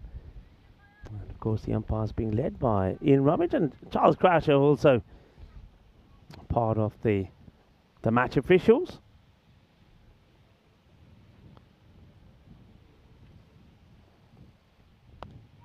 It's picked up, it's in the air, and it will go all the way. Bolle, bolle, bolle, kinna sona, shaka lagia. Beautifully timed shot to Annalisa Merritt. Gets that one right out of the middle. Beautiful shot. And it just kept going, going, and going. Goes all the way. Delightful. Chilongia looking to finish the over well. Goes a little bit down leg side, and that's not taken by better. Delete it. And that is going to be some more extras. So a few more extras in this inning so far. They've been pretty tidy with those. Both teams, in fairness, have. All right, floated up, and that's been swept away hard, and very good hands from the fielder. Really well done. That's Emilia Bartram. Does very well to keep that just to a single. So another over comes to an end. 99 for 3. Probably the highest score that the British and Irish Roses have managed to get to so far. First time that they are batting first, of course. They've gone down in match number 1, 125 to 92. Match number 2 was 149 to 97. So looks like this time they will get past the 100 mark batting first. So it has served them a little bit better. But how many more can they get off this last over? You get the feeling that if they can get to that a score between 115 and 120, that'll be a challenging score. Also, a little bit more pressure will be on Team Europe, because they will, of course, be chasing. And that's always then on the back of your mind when you're chasing a game. You haven't got the firepower of Irish Zwilling out there as well. She's been rested for this match. Naomi to finish things off. Well bowled again. I was just looking at this action from Naomi, and I mentioned that I think she's definitely changed her action. She's not running in now. And if you look at the way she's holding the ball, she's almost bowling it. She's almost bowling like fast leg breaks. Watch the arm action there and where the ball is coming out from. So it's always coming out the back of the hand. So it's quite difficult to do, actually. So she's bowling like somebody's bowling leg break. Just keep an eye on that wrist, the right wrist here. So it almost comes all the way over. Once again, she nearly sneaks this one through. Good bowling, good areas. Amy Wheeler just having difficulty trying to get her away here. 2 balls to come then in the innings. And goes for this one. It's should be stopped by the fielders, and it's going to be a long, hard chase. She can't get there. Oh dear. Well, I think Delisha, you almost saw Delisha here and Raika going combining head to head, and then she's done the offside trick. She's beat the offside trap brilliantly, but then in the end she scores an own goal as the ball goes over the rope. She's not able to stop it. So 4 runs. Now she should be able to deal with this one. The batters, I would like to see them just push on, maybe trying to take a second here, apply a bit of pressure. It was the last ball of the innings. It will just be a single. So they do get past the 100 mark. 106 for 3 at the end of the 10. So once again, I think Team Europe will be pretty happy in restricting the British and Irish Roses to this score. Once again, we saw some changes to the batting order there. Kiara Green electing to try some other batters at the front, and we'll see how that goes when we start to have a look at the highlights. But certainly did see some good hitting there, and batting first for the first time were the English and Irish Roses, and they do get past the 100 marks, the highest score that they've posted so far. But of course, they would be well aware that Team Europe have posted scores of 125 and 149. So will it be enough? That's the question. Let's take a look at the highlights, and it's a pretty good start. I mean, a little bit of a foot had hit 2 fours, so 10 of 11 she would go for, and then we saw Annalise Merritt come out and put a good partnership together with Rackwell. Both of them were hitting the ball well. There was a few opportunities, not easy ones, that could have been taken, and we saw some lovely shots as well. And that one, well, Chungalia, we saw make a brilliant stop with, well, maybe a bit of a Tortuga bounce, when she kept the ball in play with the left, and then, well, she used the left foot to keep the ball in play that time. Charles Croucher was in the action a few times, and she saw some really nice, clean, crisp hitting from Ria Fackrell. Really did play some very nice shots, and some of these, the 2 sixes that she hit, well, they were enormous. Well, that one was a Bisway Super 6, and this one just full toss, and that was an opportunity that wasn't held on to by Delisha Nanyakara. Of course, her over before also went for 22, so it was a little bit of a bad moment for her, but she was to come back with her own highlight as Delisha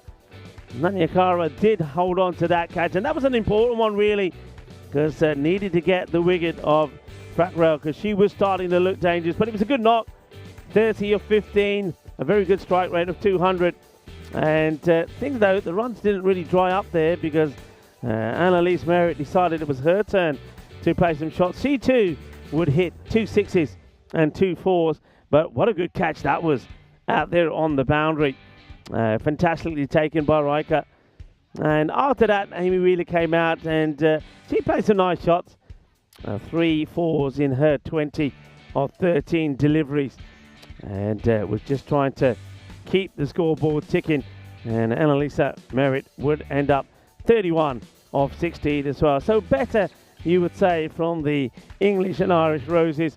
But once again, just weren't able to get to that 150, 120 score, which you start to feel is what teams need to be looking to go. And that one, well, at Delisha, brilliant work, great footwork to beat the offside trap, and she got that one past Riker, but unfortunately she couldn't keep the ball on the right side of the field. It would go for 4, but even with that, it was another pretty tidy over there right at the end from Naomi.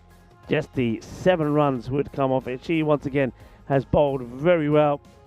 A nice tidy spell of bowling from her. So let's have a quick look at the scorecard here. 30 runs from Ria Fackrell right at the beginning. 30 of 15, good knock from her. Millie Taylor, a little bit unlucky to be run out. She was looking good at the time. Annalise Merritt, 31 of 16. And Amy Wheeler, 20 of 13. But now, of course, they've got the runs on the board. Now, really, they've got to see if they can defend it. They need to bowl really well here.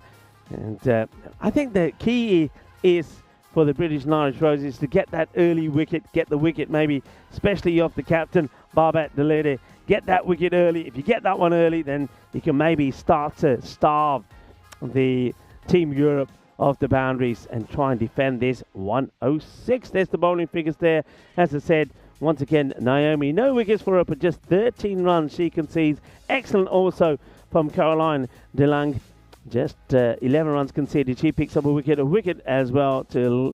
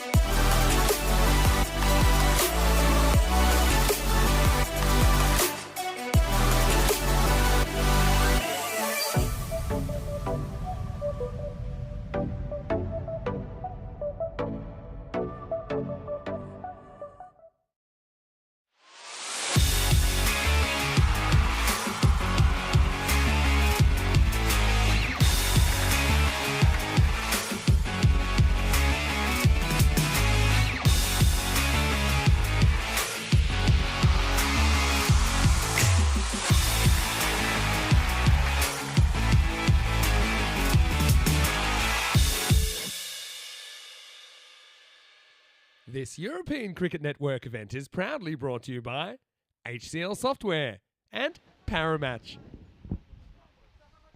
Hello viewers and welcome back. Well, there's the magnificent Meltl Shield. What the players are playing for here. Well, will it be Team Europe or the British and Irish Roses that will get their hands on that magnificent shield? Well, at the moment, Team Europe are going well, and you would probably say that at the halfway point of this match, match number 3, that maybe Team Europe have got their eyes on maybe taking a 3-0 lead here. But they have to get to 107 runs on the board and still play a big part in this sport. And the British and Irish Roses have got 106 on there, so they need to bowl really well. And you can see that Kiara Green, the captain, will start things off. It's a good delivery, no run. It's going to be, well, Mathanara Ratanaika opening up the innings. And she plays that nicely. It'll just be a single. I say just be a single. Mathanara Ratanaika will be very happy to get off the mark. And of course, it's be a lot of nerves for some of these players that haven't had a chance to have a knock yet to get out there and get going. Of course, Raike, we did see her with the bat. She made a fine 19 in match number 1. She's an aggressive player, and she could be, oh, well, it hasn't been taken. I just think here that Kiara Green has maybe lost this in the sun. She's normally very good in these. Yeah, look at her. She's saying, I just lose this. She's got the shades on, but they're not strong enough for the sun here in Rome. They might have done the job in England, but not in Rome. She loses that completely. You can see that at the last moment. So that's a big let-off. Riker gets dropped on 0. And then the next ball gets played away for a boundary. The first one for Ratanaika, Cuatro Carreras. And if memory serves me right, I think in the first match that Riker was dropped on 0 as well. Hitting a ball down the ground, dropped on 0. I think it was Fracknell that put her down. So big moment, that drop. Ratanaika gets her first boundary. Now goes big again. That's up in the air. Fielder coming across and will hold on to the catch. So a wicket. Ratanaika, after getting a boundary, will go. Kiara Green will take a wicket. And Team Europe lose their first on the score of 6. Ratanaika going for the big shots. The way that she plays, we know that. But the fielding is going to be sometimes on another level. And Amy Wheeler makes no mistakes with the catch. So Ratanaika goes, Wheeler takes the catch of Green. And it's going to be a short innings for Ratanaika. She'll go for 5 or 4 balls. And Emilia Bartram will come out next. So one Italian batter makes way and another one comes in. Of course, I had a chance to speak to Emilia yesterday briefly, of course, when we were having our opening ceremony and dinner together. And she's had a good season in the UK.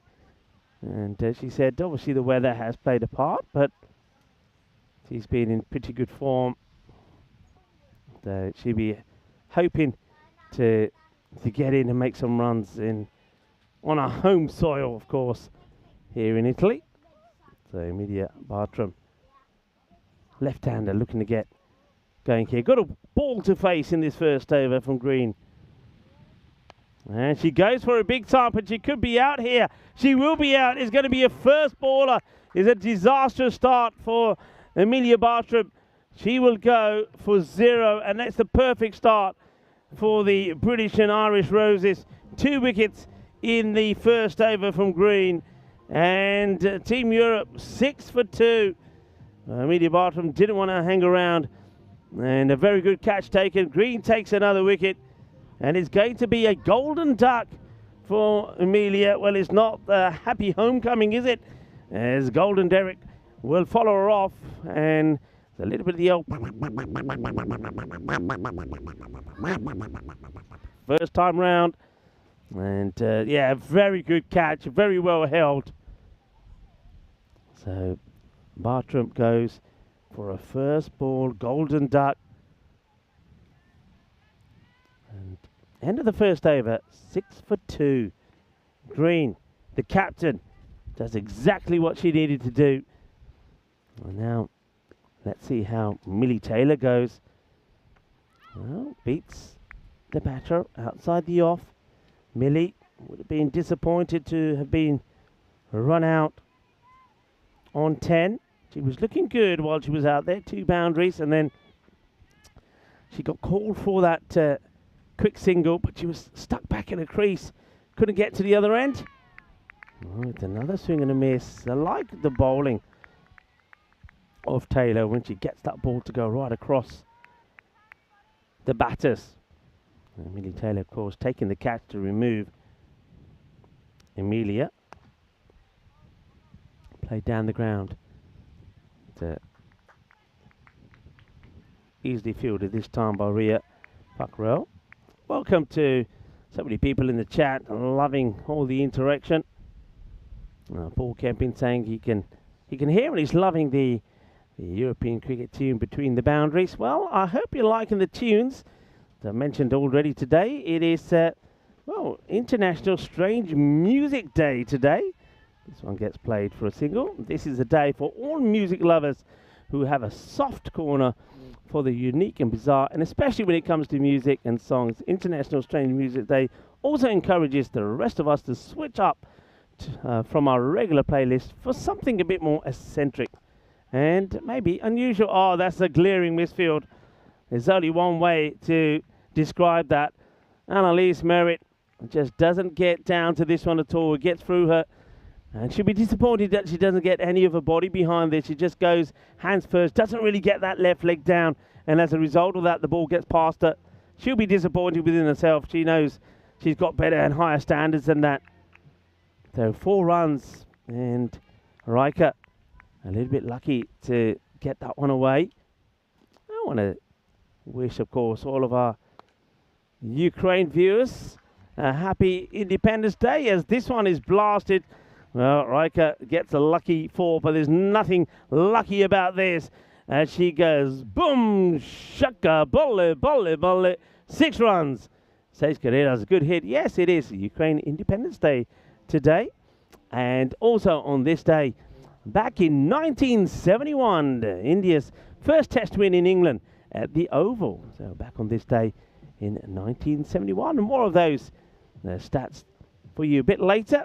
As this match, this is how it's important for the British and Irish Roses. They've just got the 1 point to show for. Have lost both their matches so far. 2-0 to Team Europe. And of course, they'll be looking to bounce back. Lofted. And that's another nice shot. It gets through the infield. It's a desperate effort there from Annalise Merritt to try and stop it. And can't do. And that's a really good shot from the captain. Well, Barbette delayed it. You know that these two now, this is an important partnership between her and Robin Riker. What a lovely shot that is. She has been just in awesome form here today. I need to see the back of her pretty quickly. This time will just be a single. And good pick up and throw from Merritt. Yeah, so 2 wickets have fallen. And we're into this 3rd over. This is going to be another one. I mean, remember, it wasn't a great power play from the British and Irish Roses. They just got to 18. They had lost the 1 wicket. That's well hit. It's well, this one is going to have a few fingertips on it, that's for sure. As the fielder's trying to stop it. Gets fingers to it. Well, I'll tell you what. And those fingertips are going to take time to come back.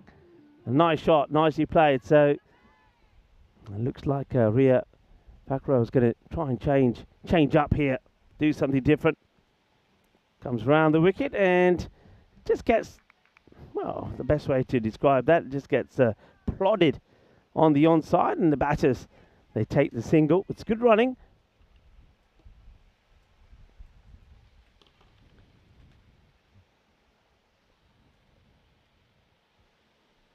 And was down the leg side, opted to go with the You can see what the batter's trying to do here, getting in the gap between long on and mid-wicket, but could have gone for the sweep shot here. Could have Barbet if she fancied it.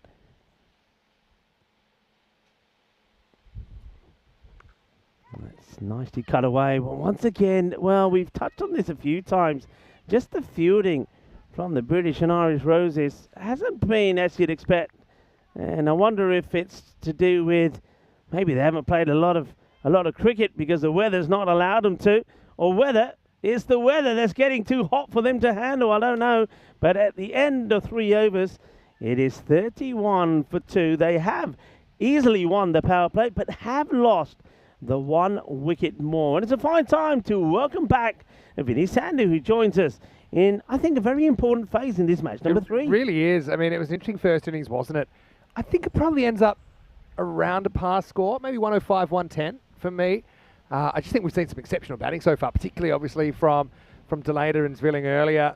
You know, kind of got it done, didn't they, in that first half? Roses, Fackrell and Merritt principally, and then Wheeler with that little cameo at the end. But, yeah, important part of this game now. It's going to be Lizzie Ferrari to bowl over number 4. So, yeah, very different, isn't it? 3-0 or 2-1. They're the two options of the series score after this. Here's Lizzie. Clipped away. Well, they'll take a single. Yeah, huge partnership you feel this is between these two. Of course, they've still got batters to come. Don't forget, you've still got somebody like Naomi to come in.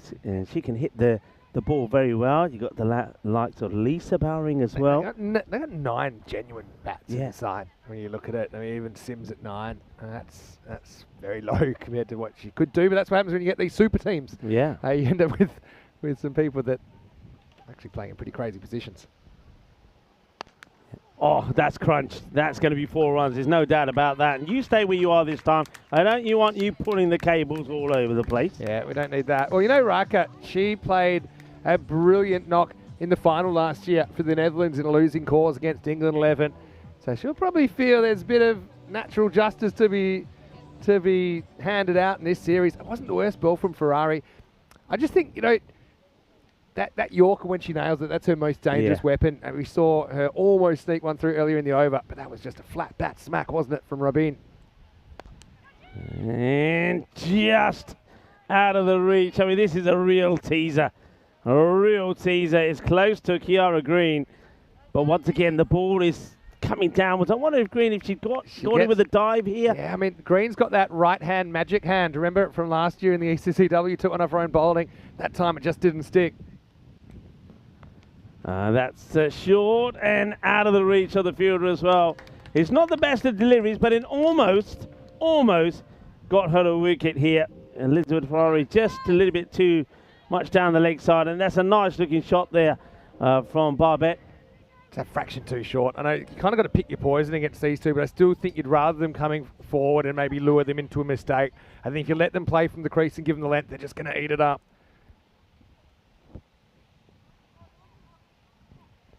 And that one's a little bit too high, and this one is going to go probably just, I don't know, we're going to have a look at it. They're giving it a 6 here, and I was thinking they might want to check this, but it's probably is more 6 than 4. Let's have a look. We'll see a good look at it here. I mean, once again, it's over pitched, and it goes over by a good yard to 6 runs. It's a shame. It's just a slight overcorrection. And actually, it's been a real key difference, I think, between the two teams. The Europe team have just seemed to put more of those full tosses away. I think that the Roses have mishit a few of those kind of deliveries today when they've been batting. That's a better delivery. And I think me and you both said a few more balls outside the off, encouraging and getting batters to try and play in the offside is what both teams can certainly do. Certainly the British and Irish Roses, I don't feel, have bowled too many in that area. Yeah, so Ferrari goes for 16 in the first over of her potential 2. It's 47 for 2 after 4. Well, you know, it's going to be kind of a bunch of short games, but it's kind of a long-ish story, isn't it? Best of 9. And you just love to have a moment here if you're the Roses to remove one, ideally both these batters, you know, pull off a morale-boosting win. Suddenly, you know, you're only 1 game down heading into match 4 and feeling like you're getting that momentum boost, feel like you're building something. The other thing we haven't really touched on too much is the fatigue factor.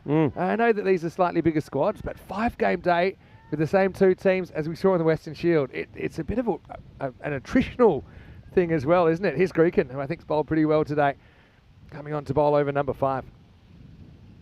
Well, let's just say that when we had that break, of course, the players had some lunches. And that's in the air. Watch the bounce on this. Brilliantly done. That's fantastic fielding from Ria Thakral. Brilliant work. Yeah, and unbelievable take, really. And I think she's appreciating the fact it's not quite as greasy as it was this morning. Lodged in the left hand. She saves 3 runs. Yeah, great bit of fielding. Great alertness. He watches the bounce beautifully and then gets a strong throw in as well. Yeah, good early call. Running to the danger end and calls it. Now they're asking the question here, but I get the feeling that she may have. I mean, no, he's not too sure here. Has she gone past the stumps when this is? I think it's ricocheted off the pads on. Yeah, she does get back. It actually hits a direct throw. It's a direct hit, but she's just in. So it's a good bat slide from Riker. That'll save her. But good bit of fielding anyway, hitting one stump from side on. It's good early call. It's like her call. She goes straight away. I love Chloe's bowling. I got to say, really seeing her live for the first time. Even there, she kind of beat the batter in flight there, Delata, who was wanting to come down. And she'd know by now, because she's bowled to a fair bit this morning, that she likes to charge. But if she charges, if you sense that she's charging, pull that length back a bit. Don't give her something that's easily drivable. And that forced Babette to check her shot. Chloe just waiting for a field to get set. See Wheeler just coming round a bit. I mean, they've got a short mid-wicket in as well, so she's got to be in the right angles. And this one will be just again another single. Yeah, what I was going to say, so during the lunch break, the number of players from both sides that walked past our setup here and said they were envious of us. Said, you guys are so lucky. You've got the shade. You've got the fans. And I said to a few of them, I said, all right, come in here and tell us how lucky we are. And when they came in here, they said, it's no better, really, is it? And I said, no. Well, this one is going to clear Wheeler. That's a big hit. It will go all the way. Bolle, bolle, bolle, kinna sona, shaka lagia. Well, Team Europe, again, opening the shoulders. I think these players have a fair few fans being on the big stage today. Of course, we've got the air-blowing type, which we're enjoying. The thing is, though, at the moment. I think in fairness, these fans that we have, and we're thankful for them, but the main purpose they're serving is stopping the equipment from overboiling. Definitely. Because we certainly don't seem to feel any of it. We just feel warm here. Yeah, definitely. Oh, and this was actually brought to me over the lunch break. I was out, Johnny Heasom calls it socialising, but I was kind of getting about town here, kind of reading the room, reading the stadium. But there's a bit of a situation at the moment. Too many of these ECN trophies, some of the Europeans say, they're basically going to the British countries, England in particular, and I'm going to list them in a moment. All right, here's Delata facing up again to Greeken. Uses the feet well. So listen to this. Where's the ECL trophy right now? Hornchurch? Yeah. England. Where's the ECC trophy for men at the moment? England. England. Where's the ECCW trophy? Kiara, looking at you and everyone else that's in the team. England. Oh, that's a great shot now. All right, this is coming somewhere in here. Yep. On the top of the Casa Grande. We're under attack. The Casa Grande is under attack. This is another big one from Riker. A boom, boom, boom. Shaka-lagia. Big one. And that probably hits the bullseye, you know. You're getting a mouthful of Dutch courage today, aren't you, with the batting for the Team Europe side. That's Riker. Just goes maximum end of 5, 63 for 2. Really their game to lose now and go 3 up in the series if they can pull off this chase. Where's the ECS England trophy? Yeah. England. That's probably that one I expected to go to England. But anyway, you can see this is the ECS calendar. The next stop will be Austria. Nish will be there on Monday. I think he's travelling today. Western Shield. Yeah. Western Shield. Yeah. Britain and Ireland. All right. A little bit short and it's hit over the top. Good contact there from Delata, who joins Riker on 32. Maximo to start the overs. Green comes back to try and stop the bleeding. That's an exceptional shot, isn't it? The timing on that, I mean, she hardly hits it, but it's all timing. It's just like a flat bat whoosh, and it goes for 6.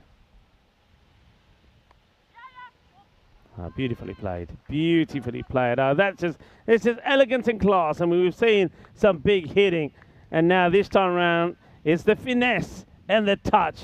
And that is just great here. What a lovely shot. Kind of pick your poison. There's no obvious weaknesses in Babette's game. You see it here. This time she stays at home. has a little bit of length to work with, opens the face, forces a field change.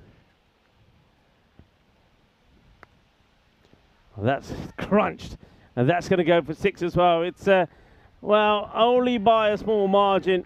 But Green, who had a very good first over, took 2 wickets and only conceded 6. So this one is not quite gone to plan, as that's another one that gets muscled over the boundary. So not going to plan at the moment. 6, 4 and 6. Last chance saloon, I think, for Roses. Needs to break this partnership, and quick. Green tries round the wicket now. Just a good delivery. I mean, doesn't give the leader that much room to play this one this time. So comes back into it a little bit as well. Yeah, just slid that one across more than anything. Good comeback from Kiara. Yeah, so to finish what I was saying, so let's just say some of the European supporters said, yeah, we want some trophies too. We want this shield. We want it to stay on the continent. Ooh, that's lid. Oh, good throw here. Could be. Oh, well, it's very good backing up. I just thought a good direct hit here. Maybe even at the keeper's end. Well, look at this one. That's right on the lid of Riley. Yeah, well, makes the stop. And once again, there was a time, and you'd remember, where keepers never really wore helmets, even if they're up to the stumps. She's totally unsighted there because of the batter's position. It's actually the second one I think she's taken in this innings. Look at the shot of the horses in the background, by the way. And, how many horses can you see in that picture? That's a question for you at home. No, it's great. It's great to see so many people enjoying this. And honestly, cracking summer's day, 34 degrees. I still think you add 6 for in you in the middle. I think it would feel like 40 degrees out there. Right now, it's the Roses feeling the heat as they have an uphill climb. 80 for 2 after 6. One thing I will say, well done by the Roses. Haven't conceded a single wide or no ball in this innings. But hard to see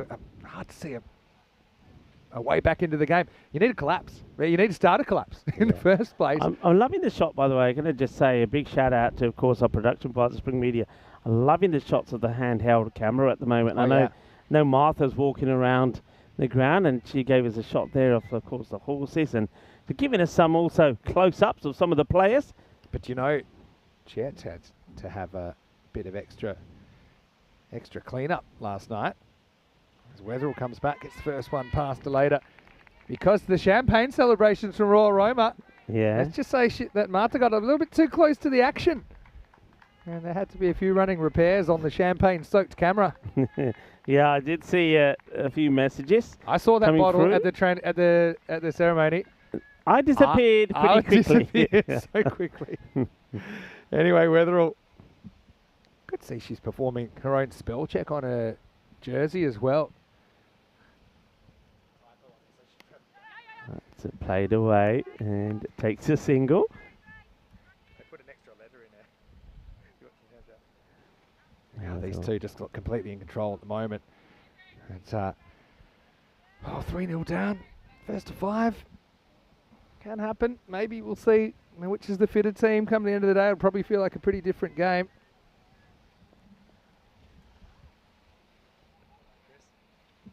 Raka faces up. And wow, there's a bit of bounce here. And I actually think this is like, if it's not too high, I think it's not this tram line. Oh. And this is a genuine bouncer, really. It's not directed at the body. Probably a note. Maybe it's wide for height. I think just too high, actually. When you look at that again side on, it does look like it's going clearly over their head. So, yeah, a wide ball will be the correct call. It'll be one for the over as well. It's just too high. I don't mind the idea. It's a bit of a surprise tactic. It was also a difficult bounce at a hook because of where it was. Deep third was in place. Yeah, clever thinking by Wetherell. And that's timed very well. Chase on here, and great effort. And he's always trying, isn't he? But he can't get there. That's Rhea back row. As it gets past the infield, she gets a slide in. Look, the perfect Bizaway landed, but can't stop that Grizzly going past the rope. 4 more. You could just feel Raka said, all right, you used the short ball. I'm pretty confident whatever you bowl at me next, I can come forward to. And even that was kind of like a regular length. She was very quick to get on the front foot, belt it through the covers. Good effort by Frackrell, but couldn't stop the boundary. Oh, there's that little bit of extra lift again. So certainly got getting some momentum going here. Got some wheels here. Here's a Grace Weatherall bowling with a bit of pace. She liked that one as well. Not a smile on her face when she turns back to get to a mark. Well, that's that camera angle that we're loving there. Martha, the handheld camera, just bringing us some more fantastic coverage of this, the Meltl Shield. By the way, Weatherall's from Jersey, and in the 3-match series last year, Jersey actually took a game off the Netherlands in the T10. It was a bit of an upset, it was quite an exciting game, actually, a bit of a low-scoring thriller. Yeah, so these two should know each other quite well. That one did take off the surface, didn't it? It's a pretty decent delivery again, goes a bit fuller, and just gets played down for a single. Now, if you have a look at the rate here, it's Team Europe's to lose from here. They need basically a runner ball from here, and they win the match, and they win the day with 2 more to play. They would have won 3 off them, so this is quite a tense little finish here from the British and Irish Roses. They need a couple of wickets. Gets funky, and that's beautifully played. There's going to be 4 runs. Gets into position early, and that's the beauty of this shot from Babette Delete. Gets into position, and nicely played. She's played these sort of shots before. She knows she can play them, and she executes them to perfection. One thing is trying to play the shot. The second is to execute it, and it's a little bit of showtime here at the Roma Cricket Ground as the captain of Team Europe moves to 47. All right, match 4. Europe have the option, and guess what? They've decided to bat first. I mean, it worked in game 1, worked in game 2. It looks like it's working in game 3, batting second. Let's have a look at their sides. So, it's Priya Sabu's in there for Team Europe. Weatherall get another game. Watching for Team Europe. Okay, no Delata in there. Bartram will captain the side, and Rathnaka behind the subs. That's a pretty key one. So Zvilling does come back in though for match 4, and yeah, that'll be starting not too long after this one. I think it'll be starting in around about, I'm going to say 20.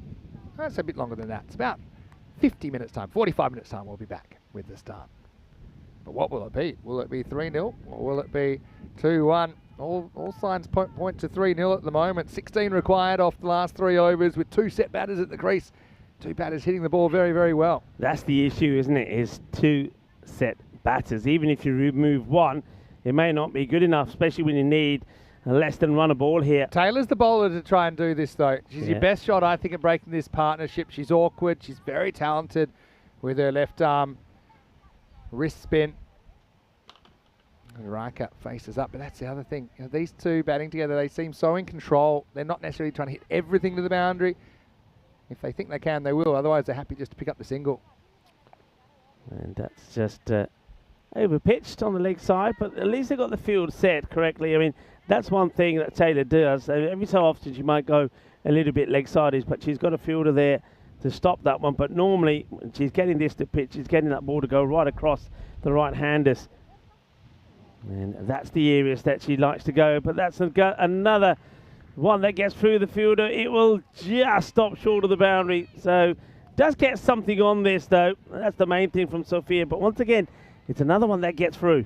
Yeah, and this one goes about as close to a 4 without being a 4. Just picked up inside by Kiara Green.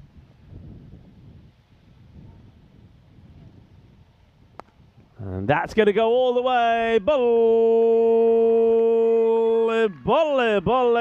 Ginnasona Shuka Lucky, and it's another half century for the captain. Well, Babette Delete has just been in exceptional form here today. We saw her score now 50 in the first match, 51 of 24. She scored a 50 in the second, 69 of 30, and now she's done it again. That's a hat-trick of half centuries. What a start to the series, and that was a brilliant shot. Wasn't a bad ball by Taylor either. Oh, that's just class. Top draw, and they're almost there here now. Team Europe look like they're going to take a 3-0 lead. Just 3 required and plenty of balls to do it in. Yeah, well, sometimes she can go forward, sometimes she can go back. Whatever she's doing it brilliantly well so far. Babette Delete, an incredible start. She's only been out once as well. And that one's been well hit, and that will be it. That's the match. and is done with plenty of balls to go as well. What a good knock once again we've seen here from the captain of Team Europe, Barbet Deleda, and also a fine partnership between her and Robin Riker. Riker, her knock 38 of 18 was class as well. Said it will be another victory here for Team Europe. They will win the first three, and certainly you got to say it's their captain that's leading the way with another half century. Yeah, well, what can you say? And Babette, she's earned a break, hasn't she, in game 4? We know that she's going to be given a rest. There's certainly this I suppose, necessity, given the conditions, to mix your team up, to have kind of everyone getting some game time. So Babette will step aside, but Iris Villen comes back in. Roses just need to find a way to put kind of an imposing score on the board. They'll be chasing. At least they'll know what they have to do. But I think if I look at the first 3 games, one thing is I think that Team Europe just outcaught the Roses. And the Roses have created opportunities, haven't taken too many of them. That's the next game coming up 45 minutes away from the first ball, with Europe electing to bat first in that. I think we'll see Zvilling and Raka. I think they're going to go full on Dutch courage again. And Rebecca Blake listed at 3, Ratnaka 4, Bartram leading the side. Match 4. The Roses, well, they'll continue to battle and see if they can work their way back into the series. Let's have a look at the highlights then. And yeah, well, Green, he was brilliant early, wasn't she? We saw her take a couple of wickets, although that wasn't a moment that she wanted to remember. But still, I think the Roses skipper, a lot of credit's got to go to her. She has at least made these games competitive so far in the first 3. Yeah. But still no wins. Yeah, I mean, early on, it was good from them. They picked up 2 wickets, remember, in that first over. Ratanaika, after playing a nice shot for 4, was caught on the boundary by Wheeler. Then this one up in the air as well. Would it be 2 and 2? Yeah, it would. Taylor takes a really good catch to remove Amila Bartram, who went for a first ball golden duck. Well, it wasn't a happy homecoming for her, getting a golden on home soil. Ratanaika really couldn't get going as well. But it was once again the girls from the Netherlands that did the job. The captain, Barbet Deleda, was sensational, 63 of 24, and Robin Riker. And you know what? The way they handled this was attack. Yeah. They didn't go out there and thought, okay, we've lost 2 wickets in the first over. Let's just defend a little bit. Let's take it a little bit easy. Let's play caution to the wind. No, they said we're going to attack, and that's what won in this match. They just were super aggressive. Yeah, just kind of outplayed them in all departments so far today. That was a good bit of fielding. Wasn't quite enough to get Raka, who slid the bat in. And yeah, the other thing is, it just seems that the Team Europe batters seem to be able to clear those boundaries a bit more often than the Roses counterparts. So it will be 3-0 after 3. And look, I don't want to be that guy, but who knows? If they could continue on with this, I don't know what you call it, like a blue wash, they could even wrap up this Shield at the end of night 1, unless the Roses can pick up a win before the end of the day. Yeah, I mean, the Roses, they know they've got a bit of time here now, haven't they? And what we've got, about 45 minutes? Yeah, about 40 minutes, yeah. About 40 minutes. So they've got a bit of time here to regroup. And they really seriously have to put a plan together, because you don't want to go 4-0 down here. Not on day 1. I mean, you need to find early wickets. Something I just haven't been able to do. I suppose, they've got a couple of early ones there in a way, but yeah, just haven't been able to break the key partnerships. And Europe, in the end, they do it in a bit of a doddle, don't they, here in match number 3. They chase down that 107 with 13 balls to spare. And, Babette Deleda and Robin Riker feeling pretty good about things. There is that wonderful Meltl shield. You can see there's some of the detail on that. And the good thing about this one compared to the Western Shield, and the Western Shield next time as well, it's actually light enough to hold up, which is something that we didn't really think about before the first one. Anyway, let's have a look at the scorecard here. 107 for victory. In the end, they do it fairly easily, despite the early loss of Ratnayaka. Bartram went first ball, but that's the thing, they don't waste a lot of time, do they? Raka and Babette Deleda ended up putting on 102 for that 3rd wicket and making it 3-0 for Team Europe. Yeah, and just noticed there in the chat that Jaime Gonzalez is saying hello to me and you. Of course, he's there with the Spanish men's side in Guernsey, and he's saying that the whole team there are wishing, of course, Team Europe and the girls that are playing from Spain in that side all the best. Well, Jaime, thank you for your wishes. And at the moment, let's just say that Team Europa and, of course, the Spanish players in that side, and we've seen Naomi and, of course, Jungalia, have been performing very, very well. On the bowling front there, well, Kiara Green, 2 wickets to her, but it was the only wickets that would fall. 2 wickets in the first over. There was 6 for 2. And just for a moment there, Vinny, you thought they're going to fight back and get this one. Well, time to water the roses. They're going to grab some hydration, and hopefully they can come back and, I suppose, try and get their way back into the series, because 4-0, if they go down 4-0, they're going to have to be absolutely perfect if they're going to pull this one off. Vinny Sounder here, Mr. Maximo with Rico Full. We'll be back in around about 40 minutes with match 4 of the first ever Meltl Shield.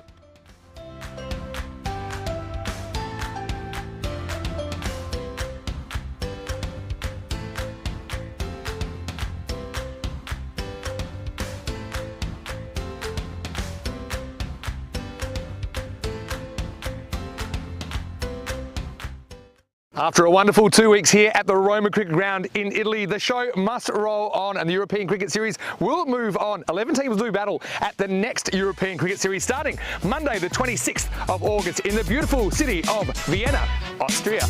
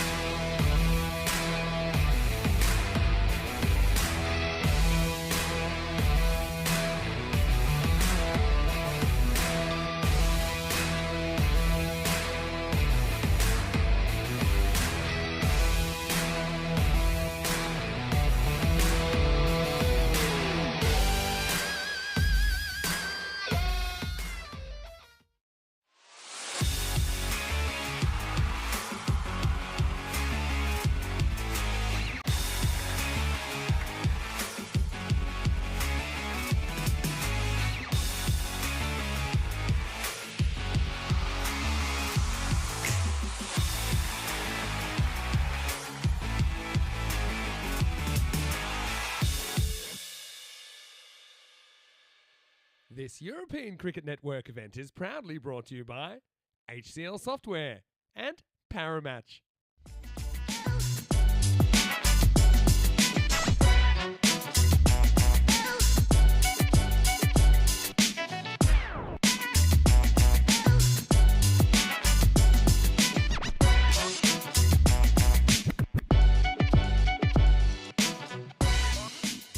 Welcome back. Well, yes, we're here at the Roma Cricket Ground, Meltl Shield, first one ever, and this is the Meltl Shield. You've got to say, it's an amazing piece of silverware. I love the handshake on the family crest. I love the four-leaf clovers, but one team that has been out of luck so far is the British and Irish Roses. They're 0-3 in the series. They kind of need to get on the board here, I think, just so they can get something going in this best of 9. Now, I'm here in the spectator tent. Are you guys having a good time in the Italian sun? Yeah. Well, they're kind of lying because they're in the shade, and that's exactly where I would be as well if I could choose. It is match 4, and I can tell you that Europe, they have the option, and no surprises, they're going to bat first. Now, interesting that Babette Delayder, she's rested this game, but Zvilling comes back. I think we'll see Zvilling and Riker opening. I just think they're on a rampage, and to be honest, the Roses haven't quite found the answers to break those Dutch partnerships. And I think it's probably been the difference between the two teams so far. I think Kiara Green's been excellent for the Roses, but she needs a bit of help, doesn't she? Maybe try a few different options. It's just one of those days, I think, for the Roses so far, but this is cricket. You can get a turning point at any time. Let's see if it comes here in match 4. Well, it's pretty heavy, so I'm going to put this down. Of course, it'll go to the winner, 1st to 5 this weekend. Hope you guys enjoy the rest of the day's play. Who do you think's going to win this game? Well, you've got a mixed bag here, but I tell you that one man who will take you further is Rico Full. Let's get ready for Meltl Shield match 4 as Europe. They'll be winning the toss and batting. A wonderful shield, that is the Meltl Shield. Thank you very much to Mr. Maximo. He's in there in the fan zone, and yeah, mixed responses, though I have to admit there seem to be more vocalness for Team Europe, and why not? At the moment, Team Europe are flying high. Of course, they're getting another win under their belt. But of course, this time, the player of the day so far, the captain of Team Europe, Babette Delayder, will not be playing in this match. So she's taking a rest in this one, and I'm sure she needs one after the 3 half centuries on the spin. Of course, was the player of the match in the last one as well. So Iris Williams comes back into the side. I think Robin Riker is going to be key as well with the bat. Rebecca Blake comes in, and certainly expect to see better from Rathanayake and also Bartram, who is the captain this time around. Over to the other side, and well, the British and Irish Roses, they really do need to get going. I think Kiara Green has been their player of the day so far, but I think the likes of her and Millie Taylor will certainly play a big part in this one, and I certainly did like the bowling of Chloe as well. I think she's got a big part to play. Talk about big, well, there's a big win percentage here for the Team Europe side, 72% to 28%.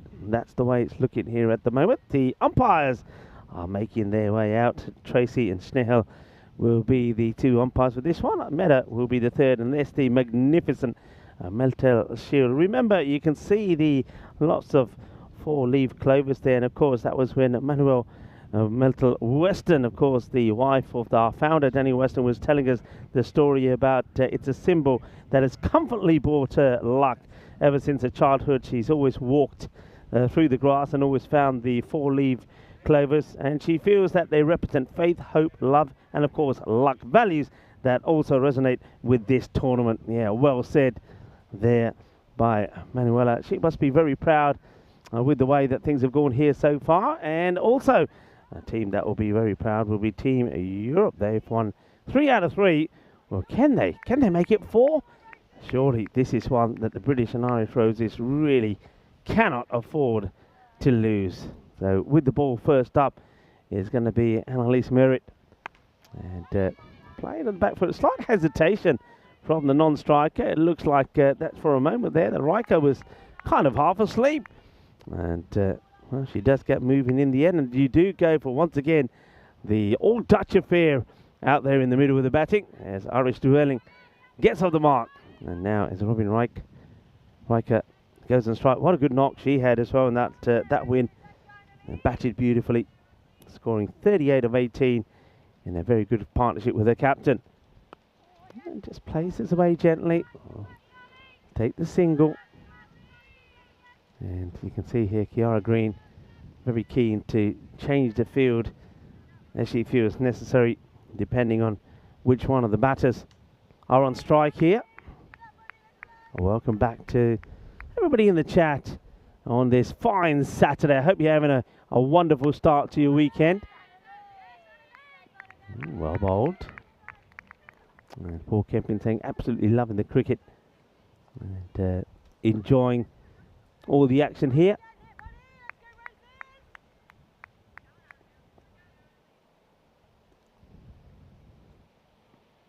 Giving herself a bit of room and no run.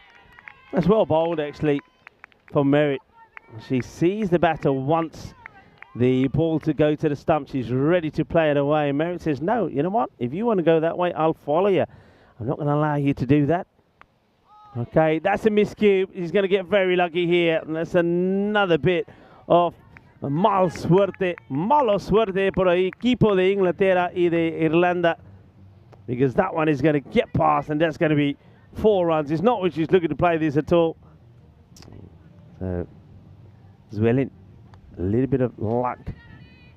You can see she was looking to go down the ground. You can see she was tempted to go over Maria Pacquiao, who's at mid-on. So mid-on and mid-off are inside the circle. So attempting the big hitting Zwelin to go down the ground. That's the plan here.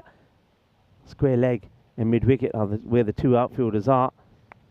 All right, and once again, the head was nowhere. Chance and taken. They've held on to a catch, and that's important. Zwelling will go early. Once again, just have a look at Zwelling's head here. Second time she's played a false shot. And look at Green. Kiara Green fist pumps the air as she goes towards her teammates. Look, the head completely wrong. It goes up in the air, and a very good catch held. That's an important moment. Keeping calm. And Zwelling wants to be super aggressive, so they get one of the big batters early. Here is Zwelling, goes for 5. A very good catch to dismiss her. And of course, well done to the bowler, Merritt. And it was Grace Weatherall that held on to it. Of course, we're getting ready for, well, we're seeing some of the Netherlands in action here. Some of the women from the Netherlands. Well, we're going to see the match coming up in the Netherlands where Corey and Leonard will be talking you through match number 2 between USA and Canada. That's the match that's up there at the moment. Of course, we've got also plenty of cricket happening in Malta. Of course, it is the Valletta Cup that's going on there as well. And plenty of cricket on the European Cricket Network today. I know a lot of people have been switching from one to another. And I can tell you that at the moment, interesting fixture happening between the Isle of Man and the women of Greece. 90 for 2 are the women from the Isle of Man, and that's just gone past the halfway mark. So looking set to maybe get to a 180 to 200 score there, the Isle of Man against the women from Greece. After taking the catch, he comes on and just a little bit short, but it should be and will be stopped there by Wheeler. Well done. Well, Wheeler, well, she does get going and makes the stop. They've got to fight here, haven't they? Got to fight hard. Got to give this everything. There's got to be a big effort here from the British and Irish Roses. That's what you expect from them. Very talented players. Of course, got off to a great start, getting the wicket there. Of Zwilling, that was important. Getting her cheaply. Just 5 balls. It's going to be just a little bit too wide. A good catch from Grace. And after taking the catch, Grace has been given the grizzly. And been told, okay, let's see if he can also pick up a wicket for us here. Grace Weatherall.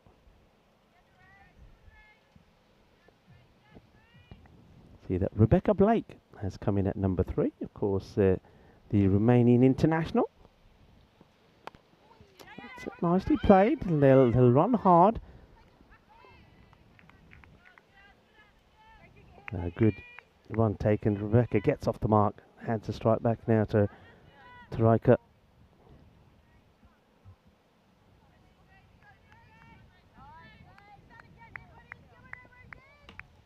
You can see the effort being put in the field.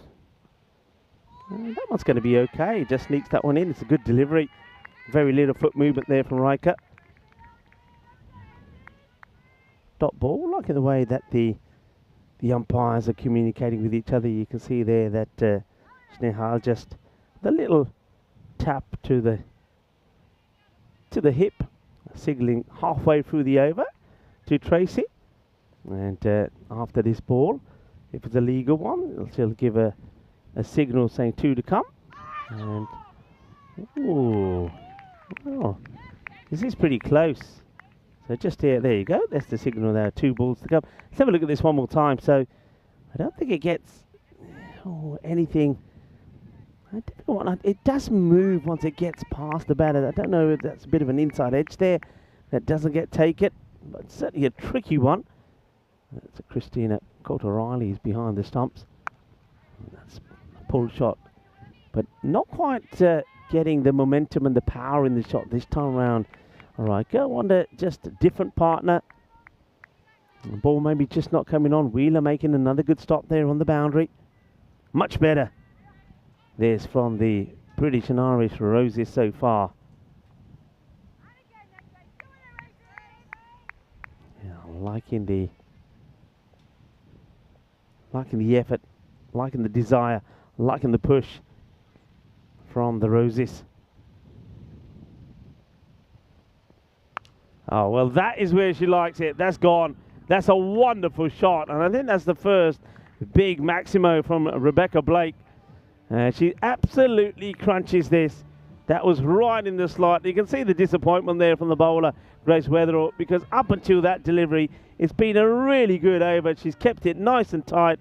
And I know why she's disappointed, because look, these girls play at a very good level and they've been well coached. And one of the things they will know is that you always finish an over well. And Grace Weatherall there just goes too short. And that one gets hammered to the boundary. That's a big shot there from Rebecca Blake. Brings up her first boundary. And after 2 overs, 16 for 1 that over in the end because of that last delivery going to the boundary. 10 coming from it. So Charlie Miles to bowl next. You can see that Team Europe in the shade, enjoying things at the moment. There's Miles. You can hear Kiara Green there. Here we go, she says. Okay, up in the air.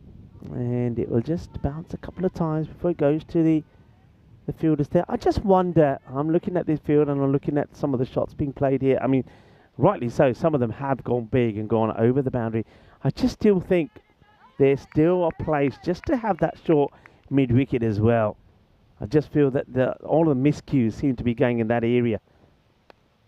That's played out on the offside and has got to get in the gap. And once again, I don't think this is where this is meant to go from Rebecca. But it's going to go for 4. I just get the feeling here that with Team Europe 3-0 up, I think that the coaching staff have just basically said to the batters, go out there, play your shots. If you come back early, we don't mind, because there's a lot of batters here waiting to have a go, and not too many opportunities have been had just yet. And they may even get to a point, where if a batter goes really well, 2 batters go really well, once they get to 30, 35, they may even retire batters out just to get others in there, because they've got a 3-0 lead here, and it's a good opportunity, I think, for Team Europe to get other batters out there to have a hit. So it'll be interesting to see how they go here, but I'm sure that all the batters have been told, look, go out there, go for it. And if you do get too slow, if you get bogged down, well, don't take it to heart, but we will make changes. Oh, this is a catching opportunity. It would have been a wonderful catch. It's another one of those shots outside the off from Rebecca Blake. It's in the air. It doesn't quite clear the fielder. Fielder outstretched, hands to it, but can't hold on to it. It's a fabulous effort. It really is. Oh, she picks herself up now. But really, tremendous effort to try and take that catch, but that was struck so well. But still, you can see the power in the shot. Still goes all the way to the boundary.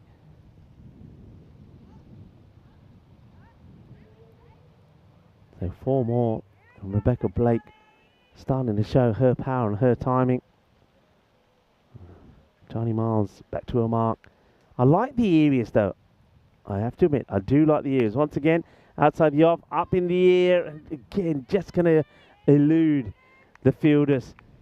But I was saying before, I think especially the bowling of the Roses just haven't really got the ball in the right areas. She's going to have a slight delay here as looks like Rebecca's going to sort out her pads. But that was a great effort there it was Chloe Griffin. Brilliant effort on that catch. If she took that, it would have been absolutely amazing. But she was like a goalkeeper, diving in the air, gets hands to it and tips it over the crossbar. Riker quite happy just to paddle this on the leg side. So it's taking her time this time, not normally the way that we would see Riker bat. Normally she's super aggressive and probably would be going for that in more of a aggressive fashion than she did. But at the moment, quite keen just to let Blake get on strike. I think she feels that Blake has come out hot.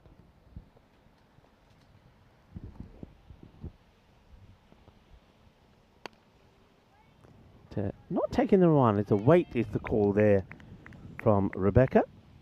Doesn't want a chance of running to the danger end. So at the end of the over, not a bad one there at all from Charlie Miles. 11 come from it. 27 for 1 at the 3 over mark. The power play has been completed. And, well, time to go back in time on this day.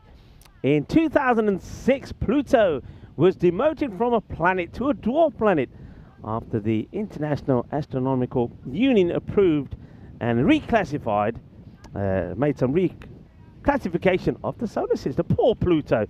It was a planet and got demoted. I think it's the only planet I know that got demoted. So went from a planet to a dwarf planet as we return back to the action. And also, Vinny Sandhu comes back into the Casa Grande. It's nice to be back. Yeah, Pluto. You know, it wasn't that Pluto did anything wrong. I just want to make that really clear. It wasn't like Pluto got cancelled or anything. But I think what they discovered is, yeah, Pluto, which is not very big by planet standards, they realised they started discovering all these other things that are about the same. And they said, well, hold on, if we keep Pluto planet, there might be kind of like, nice shot by the way. This will get picked up. Quick throw. Oh, hits the edge of the pitch. You might get another one here if they're quick. It's excellent running by Riker. We'll get back for the overthrow. Any advances? No, it'll just be 2. Taylor coming on. I like her bowling. It's an impossible one for the keeper. Cool to Riley. Well, direct hit would have been gone, I think. Yeah, so they realised, okay, if we call Pluto a planet, we're probably going to have like 50 to 100 planets in this whole system. Edge. And flying away, it will make the boundary. So Riker hasn't necessarily been 100% convincing so far, but she's still there. The one thing for the Rose today, they haven't been able to break these key partnerships. They've just gotten out of hand. And look, I don't think they've done too much wrong. They've changed angles, they've changed bowlers, fields. Just can't kind of find the answers. This one's looking dangerous at the moment. Cracks this shot, uses her feet. Riker, well, you said she likes to be aggressive. Oh, that was pure, wasn't it? Taylor going round the wicket, basically spins it right onto the middle of the bat of Riker, and Maximal, 6 runs for Team Europe. Yeah, you can see where she's trying to play those shots, don't you? Have a look at this. Anything that's pitching in that sort of area, she just plants the foot down and goes over it. It's a slightly better delivery, holds this one slightly back, just a single. But they have never really been able to get into the middle of lower order. I mean, it's been tough for really all teams to take wickets today. I think, you know, the batting units are so strong for both sides. But yeah, Taylor, to me, she's the wild card in this attack. You know, it's really hard to teach what she can do naturally. And right now she's going to come left arm around to Rebecca Blake. Drops this one into the block hole, but again, the decision making's been pretty good from some of the bats today. Okay, if it's not there to hit the boundary, let's make sure we turn over the strike. And that's something I think at the slightly lower levels of women's cricket, we see batters getting bogged down. And partly maybe they just don't have the skills to be able to turn the strike over. But you can see here at the Meltl Shield, they're going for every run possible. And there's 6 of them. Picks this one up. Riker, well, she might have had a slightly slow start, but she's catching up now. Maximal to finish the over as Taylor goes magical. It's not a great sign for the Roses after a promising start. Team Europe are 47 for 1 after 4. Yeah, well, there's that shot again, isn't it? As I was saying, that's what she's waiting for. As soon as anything that is pitched in that zone, she's just planting the foot and playing that shot. And the thing is, 9 times out of 10 so far, we've seen that she's nailed it. So they've got to come up with a plan from it. I like the plan early on, Vinny, I have to say. The first 2 overs, I think England did attack the Team Europe side outside the off, but then they've started to go a bit more wicket to wicket, and I think that's where these batters do tend to like it. So they've got to go back to just keeping that ball outside the off and getting the bowlers to bowl to that offside field. Merritt continues over number 5. The first ball just kind of worked away to the leg side for a single. I want to say hello in the chat to Paul Kempen. He said he's enjoying what he's seeing so far. We're happy about that. Obviously, I suppose the neutrals out there, if there are any, they'll be probably hoping that the Roses can pull a game back here and kind of avoid going 4-0 down, in which case they'd have to pull off the turnaround of all turnarounds if they were to take the shield. Well bowled. Really good length there from Merritt. Look, a couple of things with Taylor. Love her as a bowler. I think she just tries the tactic around the wicket, but I think she lost a lot of her power, which was actually slanting the ball across the right-hander. Yeah. But again, she's trying something because she's found it hard to get the breakthroughs. This should just be one down the ground. So I suppose that's something maybe to think about. She seemed to get a bit more lift, didn't she, when she came sort of from the other side of the wicket. The ball going across the right-hander, she was getting that lift, and they were finding it difficult to negotiate that. That's pretty well bowled as well. Well, this could be a chance. Has a free shot at the stumps, and that's gone. Well, they needed a little bit of magic, and they found it. And the Roses, with an incredible direct hit, will break through. Blake's going to get run out. It's Sophie McMahon who picks that up clean as a whistle and capitalises on the opportunity. Europe, they lose a second wicket due to that run out, 49 for 2. Well, if you wanted it, here it is, the Parry match play of the day. What a great bit of fielding. Rebecca Blake will have to depart, but it was down to this great bit of fielding. It really was. I think you do take this single on. You got plenty of batting to come, so I don't think there's any errors there, but well, sometimes there's top draw class, and that's what we see there from Sophie. That is just sheer brilliance. Parry match play of the day. I will say, though, I still think the run's there to take on. I think you need to take these kind of calculated risks. And so, it's a perfect piece of fielding. You're gonna have to go, and that's just the way it works out. So in a way, it's kind of unselfish, I think, from Rebecca Blake. It's a bit of a shame after she'd made such a promising start, but McMahon went bullseye. 49 for 2. New batter, Rathnayaka, won't be facing up. You need a turning point, don't you, if you're the Roses? And that just could be it. That's, I suppose, a half chance they've taken, and it's been the kind of day where they haven't been taking those halfers. You're right. So far, up until now, all of those have sort of gone the other way.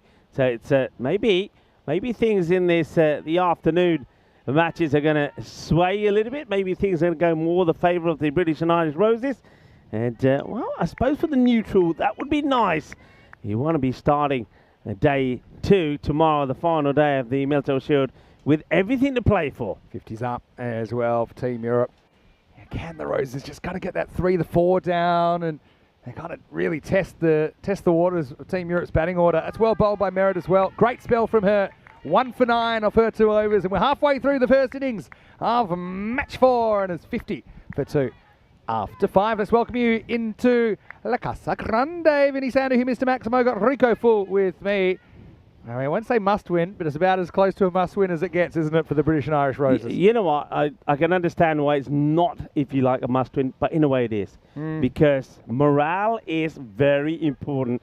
If you lose another match here and you go 4-0 down with 1 more to play in the day, the thing is, are they going to be able to shake themselves up and come back stronger for the final one? I don't know. This is a very key match for me. What a run out by Sophie McMahon there. I mean, it was a half chance, if that. They took her on. They paid the price.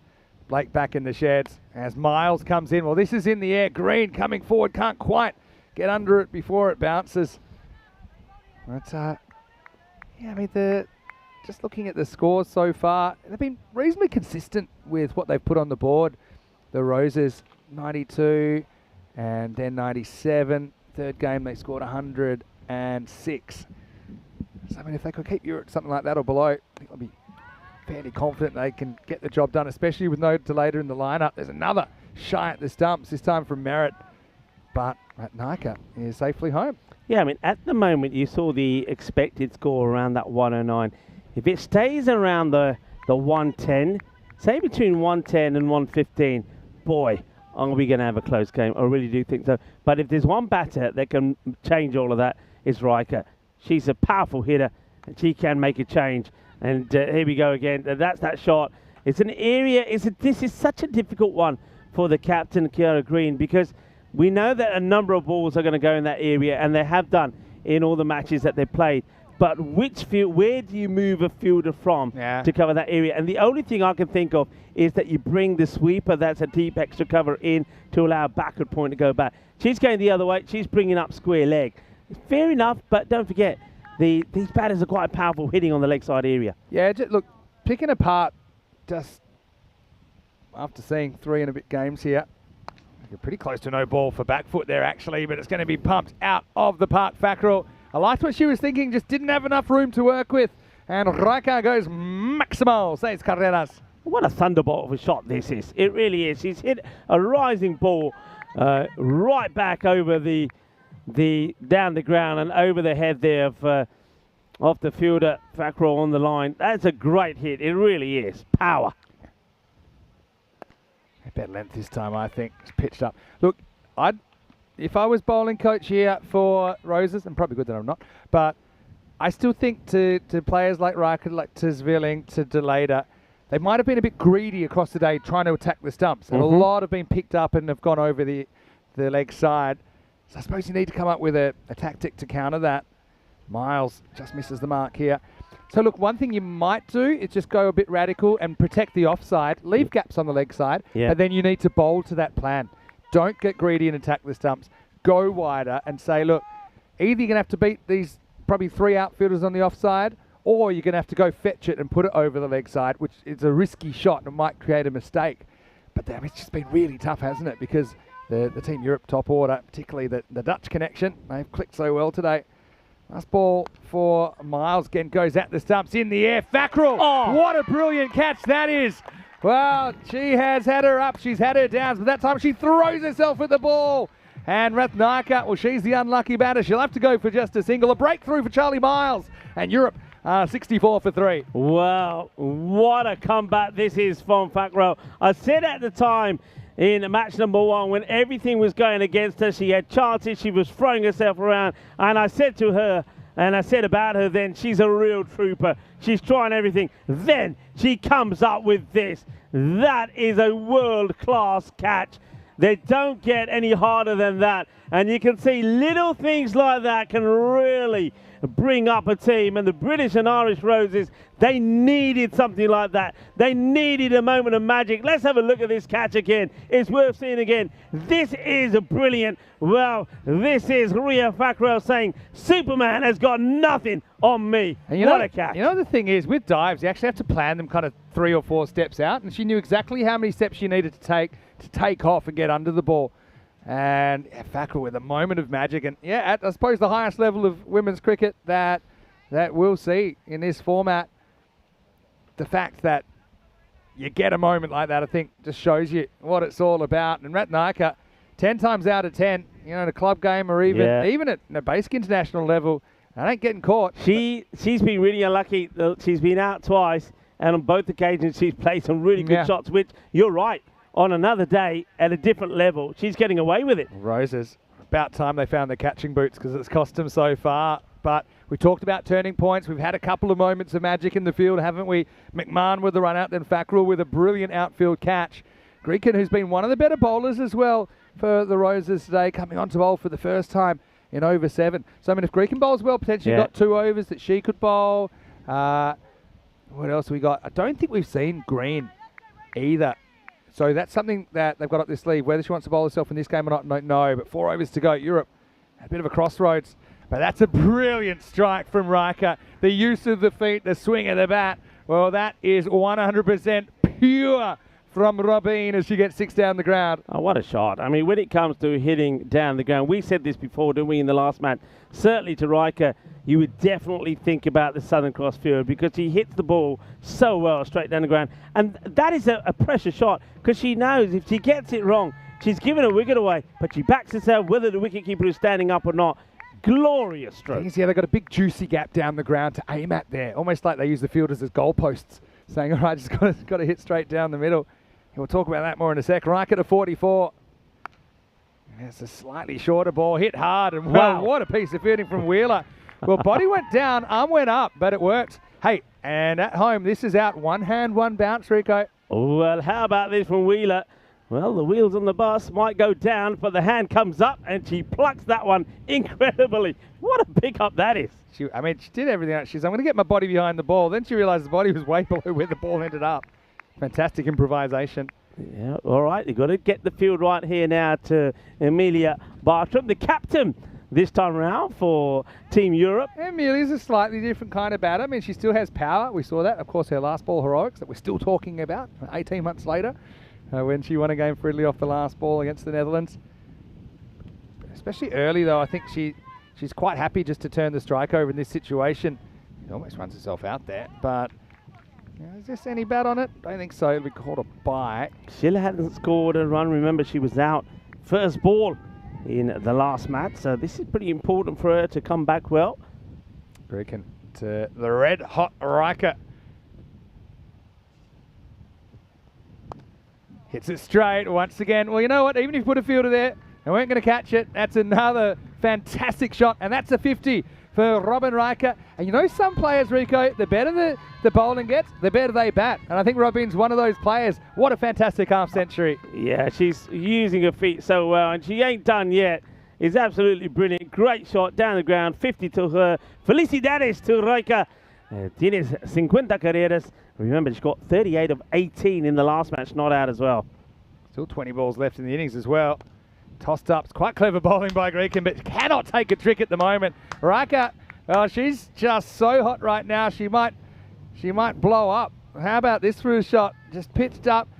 Saw she was kind of beaten in flight for a second, adjusted, had the confidence to go through with the shot, and helps herself to 4 more. Yeah, look, she got beaten by the flight, but whereas a lot of batters would have just swung in hope and thought, right, I've been beaten in the flight, just going to swing and see if I can get myself out of trouble. She just makes the adjustment, moves to the leg side a little bit more, plays a delicious shot through the offside. Mouth-watering. Last ball of the over. And probably happy with the one. Well, big moment. Gone. Well, there you go. Riker wanted this strike and just got a bit greedy in the end. Gets her hand caught in a cookie jar. And Grekin makes something out of nothing, really. Riker run out for 55. 7 overs down. Europe 82 for 4. Vinny, this is big. This is big. I mean, that wicket, remember I said that they want to keep this to about a 110 kind of score. And I said if there's one batter that can make a difference, it's Riker. You can see she wanted to strike. And she's going to depart. That wicket there could make, expected score at the moment. Keep an eye on that, 118. That was based on Riker still being there. With her out of the way and her hard hitting out of the way, this could go down. Maybe of the last 18 balls, maybe they just get another 15, 20 runs. It could make a huge difference, but it's a risky one. She's taken on the fielder. She's taken on the bowler, but Chloe Grekin gets it on the money. That is a great bit of fielding. Well, I got to mention the lawn bowling skills of Grekin coming into play right there. If there's one person you'd back to underarm at the stumps, it's probably Chloe. And it doesn't have that pesky bias in the ball either. It's going to make it curve. Here's a list of the upcoming events. You can see we're in Rome. Valletta Cup's on right now. Netherlands is already started, I think, over there in Utrecht. And of course, Austria starts on Monday. Next Tata tournament is the men's ECC. But don't forget the women's EC as well. And that will be at the end of the year. Yeah, that was a funny one. Riker certainly didn't need to do that. Hindsight's 2020. I think sometimes you can just feel so invincible that she takes it on. Just needed to wait to make sure it got past the bowler. I think it was like the one that Rebecca Blake took. You're expecting that 9 times out of 10 they're going to miss. Yeah. But on this time, lawn bowling champion from about 6 meters. Yeah, you don't want to bet against those odds, do you? Okay. Yeah. Wetherell comes back to bowl out. A bit short, and Bartram misses out. It's Priya Sabu. In fact, it's Priya Sabu who's facing, of course, and she's right-handed, so it's quite easy to tell these two apart. Interesting that Wetherell, she also comes from a keeping background. She switched to bowling. I think she's got a lot of natural talent as a bowler. She's got kind of a strong kind of body type for seam bowling, and it's interesting to watch her move through that transition. Priya Of course, the Austrian international. Plays this one quite nicely for her first run. Yeah, I think here now is going to be, I mean, there might be 18 balls to go. Remember I said, I mean, maybe there'll be tiki-taka here. Maybe they're looking to be going run a ball because maybe those boundaries may stop. And if they do, that's exactly what British and Irish Roses need here right now to keep that score to. Look how quickly it's gone from expected 118. 10 runs, just like that. Down 108 now. First time they've got through the kind of the Dutch connection and removed them all. And they've always kind of played 2 of the 3, haven't they? With Riker or Deleda or Zwilling, they've kind of always played 2 out of the 3 of them. And, well, let's see if there's any kick in the tail of this Europe middle order. Bartram yet to score. Edged and gone. It's a big outside edge. And it's going to be another duck for Bartram. Weatherall just throws that one wide. I quite like it. It was well located from the right arm pacer. It was a thick edge, and Christina Coulter-Riley did the rest behind the stump. So no luck for Amelia, who has had a bit of a tough start to her Meltl Shield with the bat. Healthy edge and actually perfect position from Christina behind the stumps. Weatherall with the breakthrough, and the Roses, well, they got a few thorns here in match 4, Rico. It's 83 for 5. Well, that's a pair, it has to be said. Well, I said it's not a happy homecoming for Amelia Bartram. She's going to get another duck here. Remember, she got a duck in the last one. It's another one here. So no wonder that Derek is following her around. There's a little bit of the old... They're not going to be happy. I tell you who is happy. The British and Irish Roses. They're on fire. For the first time, maybe you can say they're on top here, Vinny. For the first time. First time in a long time. Here's Delisha getting a bat on her home ground as well. Oh, and this one, it's a bat pad heading over the top, though. Ooh, the batters almost take each other out. Well, yeah, Priya and Delisha, they've played it against each other. It's the first time they've played with each other. I mean, it's very hard to get it all your ducks in a row, no pun intended, with that LBW from that angle, but I think leg by was signalled, I imagine. And Grace continuing with round the wicket kind of tactic. Priya. Yeah, cricket's come along a lot in the last couple of years as well. Kind of gets cramped for room here. Looks like she's happy to get one. All right, so in expected 105 here. Yeah, I can see that. Keeps going the way it's going. Might be more like 100. Jeez. Roses, though, no matter what happens in the next couple of overs, it's the one game they can't afford their batting to fail when you look at the series status at the moment. Delisha would love her first run in the European shirt. Faces up last ball, the 8th. Edge, and she'll get it. And she might even get 4. She will. So, 4 carreras. Hey, if you can't be good, be lucky. Delisha deserves the run. She'll get 4 of them. End of the 8th over. Team Europe, 89 for 5. Yeah, very unlucky there, Grace Weatherall. Again, it was a very good over. It's a false shot. It's, well, a sneaky and lucky way for Delisha to get off the mark. She'll get the 4. But, yeah, nice look there of the scoreboard. Well, add 4 more to that is 89 for 5. Honestly, I don't think this is a bad thing for Team Europe. I've said this before.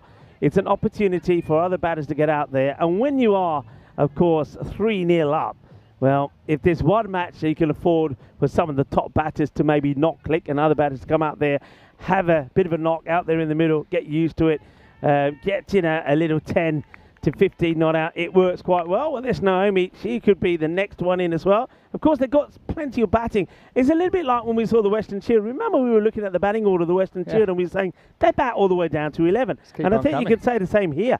That's nicely played. It gets through the fielder. The chase is on the Iba. And, well, hesitation from the batters. Should have really gone 2 here. They might still do so. And Wheeler makes a good stop, almost overruns this. Again, you know, you got people batting together that don't play together. And so you get a couple of the Dutch batters together. It's an easy 2. Yeah. It helps. They got legs like giraffes. But, yeah, that time it's only 1. Kiara Green, not a bad time for her to come in. Again, I think she'll appreciate bowling to some batters that haven't had as much time out there in the middle. These 2, yeah, you're right. These 2 not communicating. They're looking at each other, but nobody's taking control of the running. That's another single there that's been left. So just bear that in mind. There's 2 runs that's been left out there. And here comes Kiara Green once more, the captain. And out. Plays it on. She gets a wicket. And remember, shouldn't have been there. Should have taken the single. Doesn't. And Nania Kakara got lucky with an edge which went for 4, but that'll be her lot.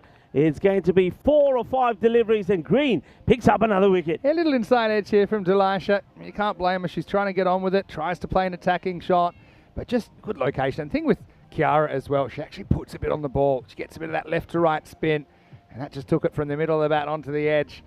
And so, disappointment for Delisha, but still, team's hanging in there. 90 for 6, 8.3 overs. Means there's 9 balls to go. Naomi Hillman-Bermejo will be the new batter. And yeah, I mean, the game's not too far from the 50-50 still. Remember the scores from the Roses so far. They've scored 92, 97, 106. So kind of around the mark of where this will probably end up. Yeah, but it's not a bad batter to come in. I mean, Naomi Hillman-Bermejo, she's more than competent. Of course, the opener normally for Spain.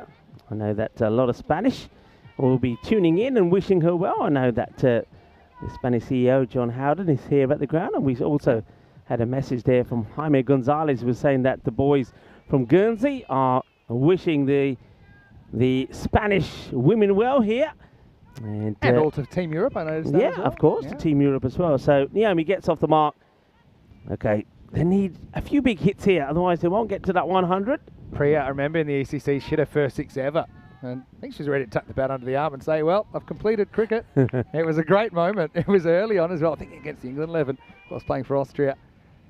Yeah, it's a funny one here.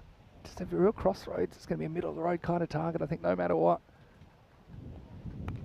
All right, in the air. Don't think anyone's reaching it.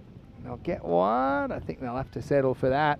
Green with a brilliant over. Good time for her to use herself, really. She'll just bowl the 1 over in this innings, 1 for 4. And Europe are 93 for 6 after 9. Yeah, very good, tidy over. That's what you'd expect from the captain. I think she saw the opportunity for putting the squeeze on there and did so. So interesting last over coming up. And I did say keep this at that score around about the 110 and we'll have a really epic battle here. And it looks like it could be that, or maybe a little bit less. But they've got to get 7 to just get to the 100. They may not even do that, depending how things go. Of course, look at the way things have slowed down. Remember, when Riker was out there, 118 was the expected score. And that was expected. I think if she stayed there to the end, it would have been probably more than 125. She hits the ball so well. But a little bit of misjudgment from her. Gets herself run out. And then after that, the squeeze has been applied by the British and Irish Roses. So once again, just a little bit of tiki-taka now. And Naomi, remember, she's young. She's only, I think this September she turns 18. So she will, the power will come in a game. Though she's very correct, she plays very well. She sometimes lacks the ability to play the big shots. Yeah, she's working on it though. Good test against Taylor though. A very crafty bowler. As Sabu will get 1. I'm going to say Priya also did a pretty good job in the commentary box. We had a once or twice in the commentary box back in the ECCW. Also give a shout out to Shachi. I know she couldn't end up making the squad. Shachi Pai, I'm sure she's watching, and hello to you, Shachi, as well. She's also a great commentator. Down the ground this time from Naomi. She'll get the single. What about that catch that was taken there by Fakro? That was quite amazing, wasn't it? It was well, probably one of the best catches that I've seen from the boundary running in to get the wicket of Rathanaika, who we also know can be very dangerous. Well, straight back at the bowler, no run. Yeah, that's one thing that it's a direct correlation. They've fielded better. They've grabbed a couple of half chances. That catch, the couple of run-outs they've got, it saved them 30 or 40 runs, I think, in the wash-up. 2 to come. That makes decent contact with this, but picks out Fackrell. What a difference a few hours makes. She was having a bit of House of Horrors in that position earlier on today, but a lot more comfortable this afternoon. All right, Naomi is going to have one more chance. I think that Taylor might even kind of tempt her to come forward here. Big swing and a miss. Also gets through the keeper, Riley. They'll get a bye. I think that's all they'll be able to get in the end. So, well, Europe finished with 98 for 6 off their 10 overs. And Taylor, he does a pretty good job in that last over, just restricting things. But look, it's the first time we've seen the Roses kind of penetrate the top order, get into the middle and a little bit down towards the bottom as well. So 99 the target. It's a game that if the Roses lose, it's very hard to see them kind of finding a path back to the Shield. But if they win it, Well, suddenly it's game on, 3-1 heading into the last game of the day. Yeah, it's a huge innings coming up now here from, of course, the British and Irish Roses. They need to get to 99 for victory. And if you go by the scores that they've scored so far here today, chasing 92, chasing again 97, and then batting first 106, it's a score that you would see them get to. I also feel that if you look at their batting lineup and the batters they've got, it's the kind of score that they can prepare themselves and set themselves and chase quite confidently. Yeah, but now also, I mean, Europe almost have a free shot here to say if they can get the win and defend this double-digit score. Let's go back and have a look at the highlights. Well, Zwilling's had a pretty good day so far, but she just lost her shape slightly there, trying to force that one to the leg side. Weatherall took the catch. I think she had played a pretty good 10 overs as well. Merritt took the wicket, and she's also been excellent. And Wheeler, you know, she certainly made one very good stop. We'll probably see it in the highlights at some point. But yeah, the fielding. You can draw a straight line between the fielding clicking for the Roses and suddenly chasing more of a decent score. Yeah, I mean, you talk about a fielding. You're going to see a world-class catch and also a world-class run-out. And that one could have been amazing. That one would have been something else if that was taken. That was Chloe trying to take it. Well, this is the one here, I think. No, that's the one that goes all the way over. It's a powerful shot. But the hitting, I mean, this is the one thing. They started to put the ball in the slot where we know that Riker likes it. They had to change up. They had to go back outside the off. Now, this one is one. Here we go. This is it. World class. That's what I'm talking about here from Sophie McMahon on the stumps. Gets the wicket. So that was the end of Rebecca Blake. Remember, Rebecca at that time was going well. 18 of 9 balls. She'd hit 2 4s and 1 6. So that was a big wicket. But then there was also more world class stuff to come. The catch that came out over from Fakro was absolutely amazing. You'll see that coming up in a little while. And they needed that. They needed something to happen. Okay, smash down the ground. And this is it here. The bowler did not think there was any chance. And, well, that's the one before. I thought that was the catch coming up because the bowler had the same sort of design. And as this is hit, the bowler's thinking, oh, here we go to the boundary. But watch this. Incredible, Vinny. That is a great catch. And look, I will say this, though. Those two were just kind of something out of nothing for the Roses. But Riker, she was still there, and she was pumping them. And really, it was only a little bit of the old Michael Douglas greed is good mentality that ends up getting her out. How about the on-hand one bounce off from Wheeler out there? But, I mean, this run out we'll probably see in a moment where Greekin was able to gather the ball off her own bowling and go the old bowling style. This actually turns out to be a huge moment in the game because you see Riker, she was kind of all over it. She was pumping 6 after 6. She wanted the strike. She did bring up her 50. So obviously, Robin, I actually mentioned that I think the better the standard of cricket, the better she plays. She can rise to the occasion. But then she wanted to strike so badly, she just made an error of judgment. And Greekin, you know, give her credit. She was able to knock that one into the kitty. And so, yeah, with all the kind of the Dutch hitters gone and Ratnaika out of the picture, and Blake obviously batting well, she was run out, just meant that, you know, Bartram as well went late in the piece, just meant that they didn't have the big push to a pass scorer better today here in match 4 Team Europe. Yeah, and you said earlier, and it was very true, you said that maybe in the first couple of matches particularly, that the British and Irish Roses probably gave away 20 to 30 runs. I think this time around is the opposite. They have saved 20 to 30 runs. And that's definitely the case because when you have a look, even when Riker was there, 118 expected score. Well, they've ended up 20 less than that. And that was down to brilliant fielding in terms of the run out, in terms of the catch. So splendid comeback here from the British and Irish Roses in the field. But remember, they haven't done the job yet. They're only halfway there. And there is that magnificent Meltl shield. Doesn't it look absolutely classy? Loving the clovers around there. And, of course, right in the middle there, you can see that is the shield and the handshake, which, of course, is a part of the Meltl family trait. Yeah, have a look at Riker there. Top scoring with 55 off 24 balls. 5 Maximos, 3 4s in there for Robin.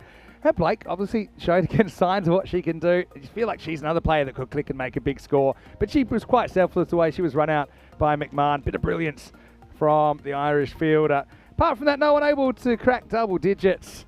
And once again, I've been really impressed with the lack of extras in really both bowling camps today, just the two wides in that 10 overs. Merritt, I thought, was brilliant, 1 for 9 for her, but Weatherall, I thought, bowled very well, 1 for 16. A wicket for Charlie Miles, one also for Kiara Green, who very craftily brought herself on in the 9th over. So they've kept it to under 100, and the Roses, well, now it's time to let the bats do the talking. Can they get the 99 runs to get them on the board in this competition?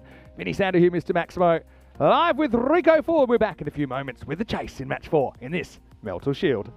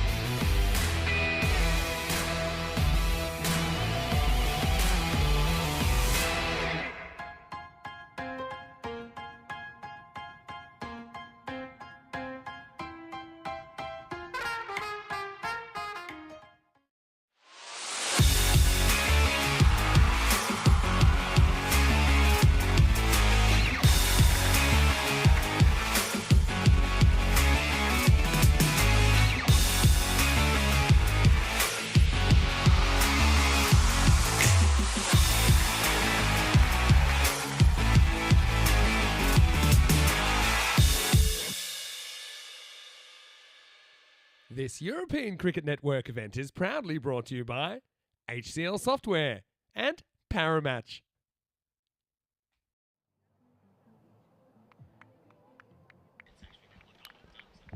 Hello, cricket lovers, and you're looking at the Meltl Shield there.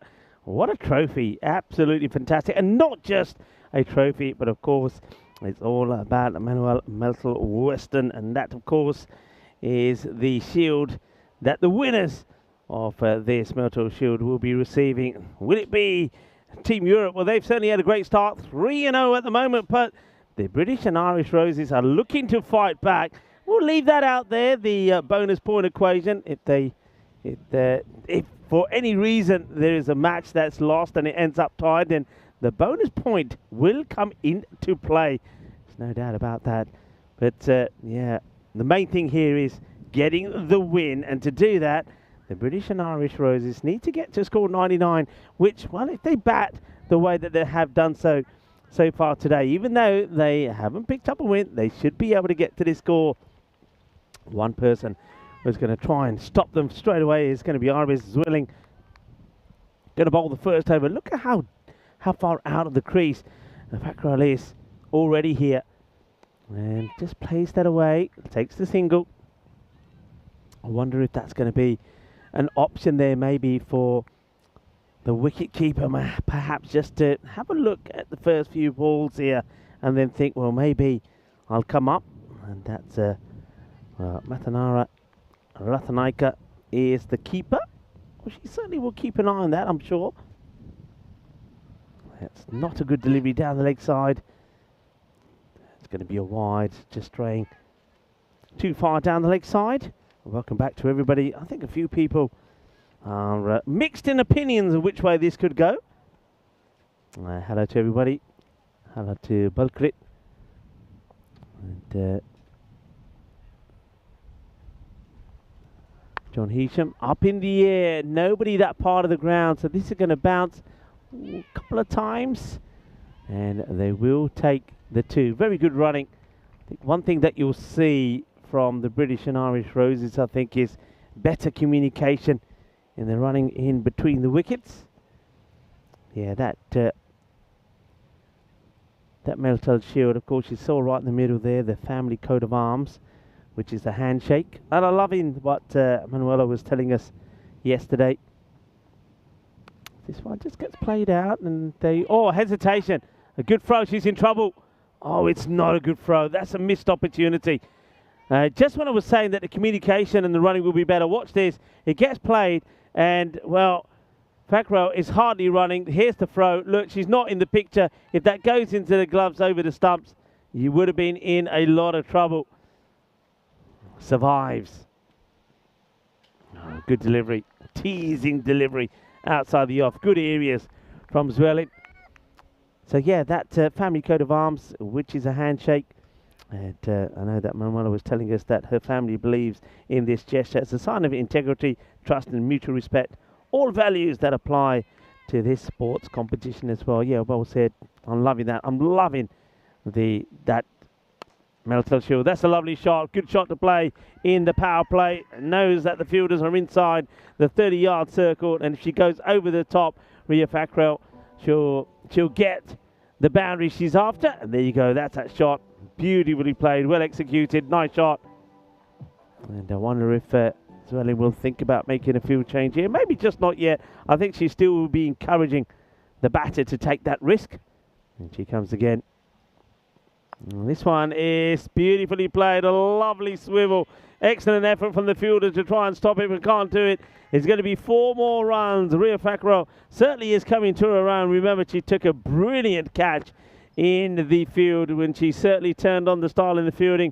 Great effort there from the fielder. I think, not sure who that is out there, but gets beaten, throwing herself around, but the timing in that was superb. 2 boundaries of the last 2 balls of the first over means that, well, the Roses, great start, 13 off the first, and Zwilling not able to get the breakthrough this time. 13 of the first over, 102 matches, Vinny, now, since that golden ball. Well, any tingle, do you feel it? We haven't had a Shield golden ball. That'll happen at some point. Anyway, here's Anaruda Balapur. She's bowled really well so far. Just loses that first one down the leg side. Yeah, well, one thing we haven't really seen Team Europe so far is under pressure in the field and with the ball. The kind of pressure actually Rose's been under for most of the day. So Donna Balapur kind of had her on a string most of the day. That's brilliant. Bit of flight, even though the line probably wasn't ideal. Ended up going between the batter and the stumps. Yeah, there's that drift, little bit of drift. Do you see that? It's just enough to get the batter thinking, come forward, straight back, sweep, defend, go over the top. And this one's shorter. Now that's easy, you see. There's the difference between that one. I mean, it doesn't get it cleanly, but with a ball that short, you automatically as a batter think, yeah, rock back, play the pull shot. There's no thinking process required. But when the ball's just tossed up, then your mind starts to think and say, what shall I do? Do I go forward? Do I go back? And that's why I like it when that ball gets lofted up in the air. Again, excellent flight in the air. Fielder comes in, drops it. Riker, who is out in, what's normally the Zwilling zone actually, but yeah, she gets there, again throws herself at it, but not easy because she was on the move. Didn't really organise the dive, and a bit of a lucky break for the batter. Yeah, well, Verkrel, remember the match number one she had when she was getting no luck at all. Well, maybe now the balance of play is changing. She's getting the luck, and that is a delightful shot from Millie Taylor. Well, this pull shot is right out of the textbook. It don't come any better than that. That is beautiful. Well, you see how she actually got back there? So rather than just kind of play it from the crease, she bought herself a little bit of extra time, got back behind the popping crease, drilled it. So Donna Balapur kind of uncharacteristically just losing a couple of balls this over. And yeah, the Roses right now, they're well in front. But I mean, still plenty of cricket to come in this second innings. Taylor, oh, beautiful shot. Basically stands, delivers, and that is judgment. Yeah. That's one she plays from the crease, basically decides she's going to sweep it on length, and she nails that one, goes and fetches it from outside the off stump. Class batting from Millie, 4 more. Yeah, I mean, not a bad ball from Donna Balapur, but I think the batting is just top class. She also knows that the field has been set for that. They're trying to set the trap for her to hit it in the end, be caught there. But I love the way that she gets right on top of this. It's all along the deck. She's got the power, she's got the timing, she's got the placement, and she picks up 4 runs. Thing is, those last 2 boundaries, that last one, if I'm the bowler, I kind of tip my hat and go, good shot. The one before, I'm a bit dirty at myself because it was a bad ball. Correct. It was dragged down. So, I mean, I think you have to kind of just control the controllables as a bowler in this format and kind of accept the outcomes. All right, so remember you got Bartram captaining this game because Delata not in the 11. Taylor's made a promising start. All her runs so far in boundaries. Last ball, the second over. Goes after this, in the air, just into the gap. There's a good effort by Hilman Bermejo to try and launch herself at that one, but it will be a single, and it'll mean that Taylor retains the strike. British and Irish Roses, 25 without loss after 2.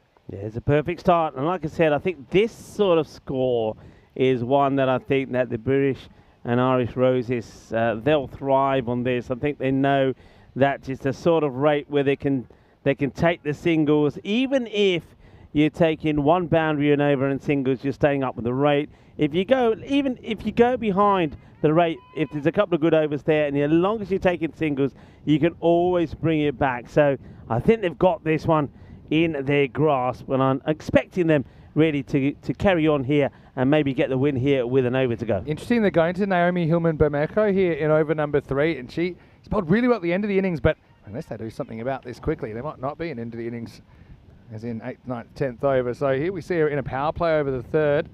First one's too short and whacked away, and it's very hard to protect these boundaries early on. If you don't get it right, you're probably going to get sent to the boundary. And Millie Taylor, well, she has got the Roses right in front, been very powerful on that pull. Yeah, it's probably, if I'm honest, the first, not the worst, but the first bad ball or poor ball that's been bowled by Naomi. Other than that one, they've been full and outside the off, like that. Better ball. Better ball. No, it's well played. It's kind of knocked into a gap. They'll get a single. That run rate required is, well, started around 10. Right now it's 9. So they're on the right track, but I still think there's some hope for Europe if they can they can hold a couple of chances and turn over the batting lineup. Might just be able to get back on top. Right now, Fackrell and Taylor, the English teammates, doing a pretty good job. Yeah, that's Naomi, after being too short in the first ball, brings it back where she needs to be, outside the off. And the field doing the job. Again, it's good areas, isn't it? Accuracy is her currency. Naomi Hillman-Bermejo.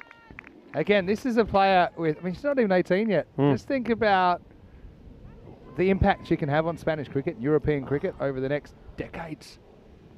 Yeah, she's amazing, and she's a wonderful character. I've spoken to her a number of times, on and off camera. She really is a great personality, a wonderful player. And the good thing is, for us, Vinny, and for European cricket, is that there's so many youngsters that are coming into the sport now. And those youngsters, someone like Naomi, just think, just in Spain alone, how many youngsters she'll encourage to get in the game, especially young girls. I think Methnara is actually going to get a checking over here because that kind of deflected, I think, off the end of her finger and into the side of the helmet. And it wasn't anything too vicious, but I mean, obviously that's the protocol with head knock, something that gets taken pretty seriously these days. Again, I can't believe, and even at the start of my career, you just never kept in a helmet if you're up to the stumps or not. And I see how many, I'm thinking, how am I even sitting here right now when you see how many balls get deflected? And there's nothing you can do about it. You don't have any reaction time. Anyway, she's fine. It's good to hear.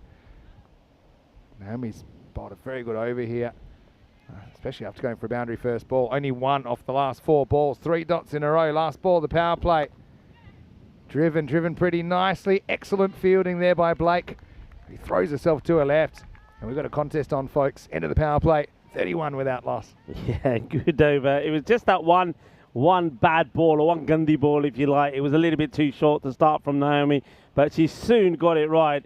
And only goes just for the 6 of that over. So, brilliant bit of work. 31 come from it, 6 off the over.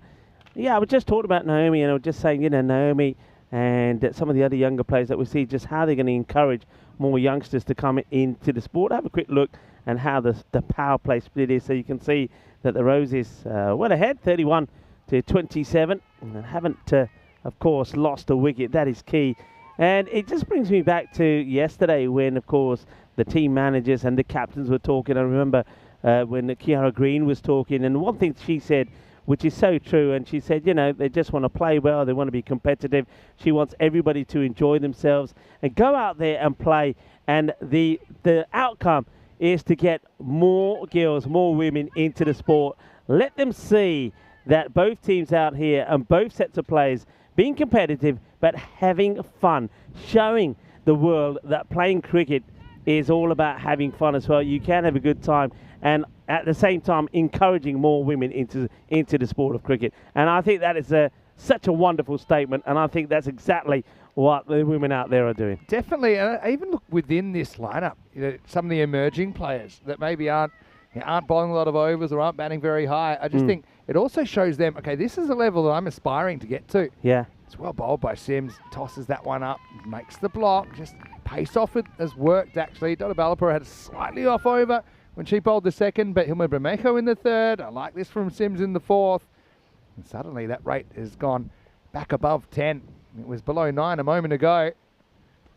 Pushed through and pushed past the batter Fackrell. Yeah, good bowling from Sims. Sims, she needs, of course, the right field set, and if she's got that, they will try and go over cow corner to her. If she's got the right fielders, she's very difficult to get away. And that one just played gently down the ground. The fielder comes across. That's Naomi, who does the fielding. Yeah, great over from Naomi, and I think you might as well just go straight back to her as well. Yeah, why not? Try and get ahead. Okay, this one won't get through the infield either. Another dot. Just dots have popped up out of nowhere. They seem to have all this momentum, didn't they? I suppose it all starts with the ball. If you can put the ball in the right area, and everything else is kind of reacting to that. That'll be the end of the 4th over. Sims only goes for 3 in that over. It's 34 without loss. Yeah, well, what a good comeback. 25 off the first 2.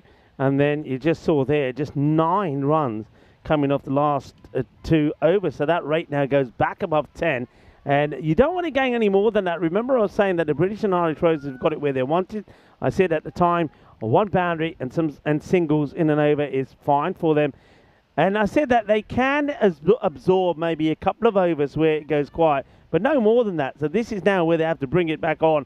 They've got to be looking to get that 10. If they don't, and that rate starts to go up, then they'll find themselves going further behind. And then the one boundary per over becomes 2 and then becomes 3.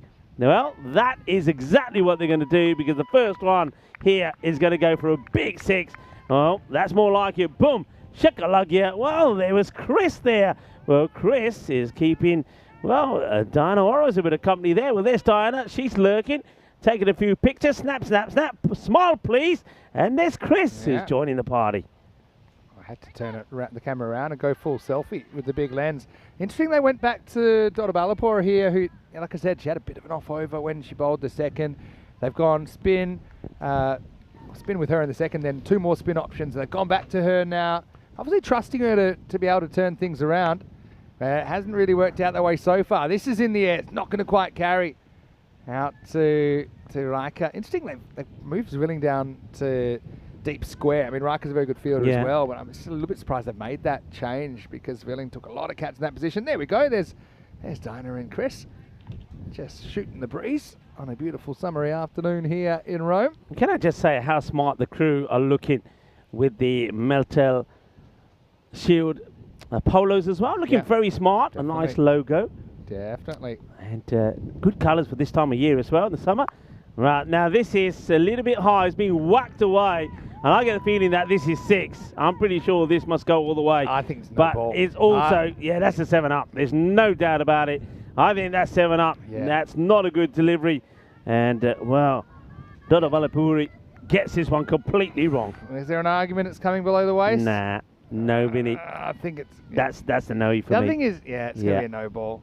I think the other thing is the batter standing at the crease and hits it above waist. I know we get quite technical. Is it at the moment of the line? But essentially you're playing a ball that the batter's forced to play. Yeah. And in a shot that's not really meant to be cricket. Free hit then. Goes for it. Does she get the gap? Naomi coming around. Well, she stops it. I'm not quite sure how. Just kind of got 2 legs on it, but does the job. Well, Naomi does a 360.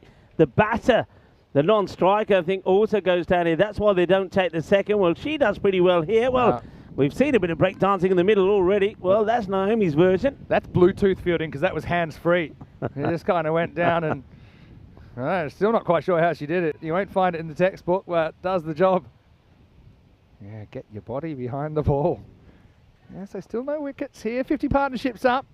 So, yeah, they're kind of hovering at that rate, aren't they? They're on track now with the benefit of, to be honest, it's Dota Balapur has just had a bit of an off game with the ball. It comes down to what you said yesterday when we were watching the final between Royal Roma and Roma CC. Oh, a bit too high, I think. Where we said 1 good over either way. Let's say that the batters get 1 magical over in, or 1 over that goes for just a couple of runs and a couple of wickets, changes the direction of this match. It can change in an instant, and that's for sure. There's no doubt about that. Well, that bat needs replacing, says the batter.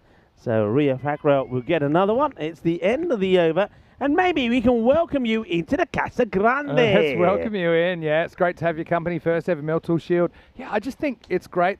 And who knows where we'll end up in the year 2, 5. You know, we're 5 years old now in ECN. But I know that one thing that we're looking at doing next year is maybe some under-23 cricket, Team Europe. Again, British and Irish representative sides. That's something we're looking at. And yeah, it's all about the future, isn't it? As Casper comes past. Come here. All about the future. We'll have to get him back in. Casper. Come here. First, here's Naomi. All about the future. And, well, Casper has now joined us here. And give us a wave, because this is a young man who certainly is one for the future. And Casper, we're just speaking about the youth. Hello. Now, you've been doing some good batting, haven't you? You hit the ball hard, don't you? Yeah. Yeah.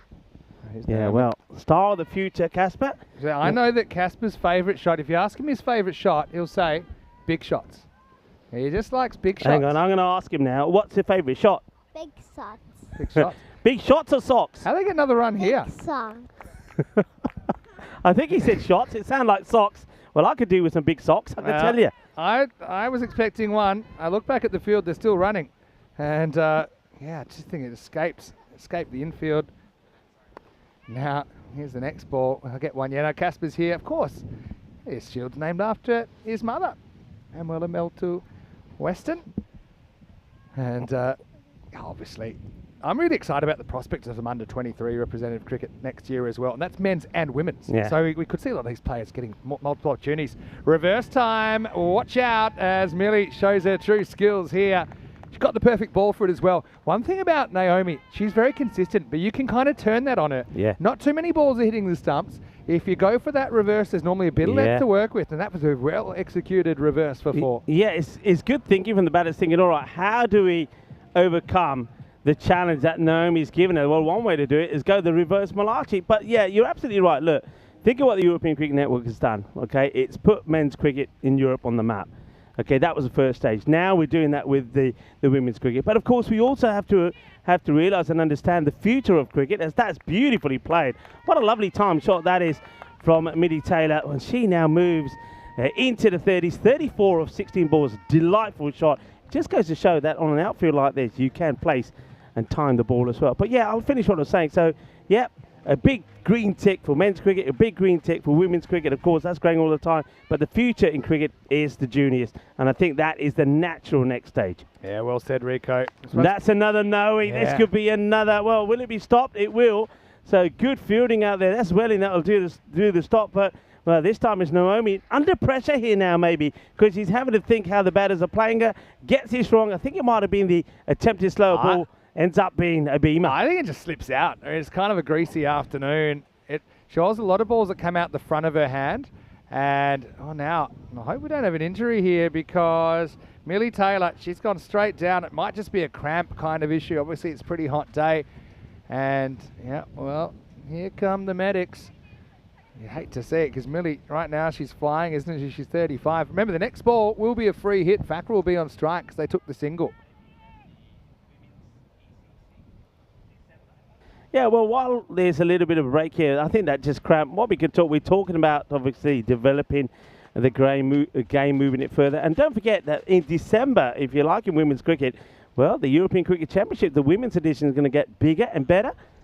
So we're going to go now to 10 teams. So there you go. Yeah. So the Challenger Division and also Premier Division, I must admit, I like that move. I really like it as well. Yeah, and Anarita Dodabalapur, this is the first T10 she's actually played on ECN, but she'll be playing for Germany. I'm sure about that. You've got players like Priya Sabu and got Andrea Mazapata as well from Austria that are playing in this side right now. Obviously, Spain, you've got Pyle and Naomi out there. You've got Jersey. I mean, I loved Greeken. I've loved what she's brought to the table today. But what about, I mean, we're looking at that for this December, but can you visualize the future of that? Because look at how many teams currently, right now as we speak, and over the last few months have played cricket, women's cricket.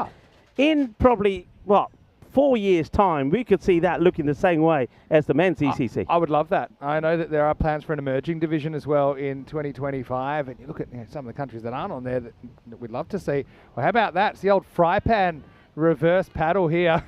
And they're going to get one. How's this from Fackrell? I don't know.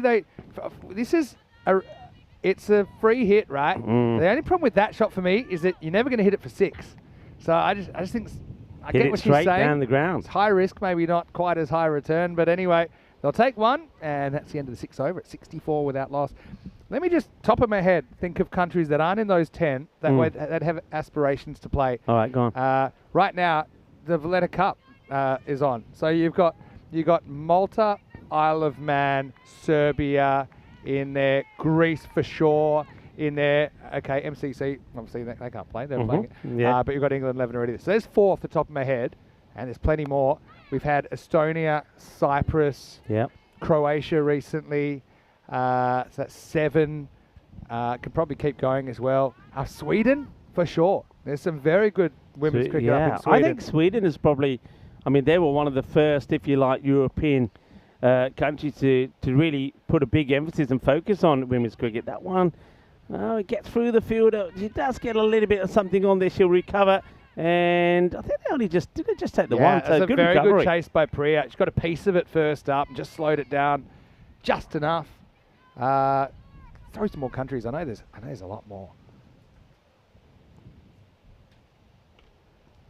Sims coming back on, and this is a very important over, isn't it? Her first over was pretty spectacular. Only the 3 came from it, so you can see why they go to her straight away. Just once again to apply a bit more pressure. It's I'd say like Luxembourg, I know there's things happening there in women's as well. Back to live action here. Well bowled by Sims. So again, they've gone real spin heavy here, haven't they, Team Europe? Just probably recognising that they don't want to put too much pace on the ball. 33 off 20. Just overcooks that one a little bit outside. And just with the women's games, a bit more native European participation as well on the continent, I think, compared to the men's. Just saying that maybe because also the teams on average are a bit younger, I think, as well. And so just the potential is huge. And that's why I think I love this under-23 concept as well for next year to give more and more players opportunities at a higher level of cricket. I think that's how you get better, playing with and against better players. Sims tosses that up. Not a bad shot at all, but will be cut off by Riker. Taylor could see her back up on her 2 feet, and she'll have to watch a bit longer because this game is far from over. 7 overs in, it's 69 without loss. Yeah, another fantastic over from Sims, and she certainly is keeping Team Europe hopes alive here. I wonder if is this one that Team Europe probably won't mind not picking up a wicket, because let's face it, the two batters out there at the moment haven't brought the rate down as such. It stayed at 10. You could get a wicket here and a new batter come in and blow them away. So they're probably quite happy leaving them out at the moment, right? They're still pretty dangerous out there as well. Okay, I just noticed in that lineup, I think that I didn't see any Riker in that lineup. They've typically played 2 of their 3 Dutch strikers in each game, and they kind of rotated them around. There may be a late change there, I think, pending a fitness test, and that's what I've been hearing, but I'm not quite sure who it involves. Yeah, so Riker will have a breather, but you do have Delaney, you have Zwilling in there. Ratnika's listed to open. Again, she hasn't batted badly, just been on the rough end of a couple of bits of cricket so far. Fackrell 27 off 25. Here's the final fling. Dropped into the hole. This is Delisha Naniakara. Well, Delisha, have a look at this, and I reckon she's probably a bit of a gymnast as well. She does a split there almost. This is going to make my eyes water. Watch this. I mean, look at this. Hey, this is, look. Wow. There you go. A bit of dirty dancing. She's back. Oh, yeah. Oh, well. I actually think this hit the keeper first. Yeah, and then it comes forward. It don't matter. But I mean, I like the thinking, protect the stumps, hits the keeper, bounces, and then it hit her. And she's like, all right, hold on. Let's just make sure that no stumps are getting hit in this exchange. Oh, what's happening here? No, what are they saying here? What's going on here? Well, okay, here's what I think's happening, because she thought she was protecting her wicket, which she's entitled to. Let's see this. Because it bounced. Well, I mean, did it even hit the keeper? Maybe not. I mean, she's entitled. I think it goes. Oh, no, it just hits her. Yeah, that's fine. Yeah, because she's protecting her wicket. There's no issue there. It's almost like she was walking off, like they thought they've given her out. She thought, oh, okay, I'm out. I misread it because of the fielder in the way. I thought it hit the keeper, and then it came back, and then that's why she was protecting her stumps, which I suppose technically you couldn't do it if it hits the keeper first. A bit of cat and mouse. Where do you think you're going? Says Nanya Kakara, saying, no, you can't be going anywhere. Just wait there. It's a way to do it as well. I think there's a compromise to be struck. You should be allowed to at least keep the batters honest. This is going to be a full toss, though, and Taylor, well, this time she uses the bat for attacking means, and she sends herself into the 40s. Yeah, well, Nanya Kakara would have been better off just letting them run, because she stops them running. They say, all right, then we'll just hit a boundary. Up until then, it's been a very good, I mean, it still is a very good over. And they need probably another boundary. This is a big finish coming up. Dot. Yeah. 24 of 13. Can I tell you something that's never happened in over 6,000 games on ECN? We've never had a team fail to achieve a target and stay none for. I'm not saying it's going to happen now. I'm just saying it's possible. And, well, it's worth the ask. Is it full? Is it straight? Yes, is the umpire. The finger goes up. That is a huge wicket. Millie Taylor will go for 42-23. Now, it'll be interesting. Let's have a look, though, first at the decision, and then I'll go on to say what I was thinking. Here's the ball first. For me, it's only does it hit in line, because it's pretty full. I think the other thing is it does turn a bit. I mean, to be honest, I thought it was very, very close first up. It hits her in line. Now, I don't think it's going to miss leg stump. It's not turning that much. Yeah. I think it hits her in line. I think it ticks the boxes. It's a risky shot to play. And I've got to say, I can't find too much wrong with it. You know, Taylor bats very, very well in there and puts her team kind of within touch of the target, but she won't get them across the line. 42 off 24 for her, 75 for 1. End of the 8th over, so Decisive finishes with 1 for 6 in her over. Merritt comes to the crease. She is a very good option, I think, for the Rose at this now stage. leads me on to what I was going to say. So they're needing 24 of 12, and this is what I was saying. Are you better off just leaving these two batters, the openers, in? Because the next batter that could come out could crunch a few boundaries and take the British and Irish Roses to a victory. So quite interesting here to see how things go. Yeah, but Analyse Merritt, she did bat very well last time, and she can crunch the ball.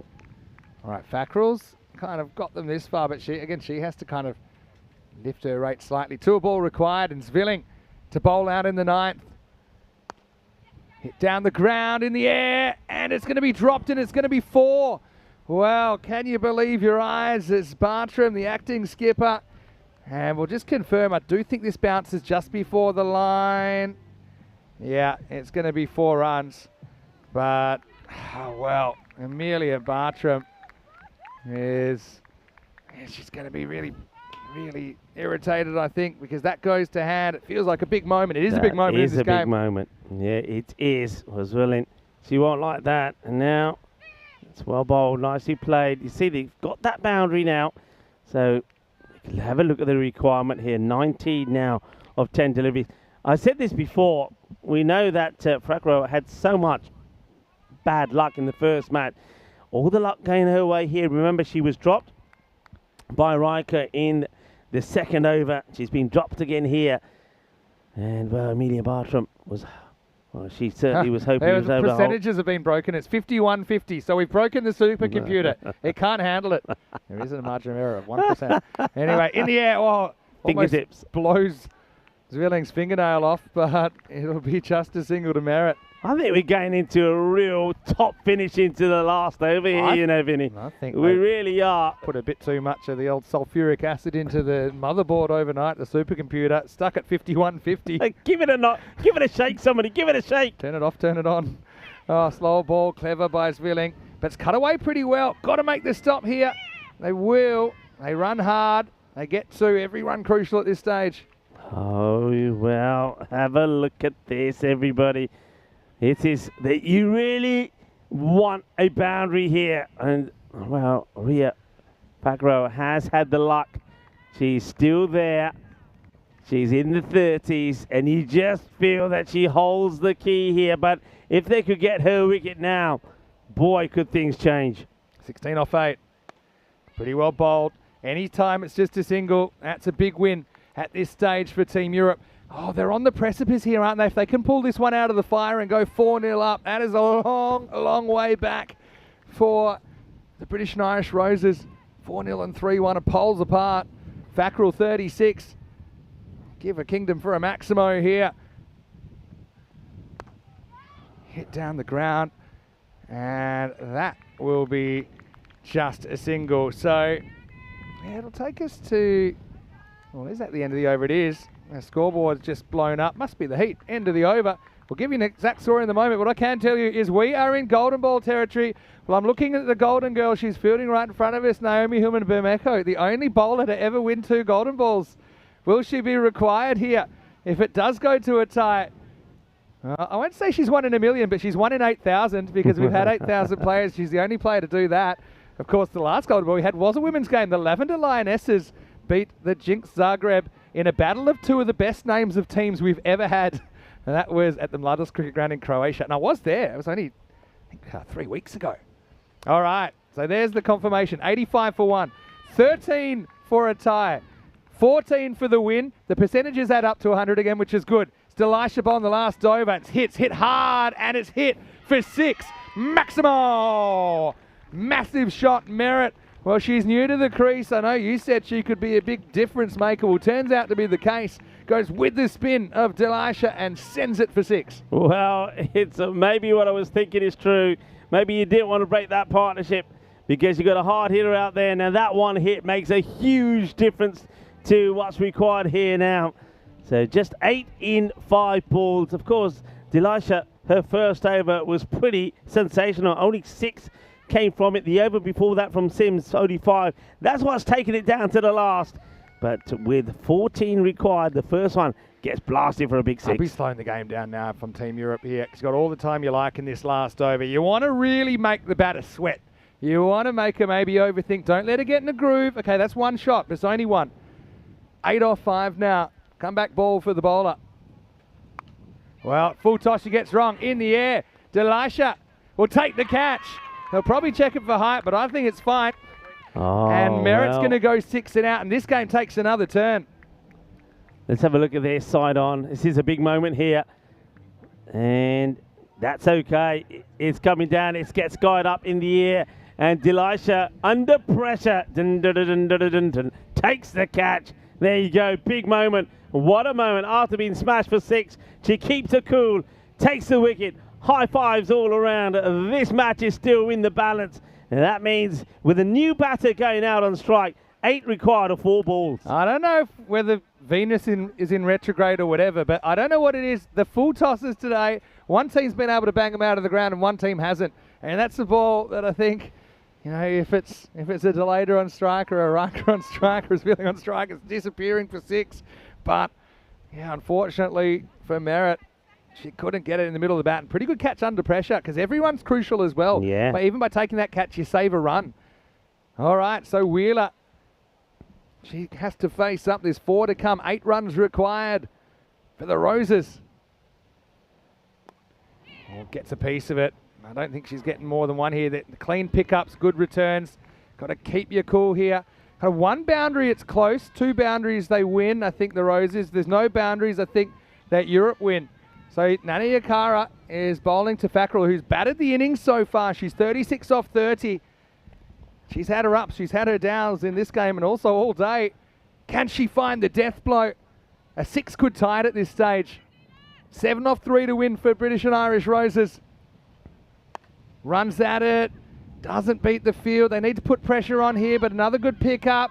Now they're going to go for 2, they're going to get 2. And I think these are the ones you have to take at this stage. Even if it costs you a wicket, you've got a long batting lineup to come. And you'll see here probably just a slightly over-exuberant throw from Riker. Needed to bounce it short of the bowler. Yeah. Means it's an easy second in the end. If you watched the play, you really would have gone for a throw to the keeper, to the glove. So they'll take 2. 5 required. Plays the shot. Important stop coming up here. And, oh, that's gone away. That's gone for 4. Oh, no. That's gone for 4. Probably should have been just the 1. It's been hit firmly, but either Zwilling couldn't make the stop, and that's 4. Oh, wow. Just 1 fumble. She was there. She hasn't really looked like misfielding one all day. Scores are tied, so you might as well bring everyone in here. Scores because tied. A 1 is what they need to win. So you can't, maybe you leave 1 outfielder, but you've got to have everyone else in. And even if you over-attack, you don't want to let them squirt a single here. Yeah. If they hit over the top, then so be it. But the scores are tied, 98-98. And this is the last ball. Yeah. So I think you got all the time in the world to get the field right. Yeah. So you can see what they're doing here. Yeah, I don't mind this. They're bringing the field in, but they're keeping the mid-wicket back in case there's a big shot for the catch. Yeah. I don't mind that. You might as well leave 1 floating mid-wicket. That's Zwilling. Everyone else got to be in. And also you need to organise yourself. Who's going to take the bowler's stumps? I mean, the easiest way we could push a golden ball here is if Nani Yakara can get one past the bat of Fackrell. It'll be hit and run. This is a dramatic game. If this is a dot, if it's a wicket, for example, then we're going to golden ball 65, our first ever Shield golden ball. Well, there's some discussion here. Here's what they're missing. I think they need a very short mid-wicket for one that might just hit the pad or something like that. They need someone very close to the bowler's stumps to cover the bowler's stumps. Yeah. But again, this situation doesn't come up very often. Also, they're trying to decide with the keeper, do we want the keeper back a bit? So we don't want to risk... She's taken a glove off. 1 glove has come off. Okay. She's put the glove behind us. A glove is off. All right. So I mean, I don't mind that. I'd probably... depends if you're going to drop it or not. But I don't mind glove 1 here because you can take it. You just walk into the stumps. But, hey, well, we wanted a close finish. We've got one here. Any score wins it for the Roses. Otherwise, we're going to golden ball. Here's Delisha. And they'll get the run. They'll get the winning run they need. And the Roses are going to come back with their first win in the series. They trail 1-3, but they're alive. What a game. Just one run separates these two cricket teams. Absolutely fantastic. Applause all around from all the neutrals here at the ground. It was an epic encounter, and the British and Irish Roses, they get their first win. It was a nail-biting one, but how about that right at the end? Would you believe that Irish Swilling makes a mistake on the boundary, and the ball gets away from it, goes for 4, and that ends up being the big moment in this match. Cricket's the ultimate seesaw sport. I mean, look at Fackrell's day and look at Zwilling's day. I mean, Fackrell had a little bit of a Barry Crocker, let's be honest, earlier. She couldn't really catch to save her life. She's fumbling balls over the place. She comes up with one of the catches of the season and then hits the winning runs off the last ball. Then you got Zwilling, who's been smashing them all over the place. She goes cheaply here in match 4. And then a crucial fumble cost their team 3 runs. They end up going down by a single run. But for the Roses, they live to fight another day. Their first ever win as a team, never mind in the series, their first ever win. And now we go into game 5, and at the end of the day now, we're looking kind of either 4-1 or 3-2. So a fair bit of life has been injected into this Meltl Shield with that last ball finish, and it falls the way of the Roses. Yeah, and you can see smiles here, and that's why I was saying, really, you couldn't afford for the British and Irish Roses to go down in that match. They needed that win. They needed the energy and the motivation that win will bring them. And that, I think, will mean that we'll get a much better, a much tougher contest in this last match of the day. Match number 5 coming up. But what a great match between these two. Let's take a look at the highlights. Here we go. Yeah. The other thing I noticed as well, next game, the Roses deciding to bat first. So let's see what kind of combination they go with.